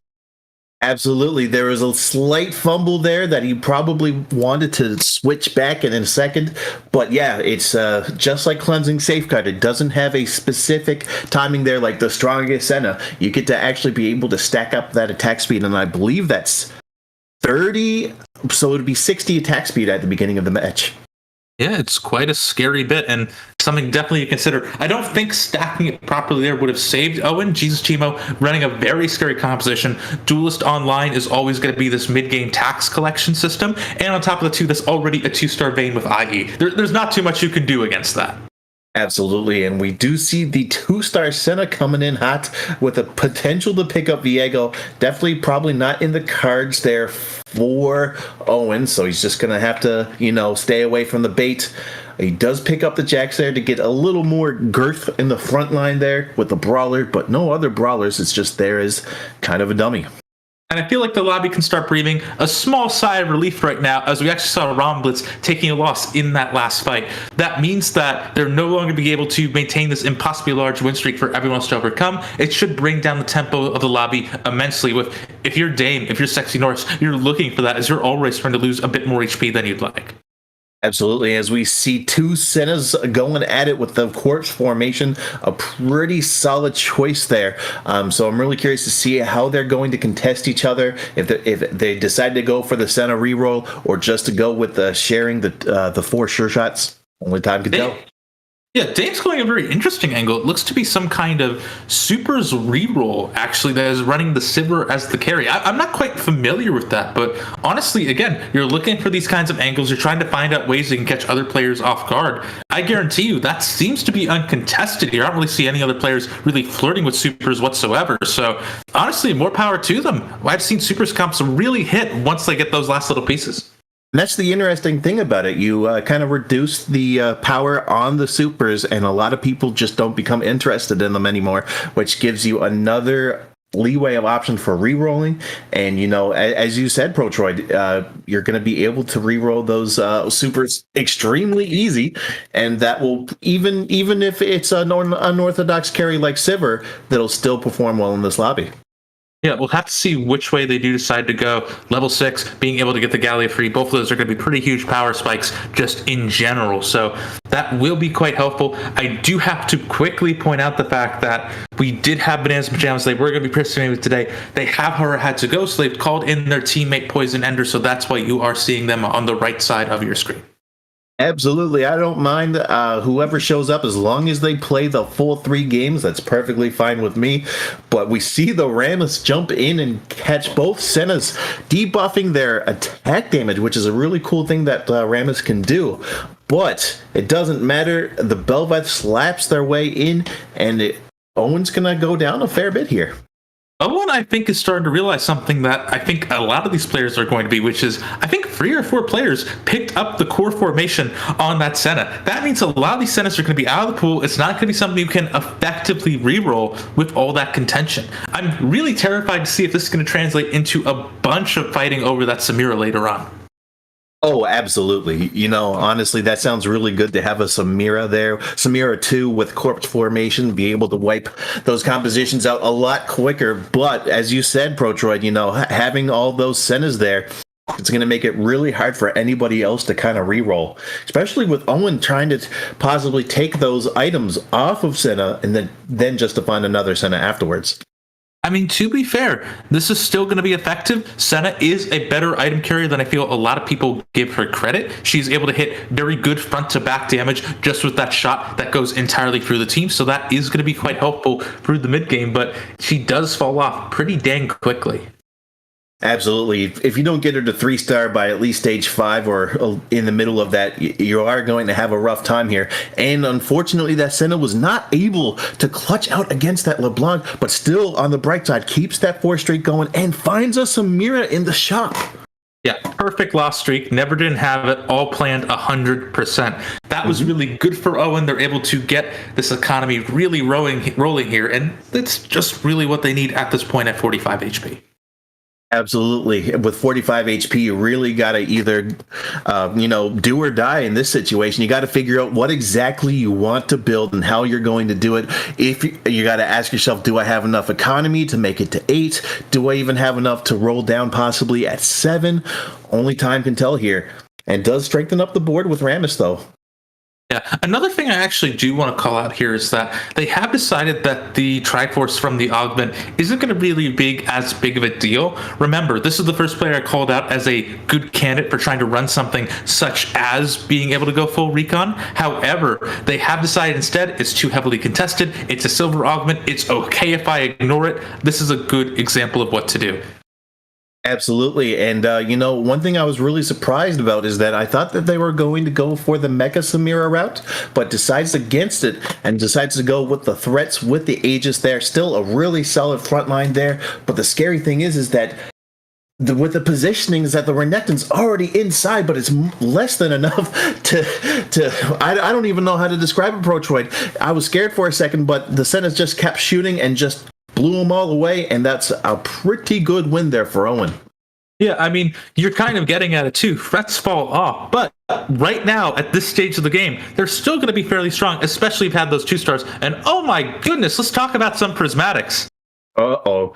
Now, so he wasn't satisfied with that and does get another option here. Celestial Blessing insta-pick with the Samira there. Going to try to roll down a little bit, possibly even to 0 to stabilize even harder, but finds the Aphelios there. Now he's got to ask himself, do I sacrifice the Zoe? Do I sacrifice one of the front lines to maybe put in 4 sure shots here? But he also's got to find another Senna to get those 4 sure shots online, because I'm sure he'd rather have a Samira with that Ginsu's and the Guardbreaker rather than Senna.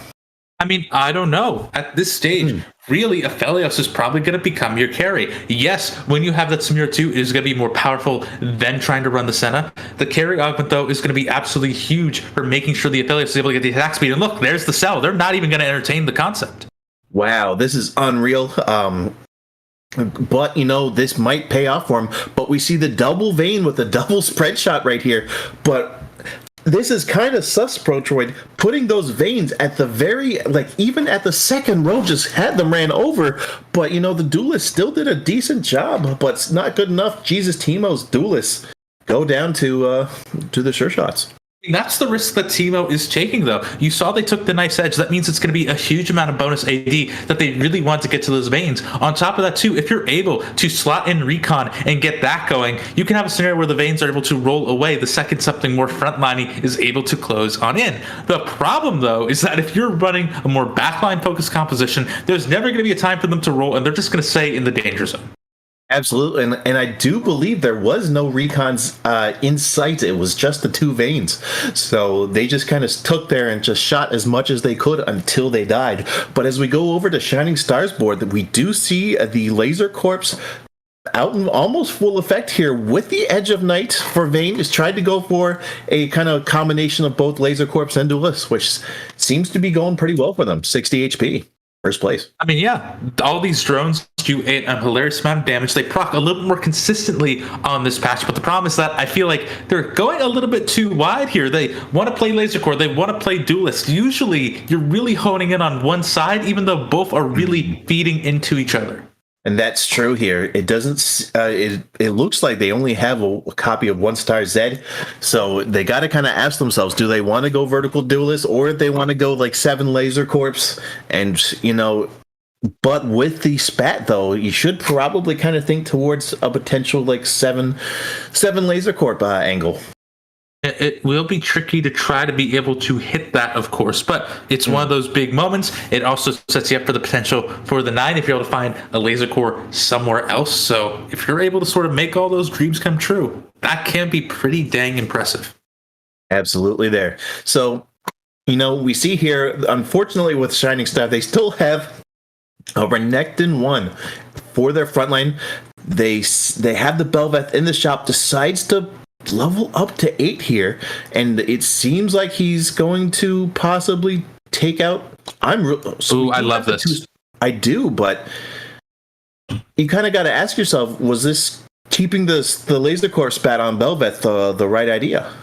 I mean, I personally like it quite a bit. Belveth has a lot of attacks. She's going to be able to proc Laser Core time and time and time again. On top of that, too, you're able to throw on the Edge of Night. That's going to be synergizing with the Vayne augment much better than Vayne is able to at this stage of the game.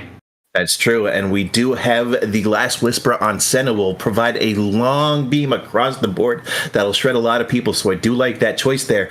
But the biggest question is Belveth going to be able to get the party started? And the answer might be yes here. We do got the aircraft carrier Belveth going nuts right now with all those lasers, and does not die from the ace, and clutches out a good win there against player 3X. Yeah, Edge of Night serving exactly as it should. That safety net for the Belveth, making sure she can't exactly dive too deep in. Those are two very strong 5 costs to be offered here at stage 4-6. Urgot is insane economically, but I'm not quite sure if you have a place to slot him in. No, you took the words right out of my mouth, Protroid. There really is no place to put them in unless if you want to sacrifice the 7 Laser Corps. So it's a rough spot to be, but sometimes even... what I'm trying to get at, I guess, is that with the 5 costs with like Urgot and Leona, you got to kind of prioritize your vertical trait rather than those threats.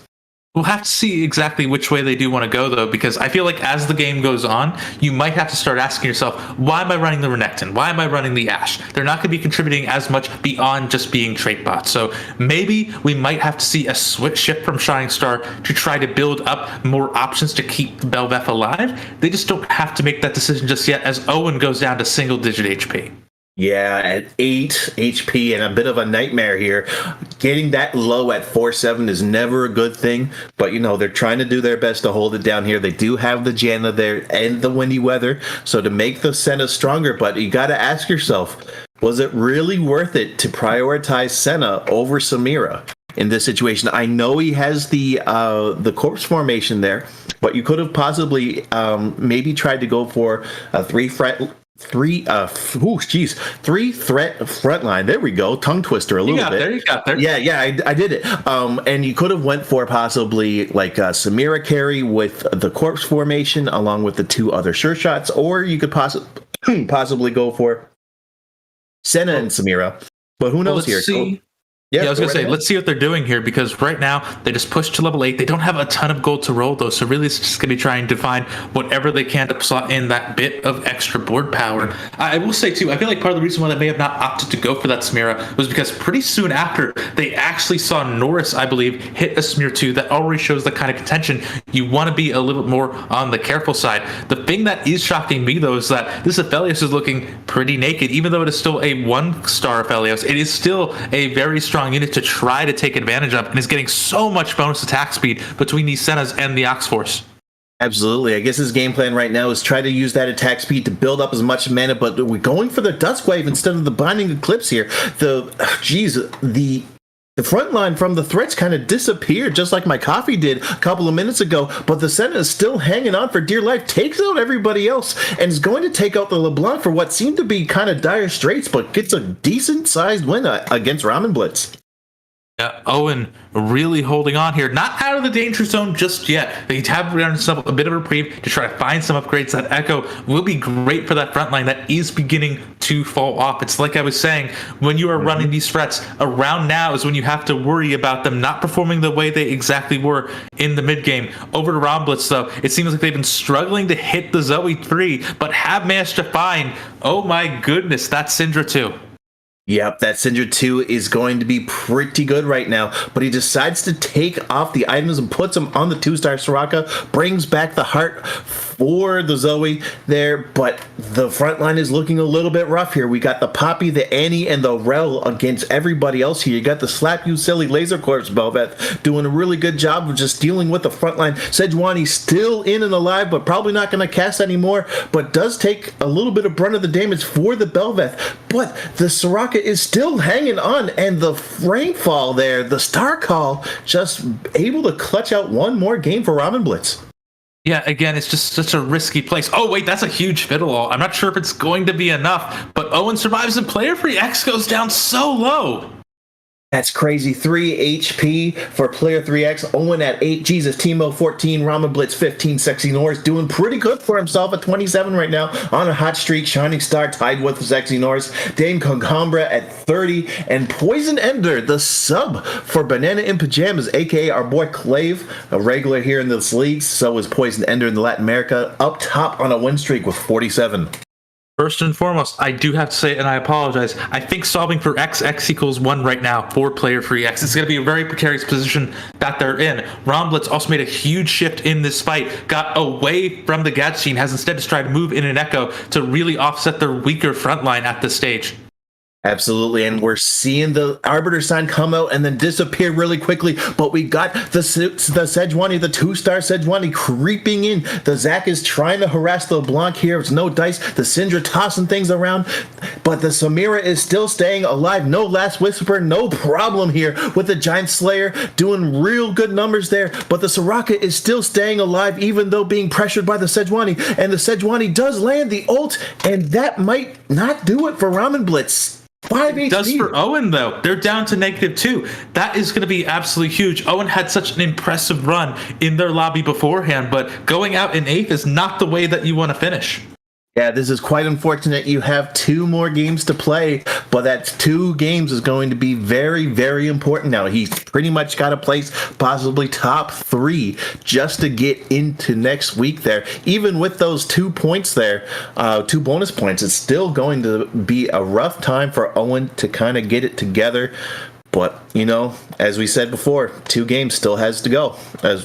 More to go.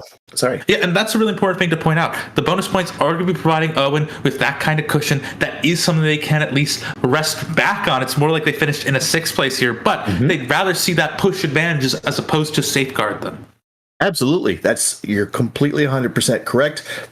He decides to forego the ace spat on the Soraka, decides to opt for the Giant Slayer to deal with this pretty thick, girthy front line by everybody else in the lobby right now. But as we go over, we got Ramen Blitz going against Poison Ender's build with Zoe and the Hearts as well with a 2-star Echo here.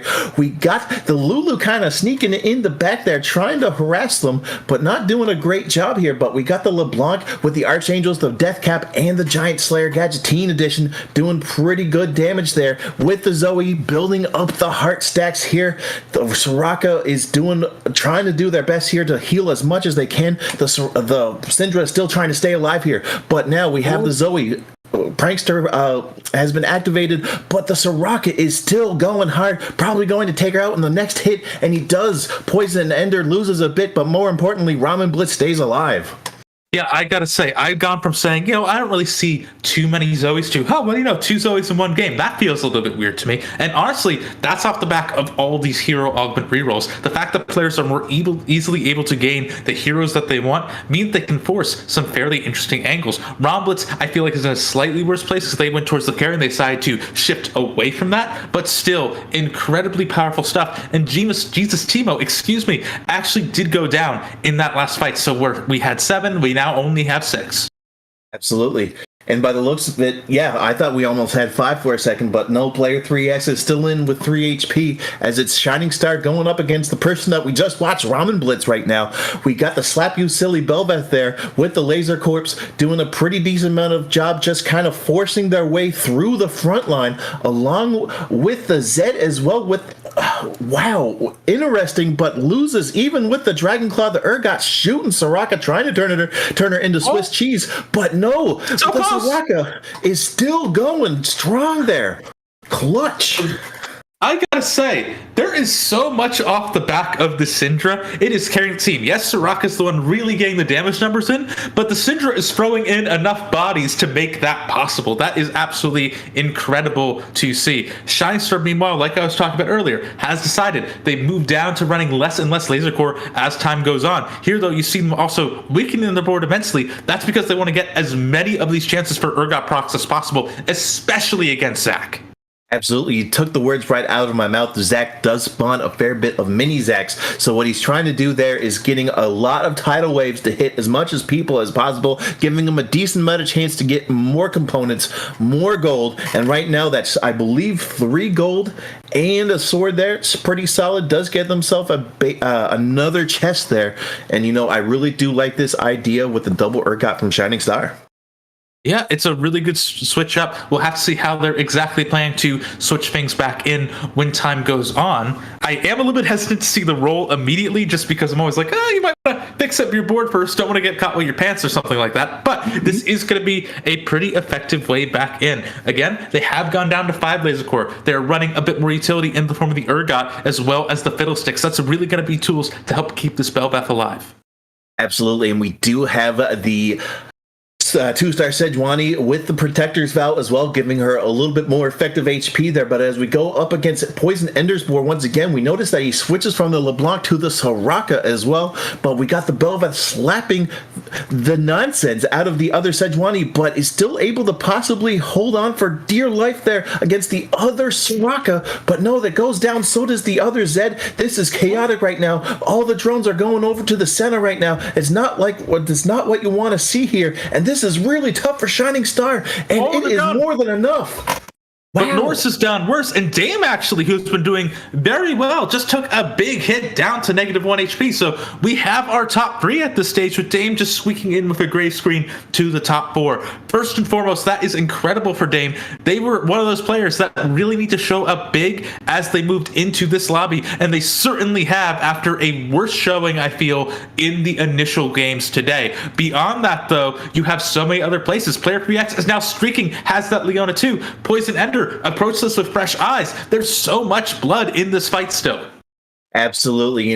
I do want to say Ramen Blitz is our last hope in terms of POVs. We really do appreciate it. Whenever you want to stream your POV for your tournament, we really do appreciate it. But back to the action there, we're seeing the Zoe go down. The Soraka still putting in a lot of work. The Syndra goes down on Ramen Blitz's side, but we do have the Fiddlesticks trying to harass them in the deep end here. But Poison Ender Soraka is just proving to be a threat in this part. But as soon as I say that, it's back and forth right now. Oh my goodness, what a way to turn it around there. The Zax were actually almost like the MVPs there, Pro-Troy, just using their meat shields to distract Soraka so that only the third cast would hit Ramen Blitz's Soraka. I mean, at this point, we have 2 players win streaking, and that's not going to be the case. After this next fight, they are guaranteed to fight each other directly. So at the very least, we know that there's going to be a top 2 after this, potentially a top 1. So this is going to be a heck of a fight to watch. And yeah, I completely agree. These Sorakas have been immensely powerful. Yeah, I'm really surprised that Poison Ender's Soraka was doing really well. It's not BIS, but still doing a really good job here. But we do have Player 3X's board here with the Aphelios, with the 2-star Urgot. This is going to be pretty crazy to see, but it looks like they're already caved in already from Ramen Blitz's board. So it's going to be easier for them to be focused down by the Soraka. But the Fiddlesticks goes in, but the Urgot goes straight into the Soraka. The healing might not be enough, and it takes her down. The Arbiter sign comes in from the 2-star Leona, and this is definitely more than enough for Player 3X to take down Ramen Blitz as he goes down to 3rd place. Player 3X might stand for Lobby 3 at this point. They have been doing absolutely incredible at this stage, as Ramen Blitz is thankfully keeping their perspective on, so we can just make sure what these 2 players are going to be doing in these last couple of fights. This isn't Ramen Blitz's first time in this rodeo, so we do appreciate your common sense and courtesy to stay with us, because he is our last POV. But, we're seeing here right now, Player 3X's board, a 2-star Vi, 2-star Echo.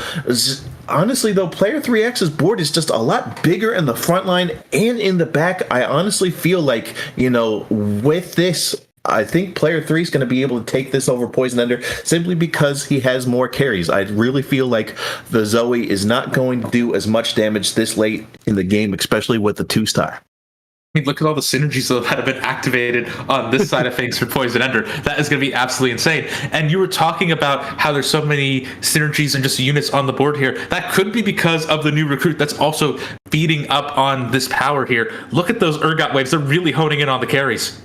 Absolutely, and we're seeing that go and pay in dividends for, almost said Ramen Blitz, but for Player 3X, it's just more than enough to just mow down everybody else. The Aphelios hitting everybody, the Urgot hitting everybody, and that's a wrap for Game 1. Player 3 takes it.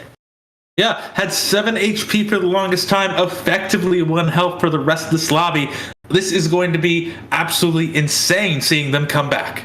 Absolutely. This is a good way to start things for Player 3X there. Honestly, it's a good way to start things for almost everybody that made it into top 4 right now. As far as the standings that we see is just, Banana in Pajamas, aka Poison Ender with 9, Player 3 with 9 as well, Ramen Blitz with 6, Dane Concomber with 5, and then of course Shining Star with 4. But Owen, Jesus Timo, and Sexy Norris tied with 3. I gotta say really quickly, I'm thinking back to the predictions that were made earlier, and I think a certain Honey Bear is looking pretty good at this stage, and I want to hear more what that's in that sage's mind. So we're just gonna immediately go over to the analyst desk. Absolutely. Thank you so much, gentlemen. I do want to say that is big of a brain that I have. I do think that my partner in crime on the desk, Yui, at one point had a bigger brain than I did and anyone else out here. But expired Lawrence, talk to me about the mind of Yui. Taco. Lawrence is muted again. Taco, I agree. But bringing us back in, expired. I feel like you and I had differing picks. Hello? And I had 2 in the top 4. You had 2 in the top 4. How you feeling, man? There's 3 games, man. It's all good. I'm not even stressed. Are you 2 not games stressed? to go. I'm not stressed. I'm relaxed. Owen and Timo, they started off Timo started the day off still anyway earlier, all right, and he still got through to C. So That I'm he not did. even worried. Owen's gonna turn it around. Timo's gonna turn it around. This lobby's about to flip. My boy Ramen, top 4ing from the weirdest spot I think I've seen all day. Yes. Yeah, that was crazy. Yeah, one thing I really want to point out right away as well with this lobby. So I don't know if you have the points up anytime soon, Honey Bear, but it's going to be really interesting to see that the Owen getting last, even though he has 2 bonus points, and then Jesus Timo getting 7th with having that 1 bonus point, makes it really weird at the bottom because Norris also got a 6th. So there are 3 people tied after 1 game with 3 points. It's really weird. But that means that there are a lot of people extremely close here at the bottom. It's looking good for Clave and Poison up there at the top, and then Player 2X, or Player 3X, I guess, is their IGN. But normally they're known as Player 2X, FYI. They're both up there at 9 points at the top, but the other 6 players are all within 3 points. That's a really weird scenario that's come out of these bonus points. There we go. Oh my gosh. I don't know what happened to my throat there. Something happened during the transition there. But yeah, here are the points you were talking about. Pretty close. At the top, we got the 2 9s and then the 3s at the bottom. But interesting results. The thing that I do want to bring the most attention to is, obviously Jesus Timo and Owen down there at the bottom. Expired, you have some explaining to do. I have no explaining to do. They're going to bring it back. All good. They're just giving everyone else a sense of false hope. That's all. There we go. Yeah, false hope it may be. We'll have to see what happens. I am looking at Sacred Norris or Sexy Norris. They got to make a comeback here. They have put together a string of unfortunate games over the last 4. They did have that first game 2nd place, but since then it's been rough game after rough game. Lawrence, I think you talked the most with them. What do you think? Are they going to make the comeback? Are they going to be able to actually make it happen? Or do you think this is just going to be a struggle of a lobby all the way to the end for them? I think anyone who's been following, I think this is a great question. I think anyone who's been following the ACL or our games in general that we play here in this server knows full well that Norris is a very emotional player. If they get a bot 4, it does hit them fairly hard. I like being around it. Sometimes they go a little too far with how they end up dealing with it, and we deal with those as we will. But I like having somebody around that's really caring about the game. In this sense, it comes out maybe a little too much in the chatting that goes on, but it again kind of exemplifies that this player is not usually a quitter. Like when it comes down to like actually continuing to play, sometimes they'll be really out of it and really tilted. But I think that knowing how they spoke to me today, I think they can make that comeback, and I expect to see a top 4 from them in this next game. Yeah, I feel like I can agree with that. We'll have to see what happens. Another player I kind of want to point out is somebody we've talked about a lot today, Owen. Lawrence, where the heck did you go? You're down there. I mean, I guess I can't see you. I can see you. You're just like forehead. Soju streaming it over here. Anywhom, Owen, top 4ing lobby after lobby after lobby, then found themselves bot 4ing the last 2 going 7th and 8th. Expired. Move my camera What's around, going on with Owen? Look, ebbs and flows, variance goes. Owen is still top 2. Ebbs and flows, variance goes.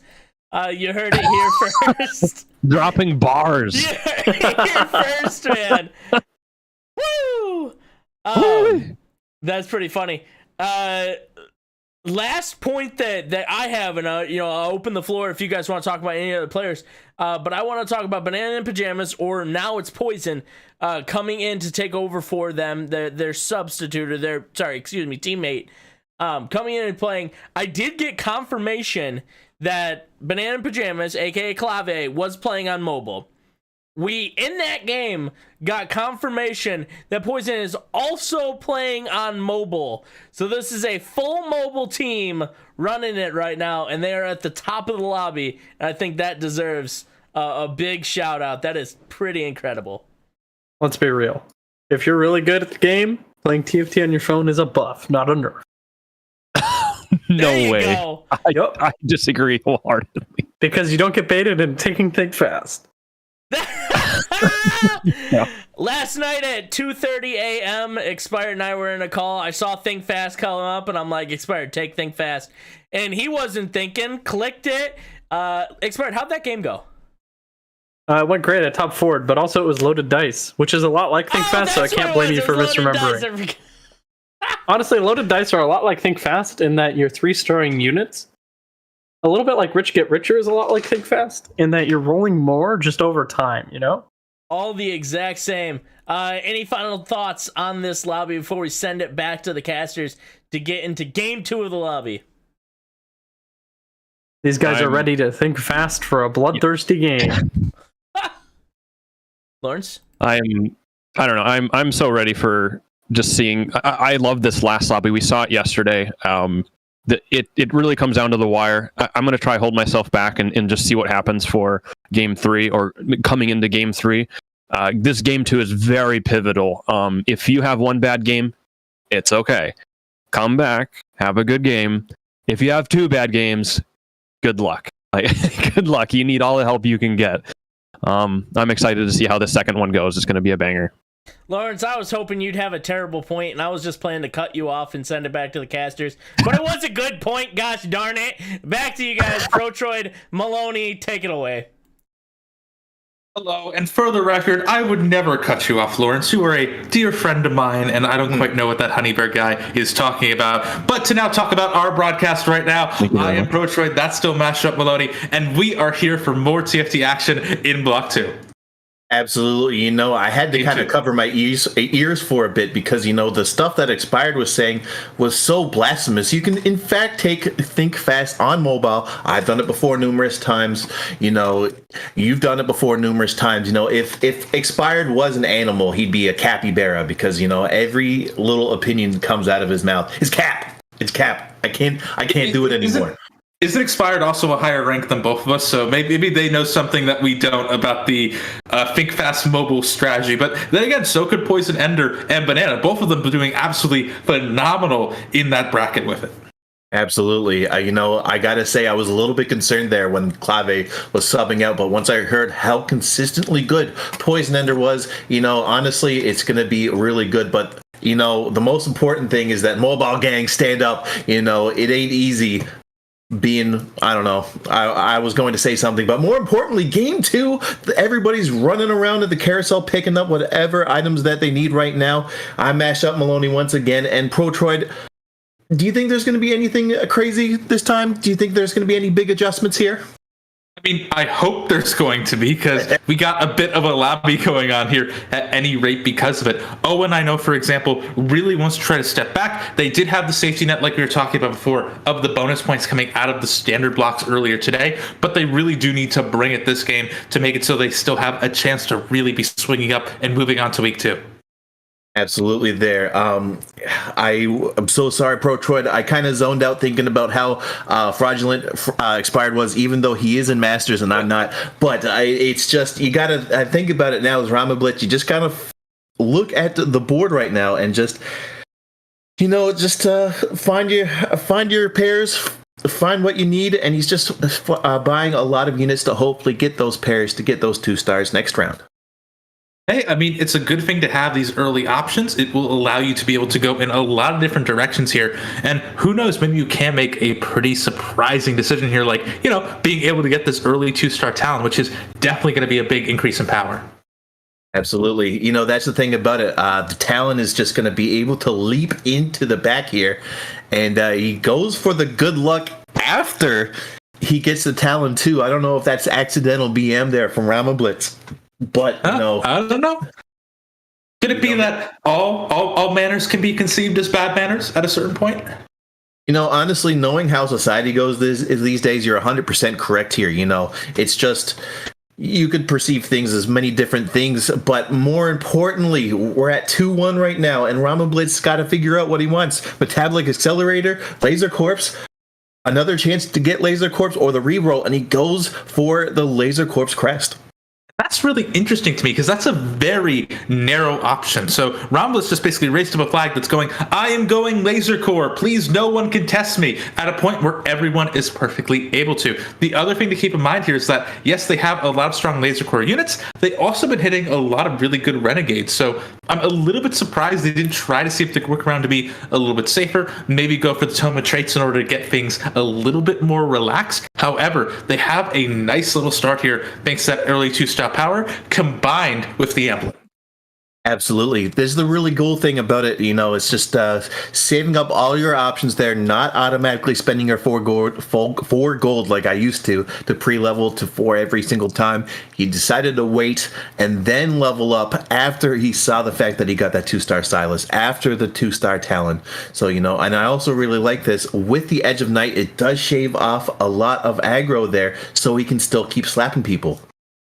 Hey, I mean, on top of the 2, it's more attack speed. It means that those drones are going to be able to fire a little bit more frequently. The problem here, though, is that Ezreal was able to survive at the very last second, and the fact that we had those target dummies means that even though Ram Blitz leveled, they weren't quite able to get past the wall that Dame had put up. Meanwhile, looking over to Owen, this is fascinating. It's not too often that we get to see a built different board. Yeah, that's true. The most important thing that Owen has to do here is try to build a strong enough built different board in the early game so he can possibly blend into a very strong 4-cost build, a different composition, just like it was back in set 7.5.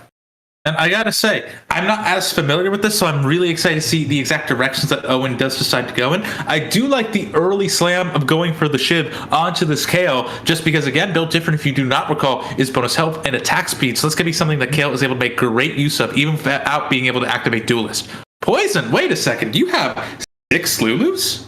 6 Lulus at 2-2, that is correct, but it's definitely not enough to take out this built different Kale. I really, really love, actually, this decision from Owen to slam the Shiv and to get the party started with that built different buff. And this is really exciting for the beginning of our game too, right? Like, remember last game, we started with a silver augment. It was a very low tempo. We were talking a lot about the way that the board strength was able to impact all these fights. Now you have this extra curveball that some of these gold augments are going to be providing. We already talked about the fact that these target dummies were really delaying the strategy that Romblitz tried to have. Meanwhile, you have Owen over here with built different and augment that, again, I see so rarely that I don't even know off the top of my head just how effective it is these days. It is insane to see. Absolutely. That's the thing about game 1. I almost fell asleep on the wheel. With the silver lobbies, I really do not like silvers right out the gate. It's just, I just want to get the party started going as soon as possible. Give me those hero augments, give me the golds, give me the prismatics. But, they did a really good job of, dictating that tempo. But as we go over to Dame Concombre build, oh my goodness, I really like this decision from Concombre as well. Yeah, this is absolutely insane. They're trying to really double down that win streak. They now, at this point, have 7 units on the board because of those target dummies here. That means that those recons are going to have so much time free hitting everything that anyone can throw at them. Yeah, absolutely. The whole brick squad's out to play here, but it's definitely more than enough for Dame Concombre to get that dub over Owen. I really liked the awareness that Concombre had to realize, hey, I got 7 people on the board. If I level up to 5, that'll be more than enough frontline in order to get that dub. And this is an important thing to note kind of between these two games. We've seen Dame perform incredibly strongly in the early game to fall off a little bit towards the mid to late. Last time around, they were able to really fight back into a fourth place, so that was good to see. I want to see if they can maintain this win streak even further to a first. Absolutely. You know, that's the thing about it. I feel like they can possibly do a good job. They just kind of got to keep scouting everybody else in the lobby and ask themselves, is my dummy frontline going to be able to outplay this comp? And chances are, most likely, it would be yes. But now Owen's trying to put the Cho'Gath in, but didn't realize he was into, level 5 until now. Decides to sell the Cho'Gath here. Didn't feel like it's good enough. Another fun, interesting thing about the built different comp is that you can slam as many duplicates as you want, and they'll still benefit from it. Yeah, it's why back in the day we saw such a huge import on being able to run things like Built Different, as well as I believe it was called Best Friends Double Trouble, which allowed you to be able to run 2 units and give both of those units increased stats and value. It is quite impressive to see. I think as a result of that, we can still see a bit of power coming through that corner. Absolutely here, but is that... Do my eyes deceive me, Pro Troy? Did Ramen Blitz pick up a Zed at level 5? Oh my goodness, I believe they did. And that's huge for a lot of different reasons. Ramen Blitz is able to really activate, why am I unable to speak today? Is able to activate Laser Core quite early on here, already has 5. The fact that we had Laser Core go down to a 3-5-7 is huge because you no longer need to have 2 forecasts in order to really get it rolling. You just need to find the one, and this early Zed on the 2% odds at 5 was absolutely huge for Ramen here. Absolutely. He really needed this to get the party started. And, he even at 3 duelists, it's a pretty good spot. If he wanted to, he could slip in either a very solid frontliner or the 4th duelist there to make it even better for Ramen Blitz. Did have a little bit of a rough start in 2-1, but he was able to realize, hey, I have enough board presence to get it done. And he's going to possibly get that 4 streak on the go for stage 3. Yeah, and I feel like for now, it's just going to be a question if Ramen really wants to focus on the Laser Core vertical, which, again, I feel like they do have a good angle for, or if they do want to try to go more into the set and get some duelists going. However, I feel like a lot of those decisions are going to be made after we get to the next augment selection. Oh, 100%. With the gold being there, with the gold being at 2-1, you have a 45% chance to get a hero augment, 40% chance to get another gold. You can. I love this table that I have. I wish I could share it to everybody here in the chat, but this is Kana's table, I guess. I believe so. I forget who made this table, but if it isn't Kana's, everyone should look at Kana's because it's a phenomenal tool that helps you sort of ease out and figure out what you need to be playing for at all stages for augments. It's a really important thing to know.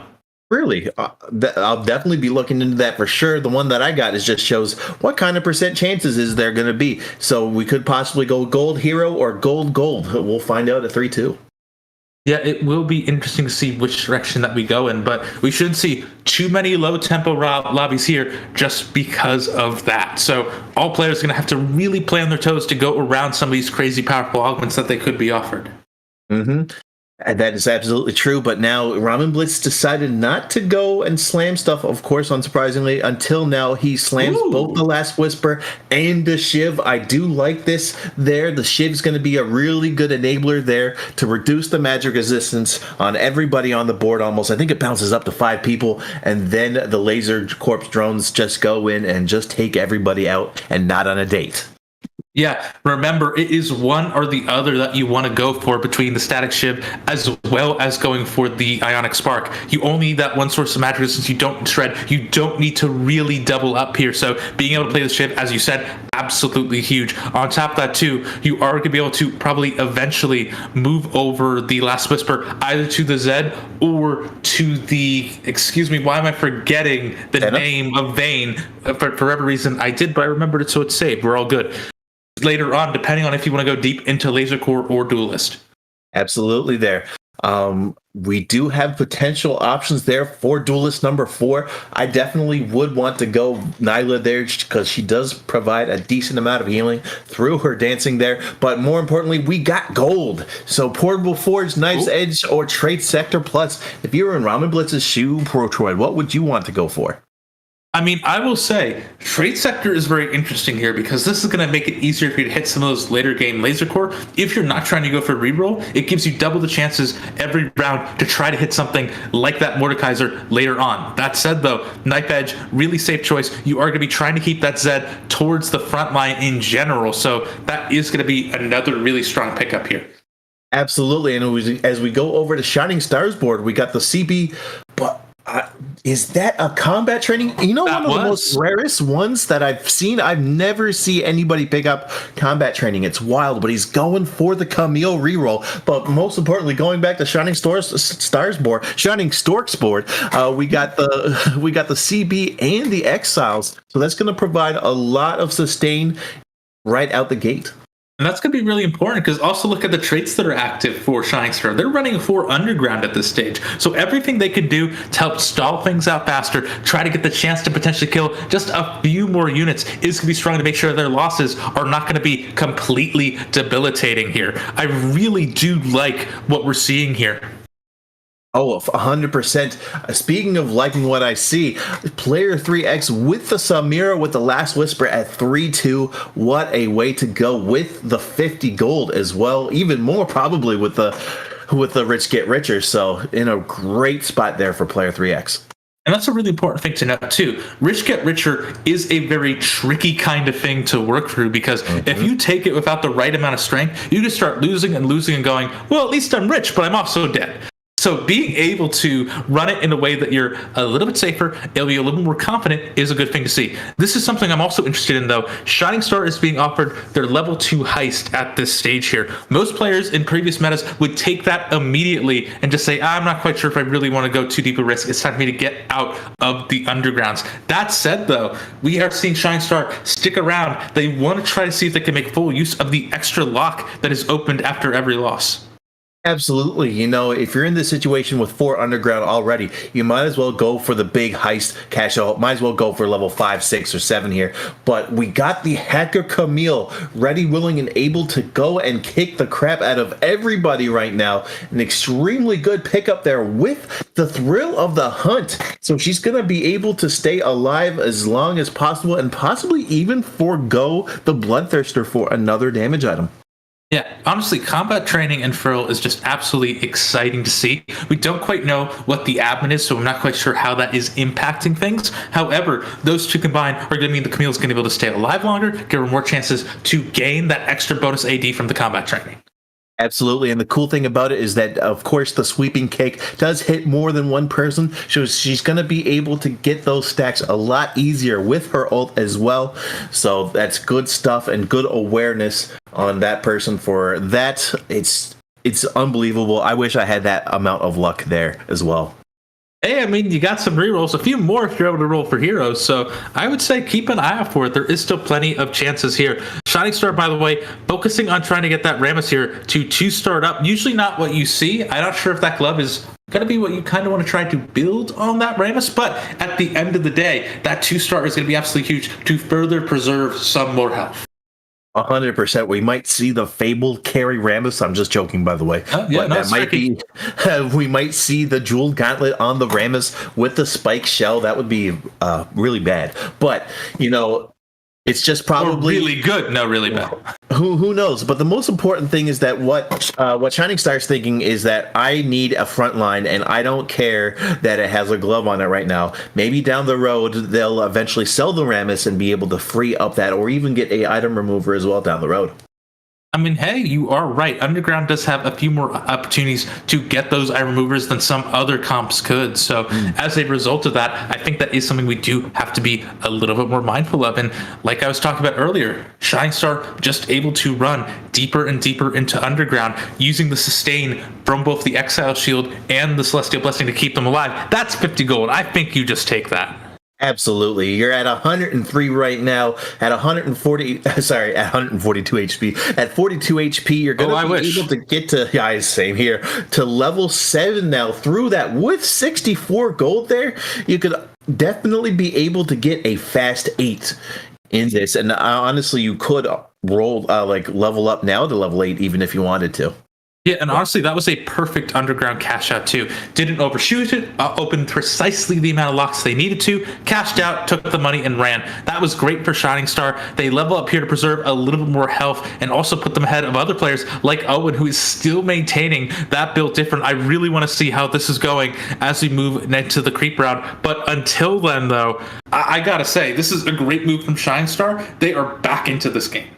Oh, 100%. You know, even with this potentially being another loss, you're still keeping the loss streak on the go. You're getting a lot of money from this. And even if you do go down, it's probably just going to be going down to 34 HP, which is still doable there for Shining Star.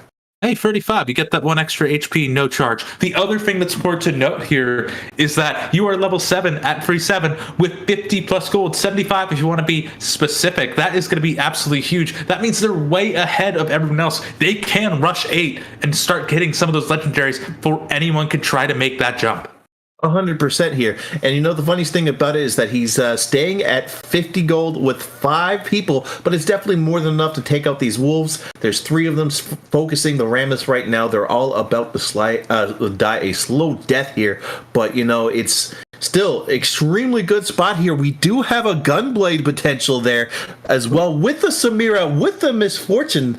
That's a really good pickup there. I'm possibly the easiest 2-star Samira of his life. Things are looking too good there for Shining Star right now. Yeah, this is absolutely huge. Using this huge amount of gold to get themselves to 8, do a nice little slow roll here. Didn't hit any legendaries on that roll down, so it does sting a little bit as far as things go. However, I can't really complain too much with that 2-star Samira, as you said. Oh, absolutely. We got the Samira with... Oh my goodness! Yep, he's going for it with the the tried and true. The Hextech Gunblade going to provide a lot of healing for that Rammus there, and you know we do see Set there on the other side for Dane Concomber, not doing so hot with 29 HP. So he's going to have to figure out what exactly they can do there with this, with the Misfortune 2, with the Set. You know, it's with. This is a little bit of a weird situation there. Protroid does have threat level max, but not too many threats on the board for Dane Gongombra. Yeah, Dame really needs to try to find a way to switch things up. And I feel like at this point, they have the Misfortune. That is going to be effective. But Misfortune really needs items as we go into our next hero round. No legendaries. It's all free and 4 cost, but plenty of rolls to try to force the one you want. Oh, 100%. But here's the thing. Do you go for Daredevil? You are at 35, so it does provide a decent amount of attack speed. I believe if I'm doing the math quickly, it's going to be at least around 23% attack speed. Decides to not go for it. And what exactly are you going for here in this situation? Might as well have to go for Armadillo. You kind of went a little bit too crazy there, Shining Star, but most importantly, this is still a decent spot for it. But look at this. Oh, wait. There's a Mordekaiser in the shop. Does Not just a Mordekaiser. Look at the far left. That's a Draven over there. That's the hardest to find ace. Yeah, absolutely. At level 8 here. Now, the only situation here is that I believe he doesn't have a Misfortune there, so he is going to have to find a way to get a Misfortune there to get the 4 aces. But this could be an extremely devastating angle for Shining Star. Yeah, and I do have to say, too, I really think they were trying to go deep for that style and flare in order to get that full carry option here for the Samira. It does hurt that they weren't able to hit it. They do get a good consolation prize in the form of the Armadillo, but still, if they're sitting here, they're looking at what have potentially been 6 Samiras here at 4-2. That would have been great at not just making it potentially possible for them to 3-star Samira, but also bleed out players like Player 3X, who is running Samira as well, but only has 1 to their name. Yeah, so I do want to double check. I genuinely thought that was a 2-star Samira from Player 3, but I guess I was wrong there. No big deal. But as we go over to Owen's board now, he's going for a kind of like a threat comp with the Echo here. Nothing too crazy. It does provide a decent amount of stall for the Kaisa to get the party started. But if you're Owen here, you want more 4 costs to your name for that build different comp to get it going online.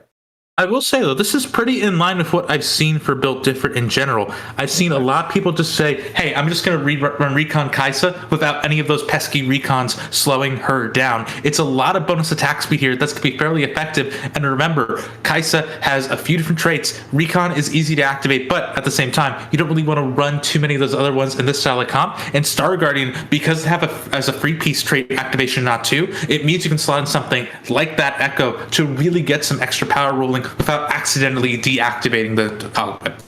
That's true. I do kind of feel like sometimes the Samira Misfortune combination is a little bit stronger, but sometimes you just got to play with what you have. And being at level 7, I believe you are going to have a lot harder time to get those aces, especially with Shining Star on the board, grabbing at least 5 copies of Samira there. Yeah, all that said, though, Owen still has a formidable board. Excuse me. They have so many units to their name at this stage. Lots of Ramesses, Ramesipo. I don't know exactly what the plural is. Rami could be it. And through that, too, they have a lot of good options. Unfortunately, though, they only have the 3 Kaisas to their name. They can't quite try to get things going. Yeah, that's true. You're sitting at 42 gold here. You are at 66. You are kind of at the top of the charts here with a decent gap between player 3, second and third here. You could possibly still have an opportunity to just kind of chill for a bit and save up enough money to possibly slow roll for that Kaisa 3.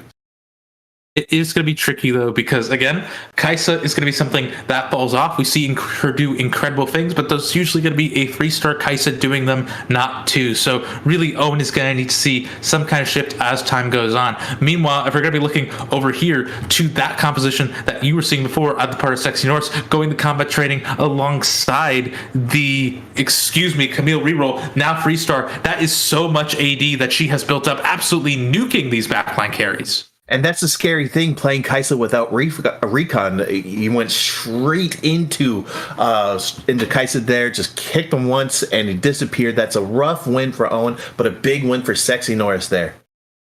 Yeah, I didn't quite see if Norris had the support or carry version of the Viego augment here, but that is still going to be a huge buff further to that Camille.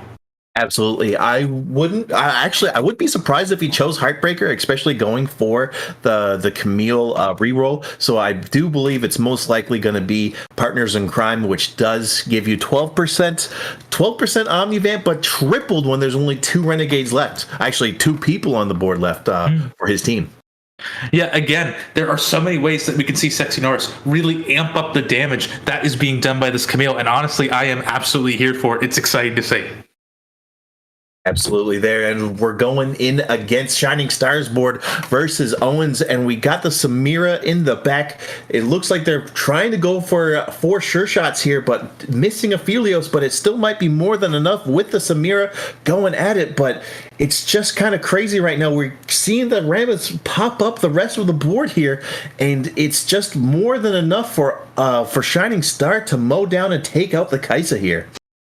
Yeah, Shining Star really is coming into their own at this stage. Remember, we were a little bit nervous when we saw them go as low as they did with the Underground, but getting that 100 gold cash out really meant they're able to really turn tempo on its head. The other thing I have to point out, though, Dame is out of here, down to -3 HP. Not the finish they wanted.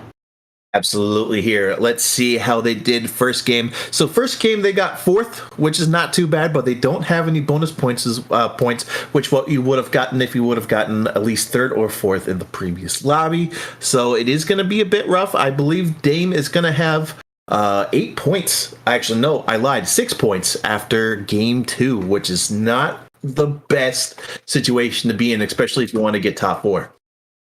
Yeah, that will be rough. Like we heard the analyst desk talk about, this is going to be the game that's going to start defining exactly where things are going to be going for this lobby. Who is going to be a favorite to move on? Who really needs to swing for the fences in the final game in order to really make it? And Dame has solidified themselves as someone who really needs a home run.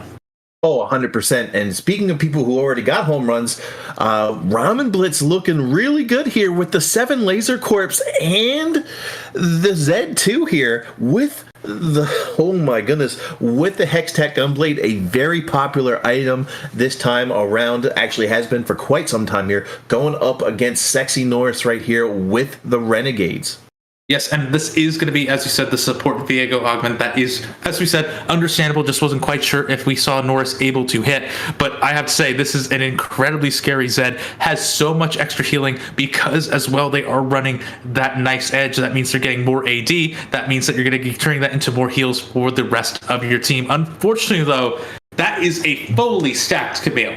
Mm-hmm. Not only a fully stacked Camille, but I think I saw it. It was a 1,400, a heal for 1,400 because of the Thrill of the Hunt gold, and along with the fact that I believe Camille was the only person on Sexy Norris's team to be alive. So that was like at least 56 Omnivamp there. So that's it's kind of ridiculous when you say it like that. Yeah. Along with the combat training, along with Titan's Resolve, the Camille is hitting like a truck, and I'm here for it. Yeah, I am too. This is absolutely insane. Like you were talking about, we don't see combat training too often. It really opens you up to a lot of angles that are seldom looked at, and Norris is really exploiting that. They know how to punch down when they're ahead, and that's just what they're doing here, even only at 23 HP. Absolutely. Here, as we go over to Owen versus Ramen Blitz, we're seeing a lot of POVs going up against each other. I really hope we're going to be able to have at least one POV for top 4, but Ramen Blitz doing a really good job of shutting Owen's team down, even with only that many. But Jesus, Teemo is going down at 7th place to -3.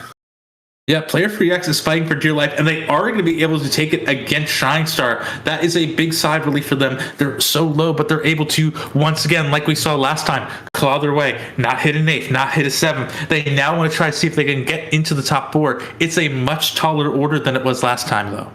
Oh, 100%. The more you mess around and play slow, the harder it is going to be for you to kind of bring it back, especially in this 3-game format in Lobby C. You're not getting the much amount of lenience as you did in Lobbies A and B. So you really got to be on your A game, and you got to hope that Mortdog's going to bless you in more ways than one compared to everybody else. Yeah, but this could be a tricky spot for them. They are going to be going here against our perspective here of the Ramen Blitz. We can kind of see what they've been doing. They hit that early Aphelios. That means they have been able to fully transition their items onto that as the carry. Yep, absolutely. But as we go in, the Zed is just going to town with the lasers. All of the lasers are stacking on top of the Zed, but it's more than enough for the Aphelios to take him out, and player 3 stays on for one more match.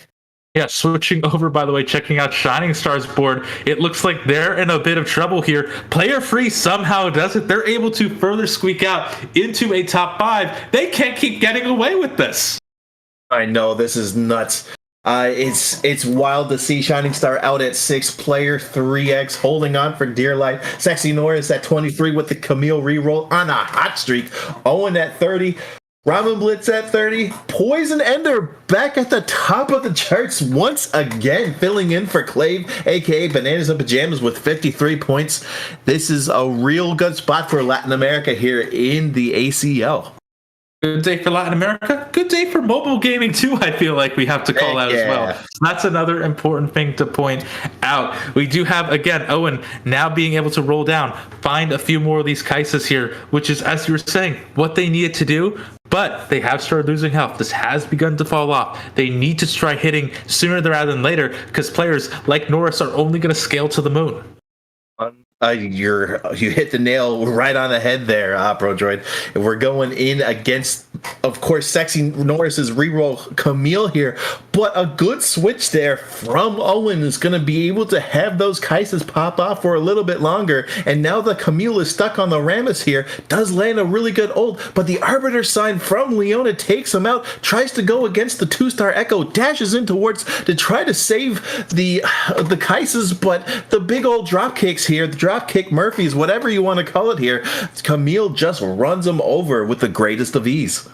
Yeah, and you can see it time and time again because of those health numbers. Camille is getting those stacks. She is able to get all this bonus AT from the combat training. I really hope that we're able to hear exactly what that number is by the end of this game, but this has been absolutely insane. It's so nice to see Camille reroll work.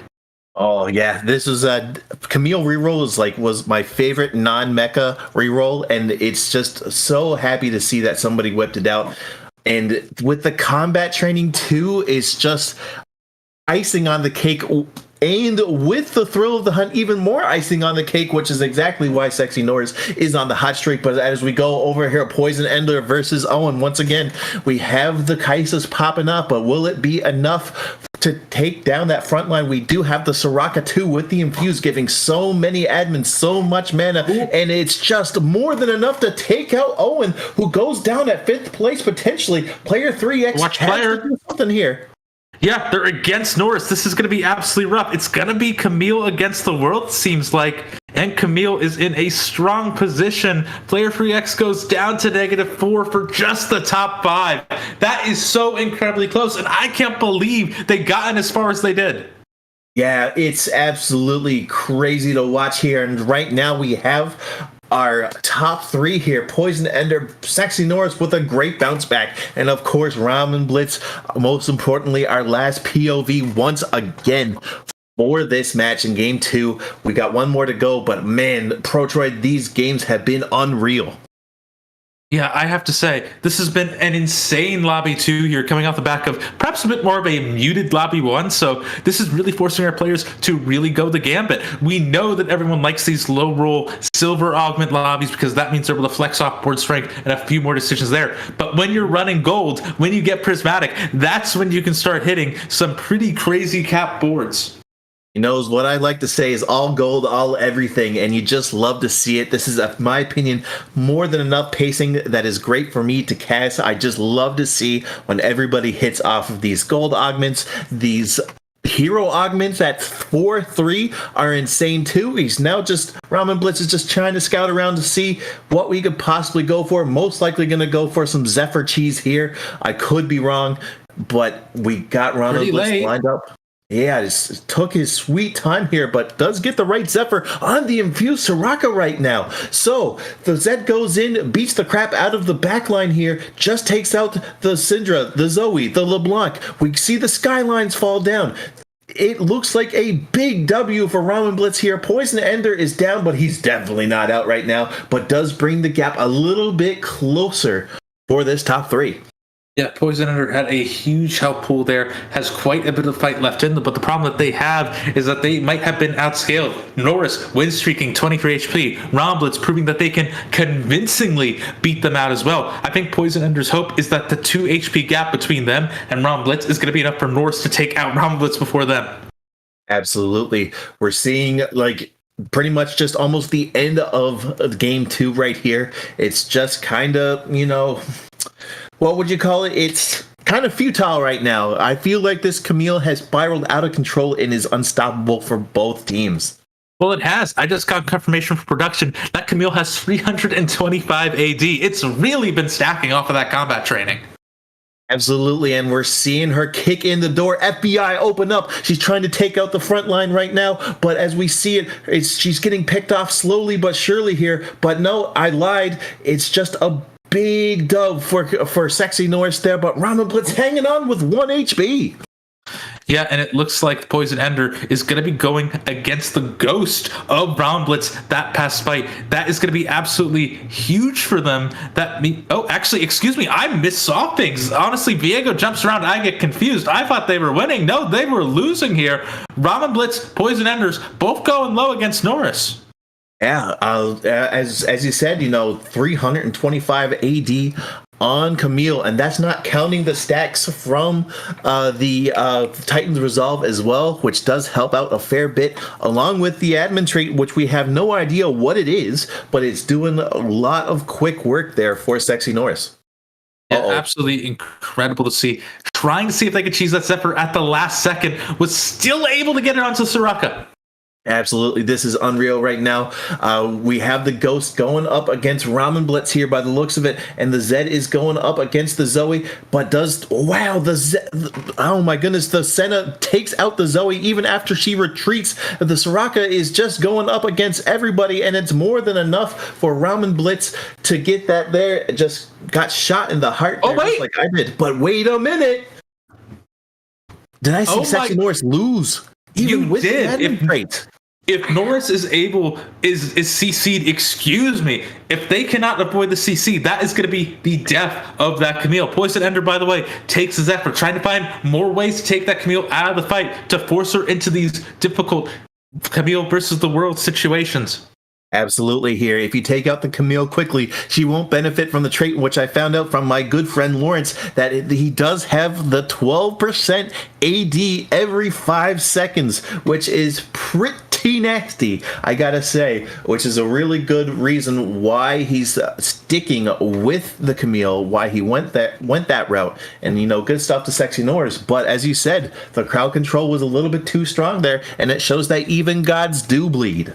And I gotta say, this Camille must have stacks on stacks at this point, because that is absolutely insane to look at here. We do see Romblitz try to get some fancy footwork going, isn't able to ship things around at the last second, but is able to get the Zephyr on the last minute too. Unfortunately, oh my goodness, the hackers traded places. Yes, the Soraka decided to go on a trip to their favorite rocket ship, but it's not enough here. They're getting crowd controlled by the Sejuani. It's definitely more than enough, but you're seeing the LeBlanc take out the Zed. This is huge. The Echo still hanging on for dear life with that shield here, but there's so many to deal with, and Ramen Blitz goes down, and Sexy Norris and Poison Ender stay in, and now most importantly, is Ramen Blitz gonna press keep watching? All right, we're back in there. This is absolutely insane. Like I was saying, so much AD is coming in on that Camille. We have also seen that Poison Ender is capable of beating Sexy Norris. It could be a positioning diff on this Zephyr. Absolutely, and now we're going to see pretty much Sexy Norris's fancy footwork kick in. Is he going to switch off the Camille off the hacker quickly? Is he going to, there's going to be so much stuff. Are we going to see a last-minute switch between Sexy Norris? We'll find out right now. I don't think they can afford to lose the hacker on the Camille, just because that is also saving her from the Zephyr. But at the same time, what a read from Sexy Norris. He reads that he's going to send the Soraka in at that spot and puts her not on the horse, but in Soraka's way and just kicks her out of the game. This is extremely huge for Camille right now, ignoring the pelts from the Soraka here. This is a big brain play from Sexy Norris and exactly what he needs to get back on top of things as he takes game 2. And this is why, time and time again, if you talk about amateur TFT at this level, you have to talk about Norris in some way, shape, or form. They have seen it all. They know every possible counter. They're tabulating it all in their head, and they know the best way forward. It is impressive to watch them when they're on a roll like this. Absolutely. The numbers don't lie, and they definitely spell disaster for everybody else in that game right now. Good stuff from Sexy Norris to get that Camille up and running, and what a huge read from Sexy Norris to predict that he's going to send the horse straight into the Camille.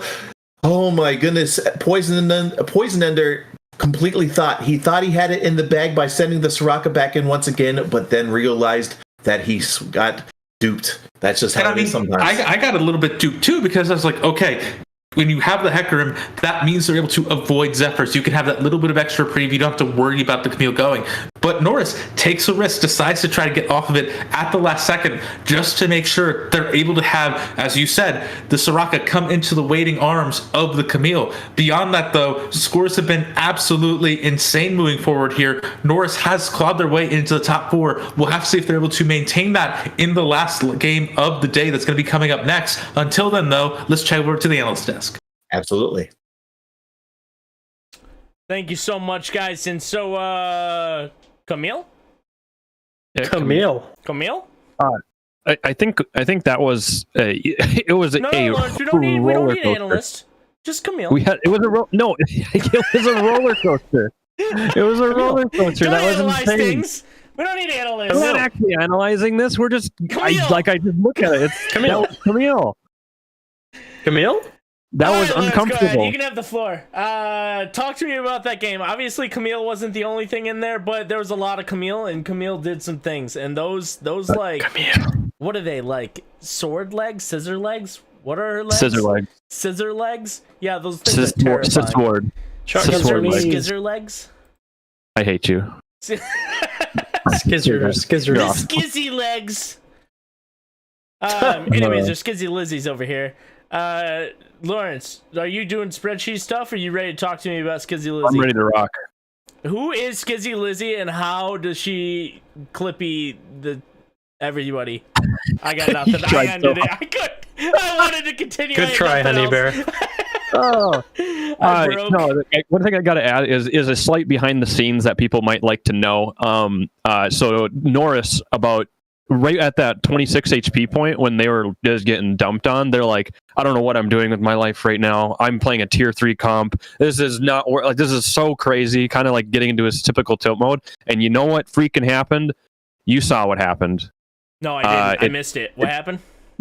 Okay, I really want to actually break down that last play. That last play was insane. So the last play, the Poison Ender sent the Soraka to the backline with Hacker to try avoid the Camille, and at the last second, Norse took their own Camille off of the Hacker and kept it in the backline, not only off the Hacker, right where the Soraka came, and it just killed it right away because it's melee, so it keeps walking forward, and all of a sudden it's like, oh, here's a Soraka, and just clapped it.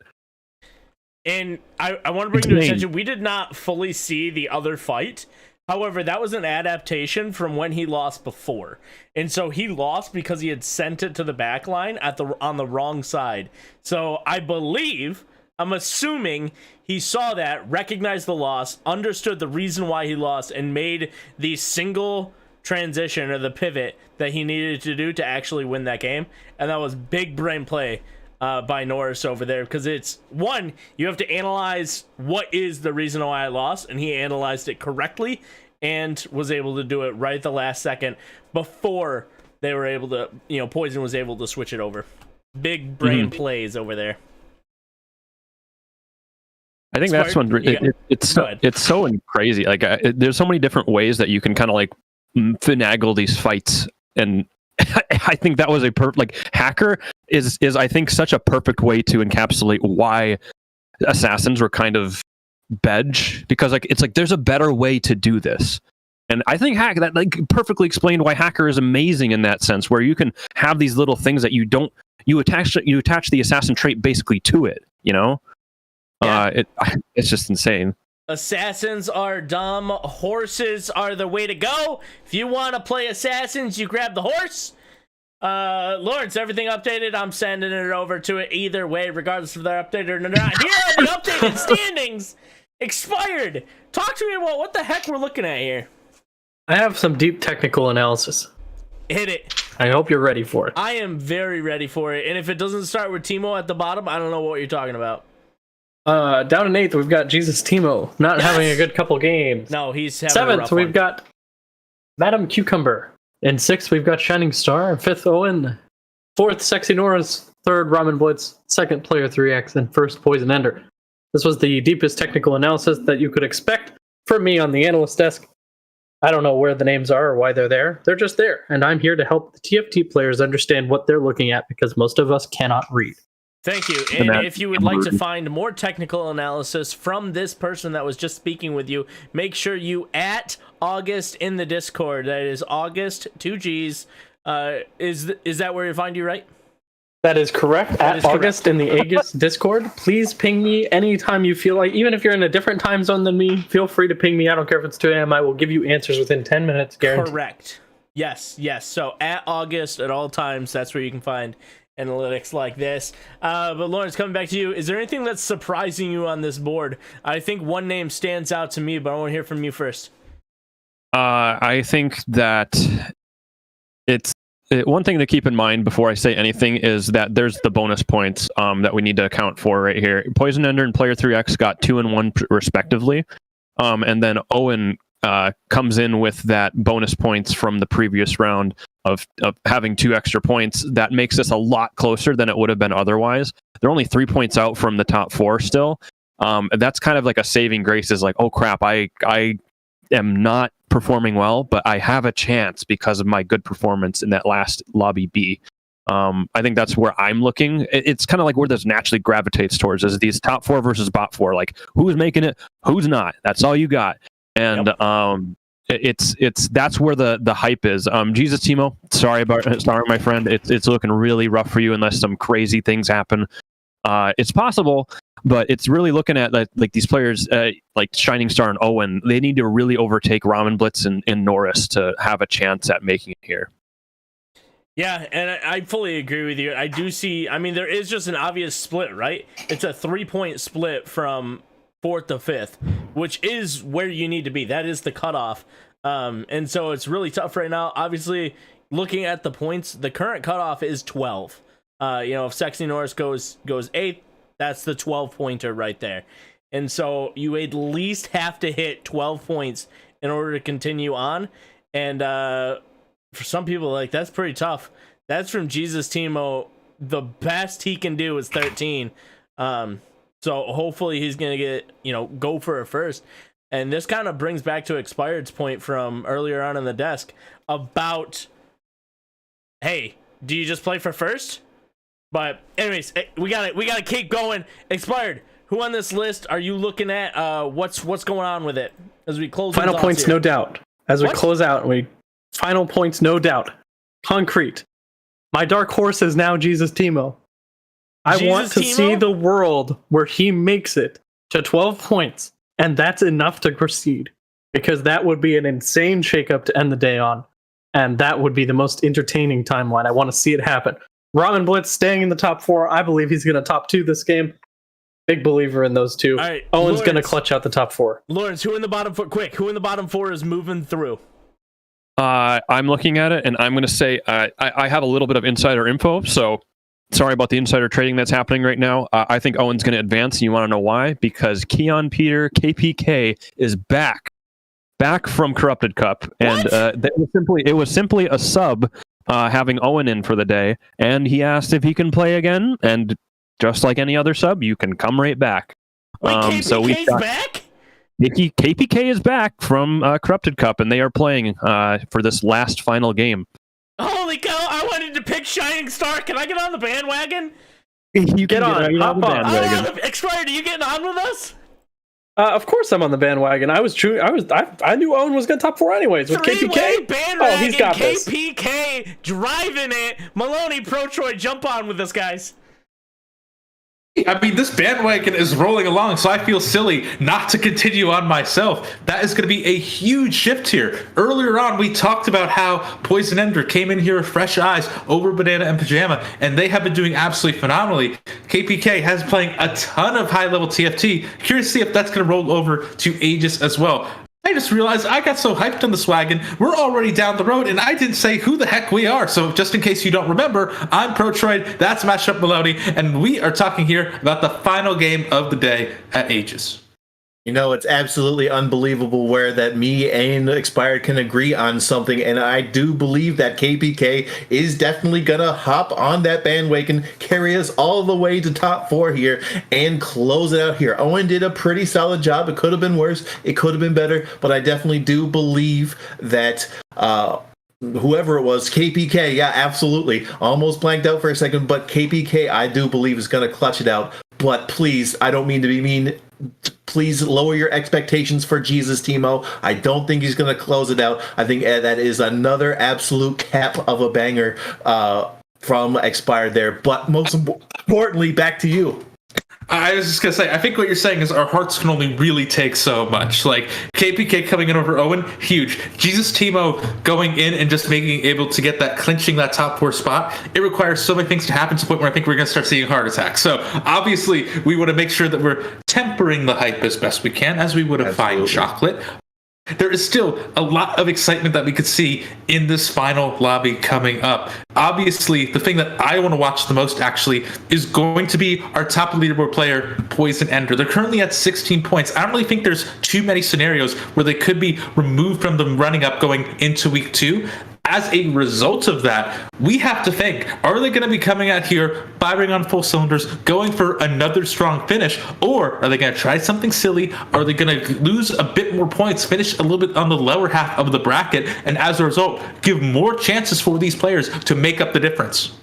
Oh boy, as we proceed to give you what you need, this is the last game for Lobby C and the last game for tonight. This is going to be absolutely unreal, and I do believe that it's going to be a Poison Ender game once again. I feel like they've done an extremely good job of, keeping Clavin alive, and I definitely feel like that you'd be able to do it again. Yeah, I'm really curious to see how Ramen Blitz is able to do here. Like we were talking about before, they are in that middle of the pack position right now. They want to make sure they're able to maintain the third place that they have while making sure that KPK and Shining Star are not able to come through. Absolutely there. It's this is just unreal right now, Protroid. There's so many good players in this lobby right now, and I don't even know how to describe it right now. Ramen Blitz, still in a really good spot as well. We can only know. I honestly don't know anymore. Back to you, Protroid. Hey, I mean, it's a really dizzying thing to kind of have to deal with at this stage. Ron Blitz, by the way, has the Blitzcrank as well as the Camille. I think they should probably try to hold that, see if they're able to sneak in, figure out what admin is at this stage. Just don't have quite enough money at this time.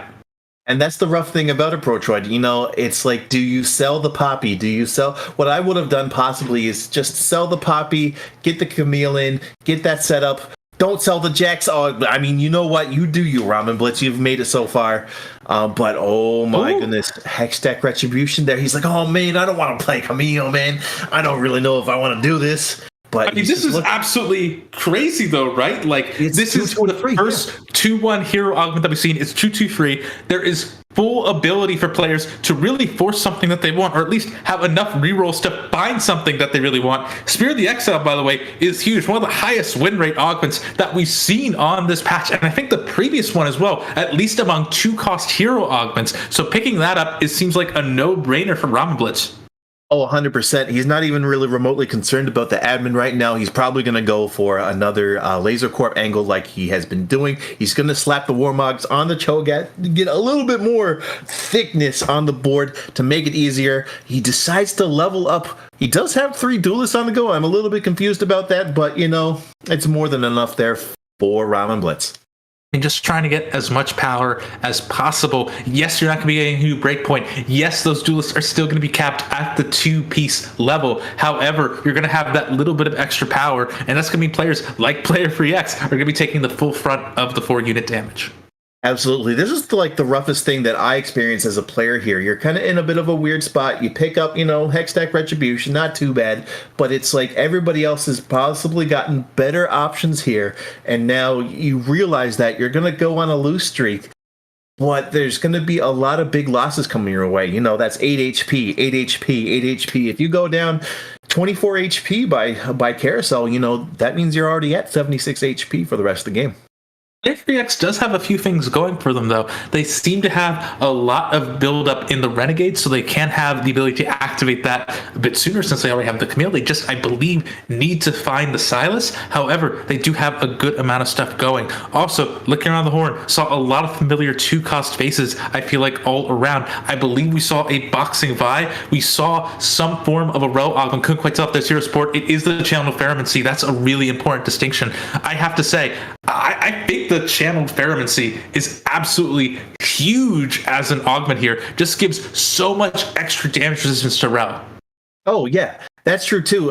Channeled Ferromancy gives you a set amount of magic resistance armor, which I believe is 20, and then whenever you cast again, you get 5 magic resistance. So imagine that on a Zoe. It's absolutely unreal. With the blue buff, I've seen Zoe go up to 400 defense and magic resistance at the end of a match. It's actually uncanny with the Channeled Ferromancy. Yeah, I have to say, there are so many different ways that you can get resistance upon resistance here. Really getting that stacking up is going to be absolutely incredible to see. We also saw, by the way, a tale of 2 Vi's. One was boxing lessons. The other was the Vi carry. That is absolutely insane to see, as usually boxing lessons is a bit overshadowing and overpowering just because, it's a free 100 HP to everyone. It's hard to turn that down. But I've seen so many players really do amazing things when they're able to pick up things like the Unrelenting Force. Yeah, that's true. I'm really curious to see how that's going to go. Jesus Timo kind of understands that maybe he's not going to have a good, strong board with the boxing lessons, so he decides to go for the lost streak, but already does have 10 gold along with Ramen Blitz here. But, he does still seem like in a solid spot. And I actually didn't say this now, but this may be kind of the more boring phases to watch, but is this definitely the most important? So I'm really excited to see how they're going to adapt from those lose streaks, those win streaks, and maybe even potential flip-floppings from these players. I mean, these are the most formative stages, though, too, right? As you said, you're getting those wins and loss streaks. That's helping you decide how you want to try to build up your economy, manage your board strike, and just generally start getting the first inklings of how you want to play. Like I've talked about time and time again, this feels a lot like Gizmos and Gadgets, where you want to try to pick an early comp immediately and force it as deeply as you can. So being able to make that snap decision and start building items as quickly as possible, that's going to be a pretty big part of a lot of these players' strategies. Absolutely. I kind of noticed that a lot of these players, if they're not going on a lose streak, they're committing to a comp right out the gate, as we saw time and time again with Ramen Blitz going for the anything related with either Duelist or Laser Corps here. So, it's nothing wrong with that. He has a really good spot here, but, it just shows like how important it is to come in with a game plan right out the gate in these lobbies. I will say a puzzle came in the box of this augment. It means that, remember, you have to make sure no one's touching in order to get that full attack speed bonus, very similar to the Exile augment that we've seen running in the previous game. That is going to be a pretty tricky thing, but there's so much attack speed to benefit from it as well. The only thing the Round Blitz is hurting for, though, is all of these one-star units. Yeah, but I do deeply respect this Pentagon formation there. It does give Rammus and Cho'Gath a solid spot to just kind of hold the front line down. But as you notice yourself, there is a distinct lack of power on these units. There's no 2-stars right now, and they are kind of showing exactly how important that is to get those 2-star. And it seems Ramen Blitz is actually going to go down here with, wow, this is a little bit rough. Loses after 3 wins against Shining Star. It's okay. It's okay. They got the sweat jacket buff. It's a really strong buff that is going to help them through some things here. The unfortunate thing, though, is that buff isn't going to offset the loss they've made from losing the win streak. So that will hurt them a little bit in the long run. So will the fact that the shop seems to be adverse to giving them any kind of laser core at this stage. You're being offered the Talon 2. It's not going to be enough here. Instead, they're saying, forget that. I'm going to start building up my econ as much as possible because there's a chance I'm going to waffle.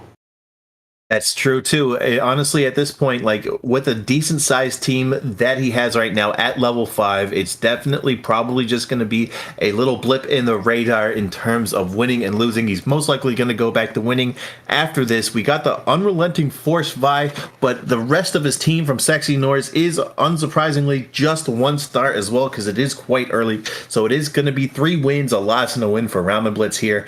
But, he does have a decent amount of econ going into into Krugs. It's not great, but hey, on the bright side, you get around 27, I believe, going into Krugs. Yeah, they are going to be a little bit on the weak side, but look at that. They are running the Sona over the Kale. That means that they have that little bit of extra power. They're able to keep things going. They're just not confident in running something like, 4 underground, because that might be a little bit too deep of a cut for something that Norris is willing to do. Romblitz, like we were talking about, does waffle a little bit, isn't quite able to maintain any kind of streak into Krugs, but it's good they've been able to maintain their gold to the point that they're at 26. Oh, for sure. I was only 1 off there, but, he could, if he wants to, he could sell the Nyla and the Lee Sin to potentially get into 30 gold. The reason why I didn't say about the Renekton was because he does have a Renekton on the board, possibly a 2-star Renekton in his future. But now he's getting a lot of defensive components right now, which is not too bad. But honestly, wow, look at this. 2 cloaks, 2 vests, and a Warmogs. And, aircraft carrier is going to aircraft carrier at a certain point, right? Like, you have so many resistances at your disposal here. That means that if you're going to be giving that to a laser core, like, say, for example, Sejuani down the line, that means that she's going to be able to have all these lasers stacking onto her that are proccing not just on auto attacks, which everyone remembers, but also on damage taken as well. So you can hit some pretty exciting scenarios. Absolutely. And now he gets to choose what exactly he wants to do. Obviously, the Locket is out of, what is it called? Not a good idea simply because of the spirit of the exile. He goes for, instead of 2 gargoyles, he decides to go for the more rational route and does get the Dragon's Claw on. Now we're going to have to ask ourselves, is he going to go for something with those two vests? Who knows? Yeah, and I have to call this out. Poison Ender, by the way, look over there on their side of the screen. They are running the Triumphant Return. That is a huge amount of shielding that is coming in on that ribbon towards the rest of the team. I believe that's actually one of the highest value free cost augments that exist in the pool right now. If anything, it might be in contention with some things you see for Vayne. Oh, hey, absolutely. wait a second. You're not supposed to be on that bench. Ribbon, get back a little bit. What are you doing? That's the thing about these dancing animations. Sometimes they just kind of move around, just like I do when I'm listening to music. It's just all over the place. But more importantly here, we're going into a 3-2 with a silver augment. But we have a recombobulator here. But, it's definitely not a good idea to do that. Does land not only the second wind, but a really good pickup with fellow duelist Nyla with a Nyla 2. Hey, that is going to be absolutely huge. I think there's even a world where you drop the Cho'Gath pretty dang soon to start transferring those items over just to really get her healing for as long as possible. Is that my bread in the top left corner of KPK's perspective that I made last week? KPK, if you want new pictures, I just made pretzel bites this morning. I can send them to you. It will give you a new picture. I like the aesthetics of it a bit more, but sure, why not? I'm not going to tell you what to put on your stream. I do have to call this out very quickly. Remember, KPK coming back in from Owen, played in the Corrupted Cup, finished 40th overall in day 1. Sorry, what day was this actually? Day 2. This is day 2? I'm sorry, my brain is completely turned around. I believe it is day 2 because I think Appies was having a bit of a rough day 1, was able to bring it back. This is going to be a pretty big deal for them moving in. Yeah, it's unreal. Of course, KPK subbing back in from whoever it was before. I completely forget their name already. This is an absolute... it was Owen. Owen holding it down for KPK, but now they're able to close it out here for the last game of the night. So good stuff to them to be able to do well in Corrupted Cup and be here just in time for ACL. I have to apologize really quickly. I just realized I was looking at the day 1 stats for Corrupted Cup. They finished 28th today, so still moving on deeper and deeper. KPK really showing that dominance in Corrupted, now moving it over to here. Absolutely. So, we have KPK's board possibly going. I honestly have no idea what they plan on going here. Potentially Yuumi down the line, but they don't really have too much items for the Yuumi, but rather so for the Nyla instead. Just putting on pretty much whatever right now. They do have Tiny Titans here, so they are able to save a fair amount of HP. One of my favorite augments to take, especially if I have all the item components I need. Yeah, I gotta say, Tiny Titans really does give you that extra breathing room. That's something that KPK also really wants to look for. They just want to see if they can edge out some of their opponents, see if they're able to get things going, to try to see if they get Ramen Blitz down, to try to see if they're able to get Norris down. And that extra 30 HP could be exactly what they need. Oh, for sure. And we have here, scouting around, going up against Poison Ender's build with the Anima squad and the Brawlers here. A really good, you mentioned this before, Protroid, but I say it again, Triumphant Return is an absolutely amazing augment to get the party started for that, because it does go off of everybody's maximum HP. So if you have like 6 Brawlers here with Triumphant Return, they're going to get a lot of HP for their shields. Yeah, it's going to be absolutely insane. There is such a level of power that is afforded there. And again, it's why you can see some pretty crazy rel boards. Ribbon boards. I've seen the rel, and I wanted to switch over to talk about, but I got a little bit too excited in the way that was going to go. Regardless of any of that, though, rel is pretty insane. Like, we had talked about how there's a double vibe, both support and primary carry. Same thing's happening for rel. We already talked about the channel fervency. We didn't get the chance to talk about the carry, which is all those resistances solely focused onto the rel. Not only that, I believe they also take a certain amount of reduced damage as well. I think 30, yes. Yep, so hold the line, extremely good. It hits both the Yasuo and the Malphite, KPK does. So I'm really curious to see if they're actually going to plan on going for the Yasuo here. I'm still trying to figure out what exactly that they're going for here, besides just supers. It seems like they're possibly going for supers and Yuumi, but they haven't found any copies of the cat yet. I mean, there's a world where they try to go for Draven instead. It might depend, honestly, on where some of these things could go, but definitely with the rel support augment, I think the cat would be a little bit better to try to get things rolling. Oh, for sure. We do have the Draven here. We got a lot more Dravens as well. It looks like Shining Star is getting 2 Dravens, which is absolutely unreal. I actually do like this potential option for Shining Star because, it gives Draven a really good front line with the Rammus, and the Chancho jump here from the Rammus taking out the back line with the greatest of ease. This is unreal. I do like this board for Shining Star. Yeah, KPK, by the way, is mid-transition, though, so they are still trying to feel some things out here, trying to find exactly what they want to do. Do hit the Yuumi to begin the path of the cat. Unfortunately, though, they have all of their support items leveled out here. They've stacked them all on the Nyla. However, they haven't quite managed to hit anything yet for this cat. Absolutely. The cat's out of the bag. He's in a really rough spot right now in terms of figuring out what to do with the items. But, 85 HP, especially with Tiny Titans when it could have been 55, still a solid spot for the KPK. But that is a BIS. Soraka on the other side of the board, and even KPK's trying to check it out. Yeah, I gotta say, that is absolutely terrifying here. 3-6, already perfect itemization for it, too. Honestly, I had talked about how these are some growing pains that KPK is going through here on their board. I feel like it's going to be much stronger and more pronounced here when you have to worry about a Soraka like this. Oh, 100%. That's a really good spot that player 3X is in, but still a really good loss for KPK. If you're going on a loss streak, you best believe that the only amount of other people that you want to see on the board is just one other person. Of course, more people on the board when you lose, more HP when you lose. The other thing that I really have to call here, that is another reason why I'm a little bit concerned, is actually Dame. As you can see, of a KPK scouting over. Look at all the rels that Dame has scooped up. That means it's going to be one less unit that KPK can look to freestar, and that's a lot less damage taken off of this Yuumi.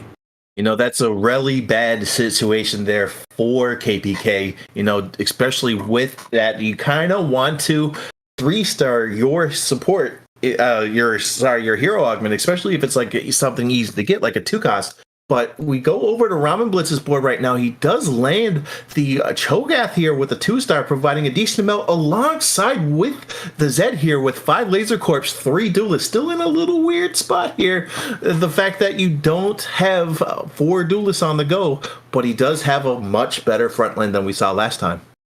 Excuse me, production, really quickly. My co-commentator made a pun that's worse than something that I would make and then tried to avoid it by switching over to a different perspective. Can we just really quickly call that out and just make sure they know what they did was wrong? Thanks. Other than that, I'm sorry, I don't want to transition away because that sounds too mean. It is pretty good. The other thing, no, don't go back to us. What are you doing? We're casting. What are you doing? No, don't get back to the game. We're not the focus right now.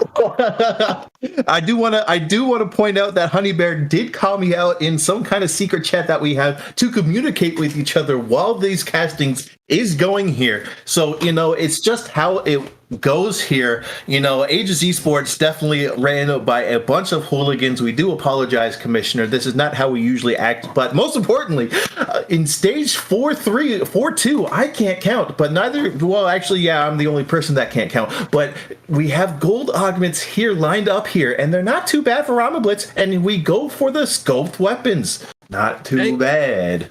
Hey, I'm still struggling to find my analysis shoes, but I think I'm starting to slip them back on, so do give me a second to warm back up here.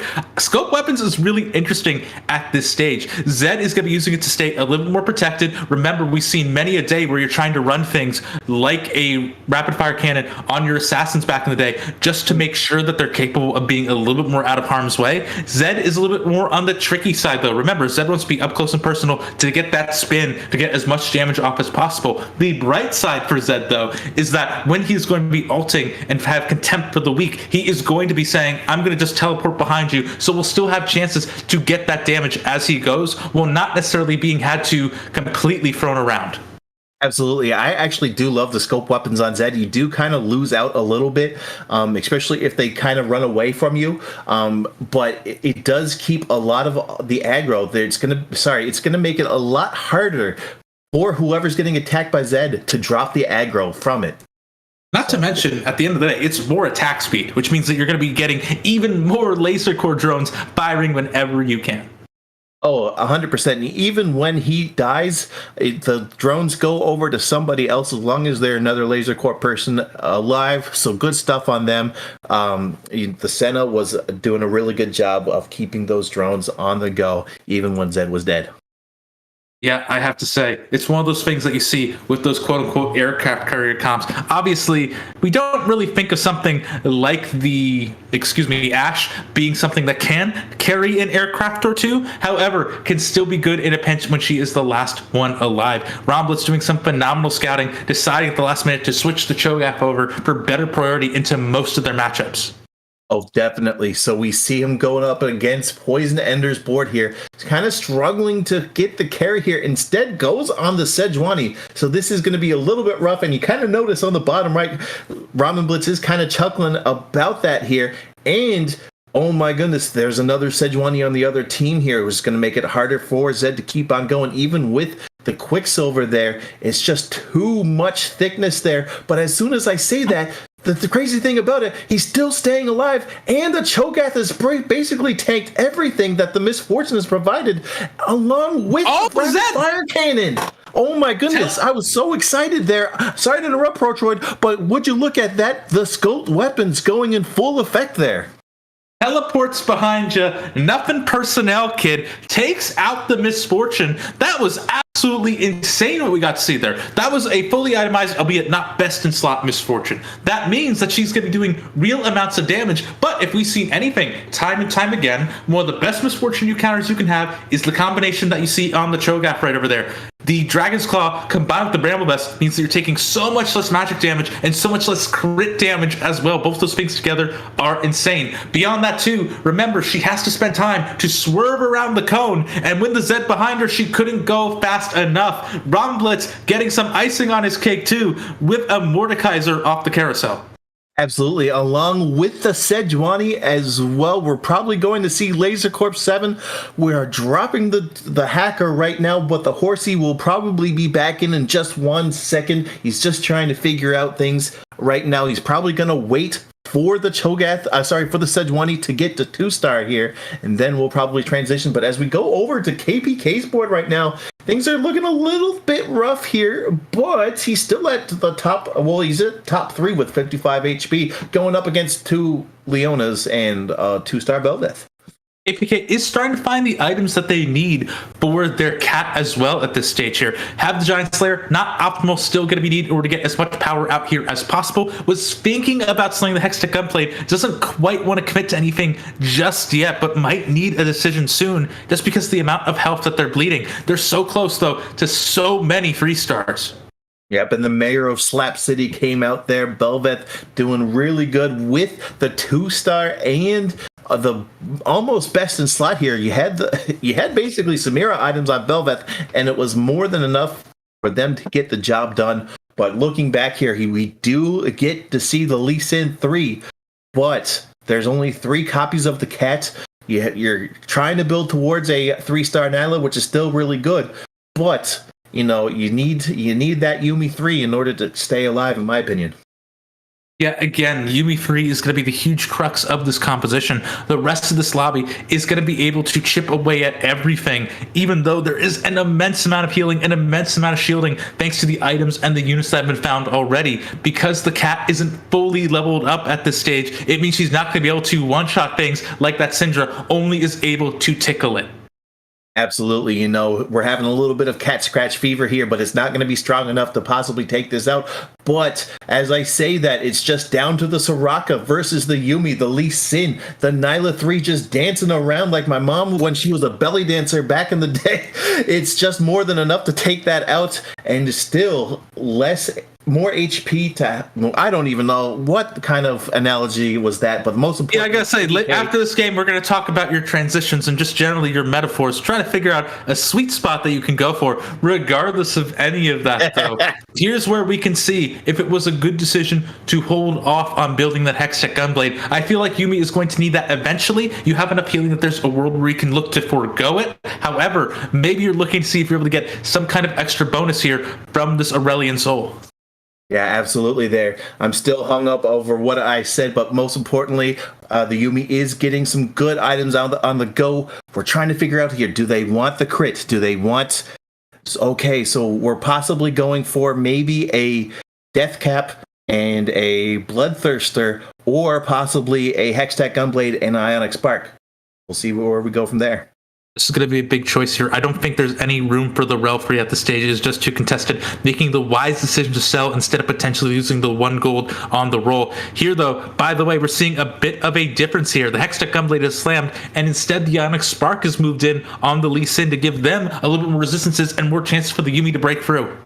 Absolutely. This is a really good spot there for KBK to get that started as he goes up against Sexy Norris, who is kind of struggling right now. Does get good items there, but no Jewel Gauntlet to see in sight there. So it is going to be a little bit harder for Ezreal to get through the front line here, but it is going to be a little bit of a more flimsier front line, and the Ascension is definitely going to help for Sexy Norris right here. But it's now just Lee Sin and the Cat versus the world. We got the mascots kind of surrounding them, asking them for their lunch money, and it's going to be more than enough to take out the Cat here, and KPK goes down to 25 HP. Yeah, and with Norris, by the way, free-starring the Vi, free-starring the Ezreal, that would mean, in theory, it should be easier for KPK to hit some of these 2 costs. However, just because of how contested I think they've been, I think Dame actually specifically has been in a pretty heavy contention with them. You just saw that they restart a Relfree, and they're on a win streak of their own off on the right side of your screen. Do keep an eye on how they're doing. All those things combined do make it so it's much rougher for KPK to properly hit. Absolutely, and we're going over to Ramen Blitz's board right now. Got 7 Laser Corps here, still trying to figure out what exactly to do. He's got the 2 Sejuanis, which is going to provide a lot of crowd control there. And they're going to get stunned by one Sejuani, then they're going to get stunned by the other right afterwards. So we see the Zed kind of just tickling the front line there at the back here.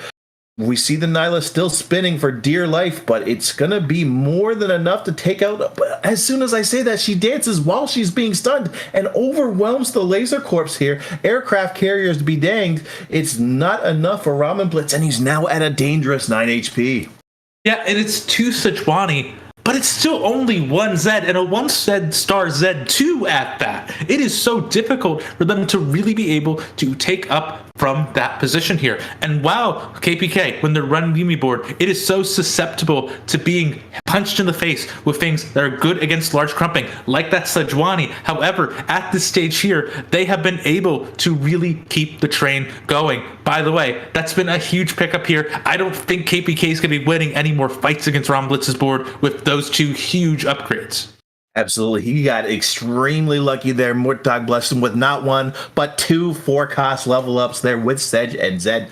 And with that being said, he's going to be able to put that Aphelios in for some extra crowd control with that Binding Eclipse. Yeah, we'll have to see exactly which way it does decide to go. Aphelios has actually opted for a bit more of a damagey option, I believe, with I believe that being... Oh, I used to be so good at identifying all the guns that Aphelios has, but unfortunately now I am not as good, and Ramblitz is in a pretty shaky position. Yeah, and we see this is actually, as soon as we say that in a shaky position, the Sejuani puts in a lot of work and tanks those bullets like a bodyguard at an event. This is unbelievable right there. It was more than enough to stay alive, and he's now in 7th place. Player 3X dropping down to 7 HP. Look at the contention in the bottom 4. Player free, 7 HP. Romblitz, 9. KPK, also 9. Sexy Norris, 15. And Poison Ender, 17. They are all so within spitting distance of each other. It is not even funny. You also have to remember, look at the way that all of these players are fighting for. Player free X, they were in 2nd place in this lobby. Going out now would be absolutely insane and puts them at serious risk, while also opening up players like Dame to make a crazy comeback run.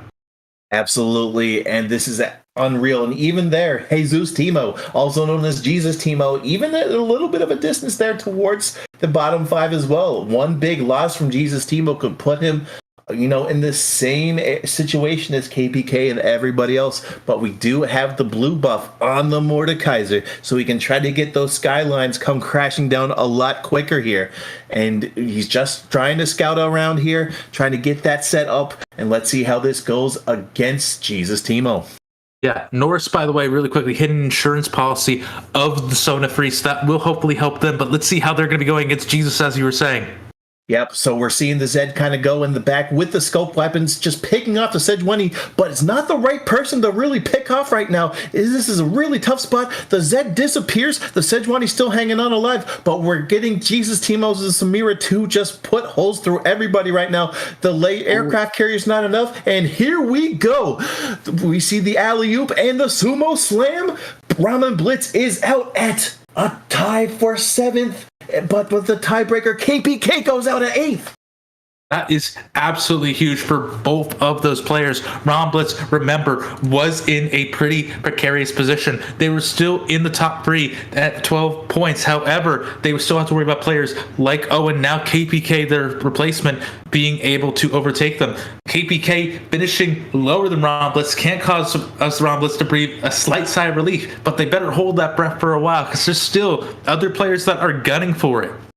Yep, this is absolutely unreal. As a reminder, only top 4 from the Lobby C, the Gulag, the Shadow Bracket, the Final Destination. Only 4 of them can make it on the playoffs next week.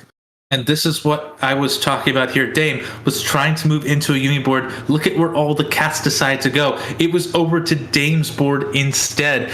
As a result, they are in a much better position. They did a great job of keeping KPK down. Yeah, and we're seeing the mayor of Slap City kind of go to town once again here, but it's still getting kind of overwhelmed by the rest, along with the Sona here, with the Yumi from Dame Concambra, and gets a big old dent into Shining Star there. Good stuff by staying alive. Poison Ender actually goes down here. That's also incredibly huge. Remember what I was talking about at the beginning of this game. They were in first. They didn't have to go too hard here. A 6 is going to be, I believe, enough to just make sure there is no possibility where they lose the top 4. Please, someone fact check me on that before I look like a complete idiot. However, them going at this point a 6 really opens things up. That's terrifying. That's great for Norris. It gives them more chances to earn points to get into the top 4. It's great for Jesus Timo and Dame as well. Yep, this is going to be a little bit tough here. I'm just looking at some of the results right now. Owen ending the day with 9 points here, also known as KPK. KPK with 9 points, meaning that they're not going to be able to make it today to week 2 because Sexy Norris is at 11 points still, and he still has a ways to go. But, good efforts to all those players that are playing right now. And we're going here, and it looks like we're seeing a blue screen of death, but we're going back to Ramen Blitz's POV. Yeah, and I gotta say, I did hear confirmation. Clave and Poison, they have made it through. The 6 is more than enough for their position here. But again, you see a bunch of other players here sitting on single-digit HP. They need to try to see if they can get their own streaks going here, staying alive that little bit longer. Absolutely. So we're seeing here right now, we got the Echo 2-star from Shining Star here. We're just looking at Sexy Norris's board here with the 3-star Ezra, with the 3-star Relentless Force Vi, with the Gargoyle, Stoneplate, and Redemption. This is going to be really good. Really good situation here, but look at this for Jesus Timo. Gets the Senna suffered instead of the Samira. It's going to be able to kind of just drill through everybody right here, even with the Vi at hand. But at the same time, as soon as I say that, the Samira is actually stuck on the Vi, and Ascension pops for Sexy Norris, able to kind of clean through the rest of the front line. Samira is doing her best, but she hasn't killed anybody yet. This is really bad positioning, which is unfortunate for Jesus Timo, but more than fortunate for Sexy Norris. Especially as player 3X goes down, and as you said, Jesus Timo goes down to 5 HP. Tying them with Norris at this stage. So we have our top 4. Pats on the back to everyone that made it this far, but it's now time to see who can go the little extra mile. Absolutely. So we're seeing right now Dane Concambra sitting pretty at 44 HP, Shining Star at 36, Jesus Timo at what seems to be 5, and Sexy Norris at 5. And I forgot if you mentioned this or not, but we got player 3X out at 5th place. I kind of zoned out for a second, and also our secret chat that we use to communicate with each other with broadcasting is going nuts right now. So I don't know what's going on. But most importantly, we do want to give a special shout outs to Ramen Blitz for being one heck of a sport here and casting this for us right now. Yeah, there is still so many possible futures we're parsing through. We'll have a clearer picture, I think, after a few more decisions are made. Sexy Norse, again, has made a bunch of great decisions in the interim here. I love their decision, by the way. Just put in supers to get that little bit of extra damage off of all of these free stars. This Vi is an absolute champ, but it's going to be a battle of the tanks. Yeah, that's true. It's the Vi has turned into a truck, and it hasn't gone off the rails just yet. It looks like a candidate for knockout of the year as they take down a couple of notches from Dame Gakambra, which makes Shining Star in first place right now. But Jesus, Timo goes down to fourth place. Yeah, that is absolutely insane to see. Really, Sexy Norris has been able to maintain their hold deeper and deeper, but the player we haven't been able to talk about too much is Dame. They've done absolutely phenomenally here. I do also want to call out the fact that they are running the IE instead of the Jewel Gauntlet on their cat, and that is something I feel like a lot of people can't get tripped up on. Both the IE and the Jewel Gauntlet cause your abilities to crit. Yes, Yumi wants the Jewel Gauntlet for the best in slot, but both are achieving the same end of the critical strike chance on the abilities. It's okay that you're losing that little bit of AP in favor of the AD. Absolutely. The most important thing is that they get those crits out, especially with that Yumi right there. But we see the Arbiter sign go on one of the frontliners on the rel. But now we see the mayor of Slap City, Belvas, just kind of going around, just hitting things, with Yumi's trying her best to take out everybody else. But the whole team is just kind of going in on the Yumi here with not really much options here. No AoE for Yumi means no problem for everybody else. And Dame Concambra gets a big chunk of damage there, along with Shining Star. Yeah, Norse is just starting to streak. Again, it's something that we see. They're a steamroller. It might take them some time to really get rolling, and it is possible to stop them in the early game. However, once they are rolling, it becomes very hard to stop them. Absolutely. Sexy Norris doing an unreal, impeccable, indomitable job of just holding on for dear life. You know, he had a really rough start here. He did have sixth place there in Group C for first game, then clutches it out with the first, and he's going to be able to advance on for the next week. So good stuff there. But it's just unreal right now. We got Shining Star at 19, Dame Concambra at 8, and Sexy Norris on fire at 5 HP. Yeah, Norris is certainly going to be the player to watch here. Shining Star has enough HP, though, that Dame could take a particularly bad loss and not be able to recover in the same way that Shining Star can, with the bonuses of having the 2-star Fiddlesticks that's unfortunately sitting on the bench. Yeah, this is unreal. He decides to just go with the sure shots instead. But as we're jumping around here, we do have Sexy Norris here hanging on for dear life with that Ebro 2. But the Arbiter sign goes straight on the Vi with the Rel holding on for dear life. A really good companion here for that Leona. And they're caving in on Sexy Norris. And it seems to go down here at third place. Dame Concambra living along with Shining Star. And we got our final two. And the once dominant Norris falls. If I had to guess anything, that was off the back of Vel'Koz. Was able to completely shut down the Ezreal, kept things going in an impressive way. That was a really great decision here as we're down to Dame and Shining Star. Dame, by the way, a player who hasn't really been able to enjoy too much time in the spotlight. They were able to finish top 4 in their first game. Now, with a top 2, they're looking at some pretty impressive odds for sure. Absolutely there. And we're going into potentially the last game here. We got Yumi, we got Emptiness, we got Mascot Fiddlesticks with the Dragon Claw holding it down for Shining Star. I can't believe I'm forgetting everything right now, but it looks like everything is going all over the place. Concambra's Yumi is out cold right now. They see me rolling the new 2-star, just running everything over, and that is more than enough as Shining Star takes game 3. That is absolutely insane to see. Again, 3 solid games of incredible TFT from all of our players all around. I'm not even sure where I want to begin. In general, KPK coming in for their sub Owen wasn't quite able to get things run because Dame, with a great run, going back up with a second place overall, was able to contest and really force them out of the lobby. Incredible stuff. Yeah, it was absolutely unreal. It was just like the fact that KPK just tried into salvage what Owen tried to do. But unfortunately, Dame Concambra was the biggest thorn in their side. They tried to get all their stuff on the go, but of course, with how the shared draft system goes, it was just made it a lot harder for KPK to get all the units that they needed. And I need to call it something incredibly important, because that Shining Star versus Dame matchup was important in more ways than one. Shining Star needed to score a first place in order to edge out Ron Blitz in the tiebreaker, and off of that first, they were able to. So that is absolutely incredible, but I don't want to get too deep into the weeds of who is going where in that top 4. There's a fancy graphic coming up, and I believe Honey Bear is the one to show us that. But before I pass it over to him, just to trip out production to think, oh, he's passing, it's not quite ready yet. Really quickly, Maloney, good job today. Please, if people want to hear more of your tones, where can they find you? That's honestly a good question. Besides Aegis Esports on the YouTube, you can also see me at Mashup Maloney on Twitch, on YouTube, and on Twitter as well. Yeah, and I am Pro Troy at Twitch, Twitter, and just also on any Aegis stream that you can look to see. And with that, Honey Bear, please take it away from me. Maybe. Maybe. You take your time. Honestly, it can be a bit of a scary thing. No, We're there. Hey. Get out of here. I was editing it. You gave me the hope. I'm like, no, we're editing things. Like, he's doing his stuff. I'll edit. No, I don't have time to edit all the stuff.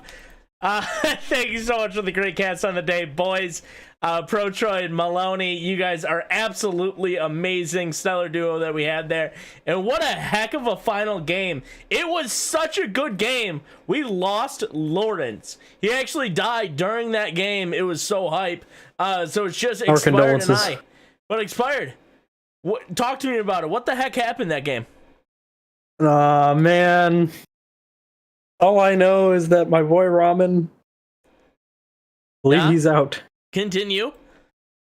Your boy Ramen is indeed out. You're spoiling my graphic, man. Oh, come on. No, Ramen Blitz Seriously, is out, well fought lobby, though. In a tough fashion, too. Yeah. Man, that was a rough game. Honestly, this lobby is really cracked. Really insane. Difficult last lobby of the day.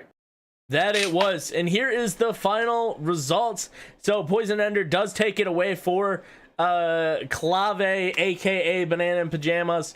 What a run from them, doing it solely on mobile and able to make it through. That's absolutely incredible. It's a buff, man. I told you. I didn't believe you. I'm gonna be honest, I didn't believe you. Yeah, looking insane from them. Just well done. Yeah, we do have to say goodbye to our bot 4. Our bot 4 is Ryan. Maybe that's Ryan Blitz. Ryan Blitz. Ramen Blitz, Cucumber himself, Jesus Timo, and Owen are going to be stepping away. Expired. I don't want to rub too much salt in the wound, but explain yourself. It's fine. They're scaling for a late game. Yes. Yeah, late game set 8-5. Yes, they're scaling for mid set. And, I feel like that's all I need to elaborate on. It's going to be a Coach Mike diff, whoever that guy is. Yeah, it'll be a Coach Mike diff. I know that, 3 of the bot 4 here are being coached by Coach Mike, if I'm not mistaken. Correct. That is Cucumber, and Cucumber. As far as I know. Cucumber, and Cucumber is correct. Yes, as far as I'm aware, my sources, which are anonymous, refuse to divulge for. Yeah, but some great players we do have to say goodbye to. These times are always sad to say goodbye to these players. Hype for me. I have more people I can ask to join me on the analyst desk.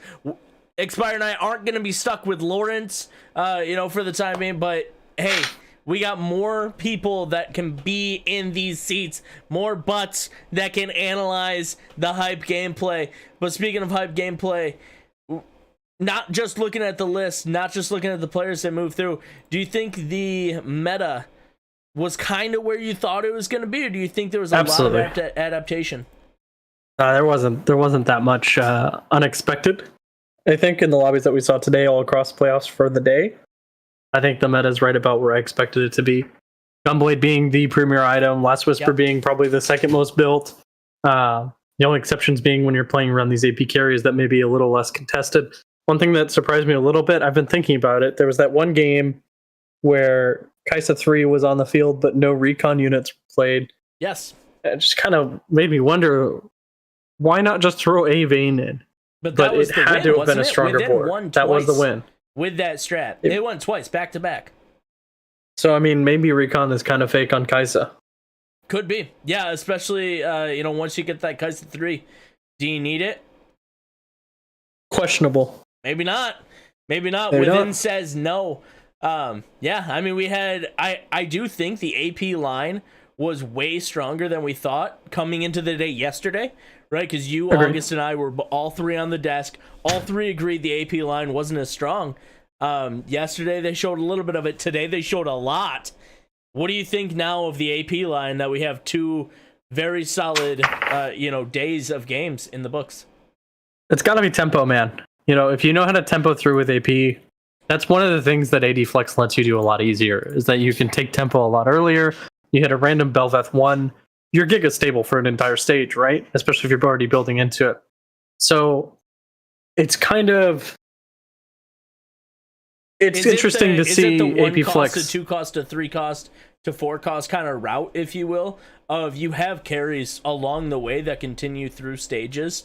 Like, you can find a LeBlanc, and you can run LeBlanc until you find the Talia. We didn't see a lot of Talia, but mostly until you find the Soraka as well. But find these 4 cost carries, or heck, just throw it out the window and do the Renegade Mordekaiser and run that, right? But, like, you have the easy transition. Do you think that's really what it is?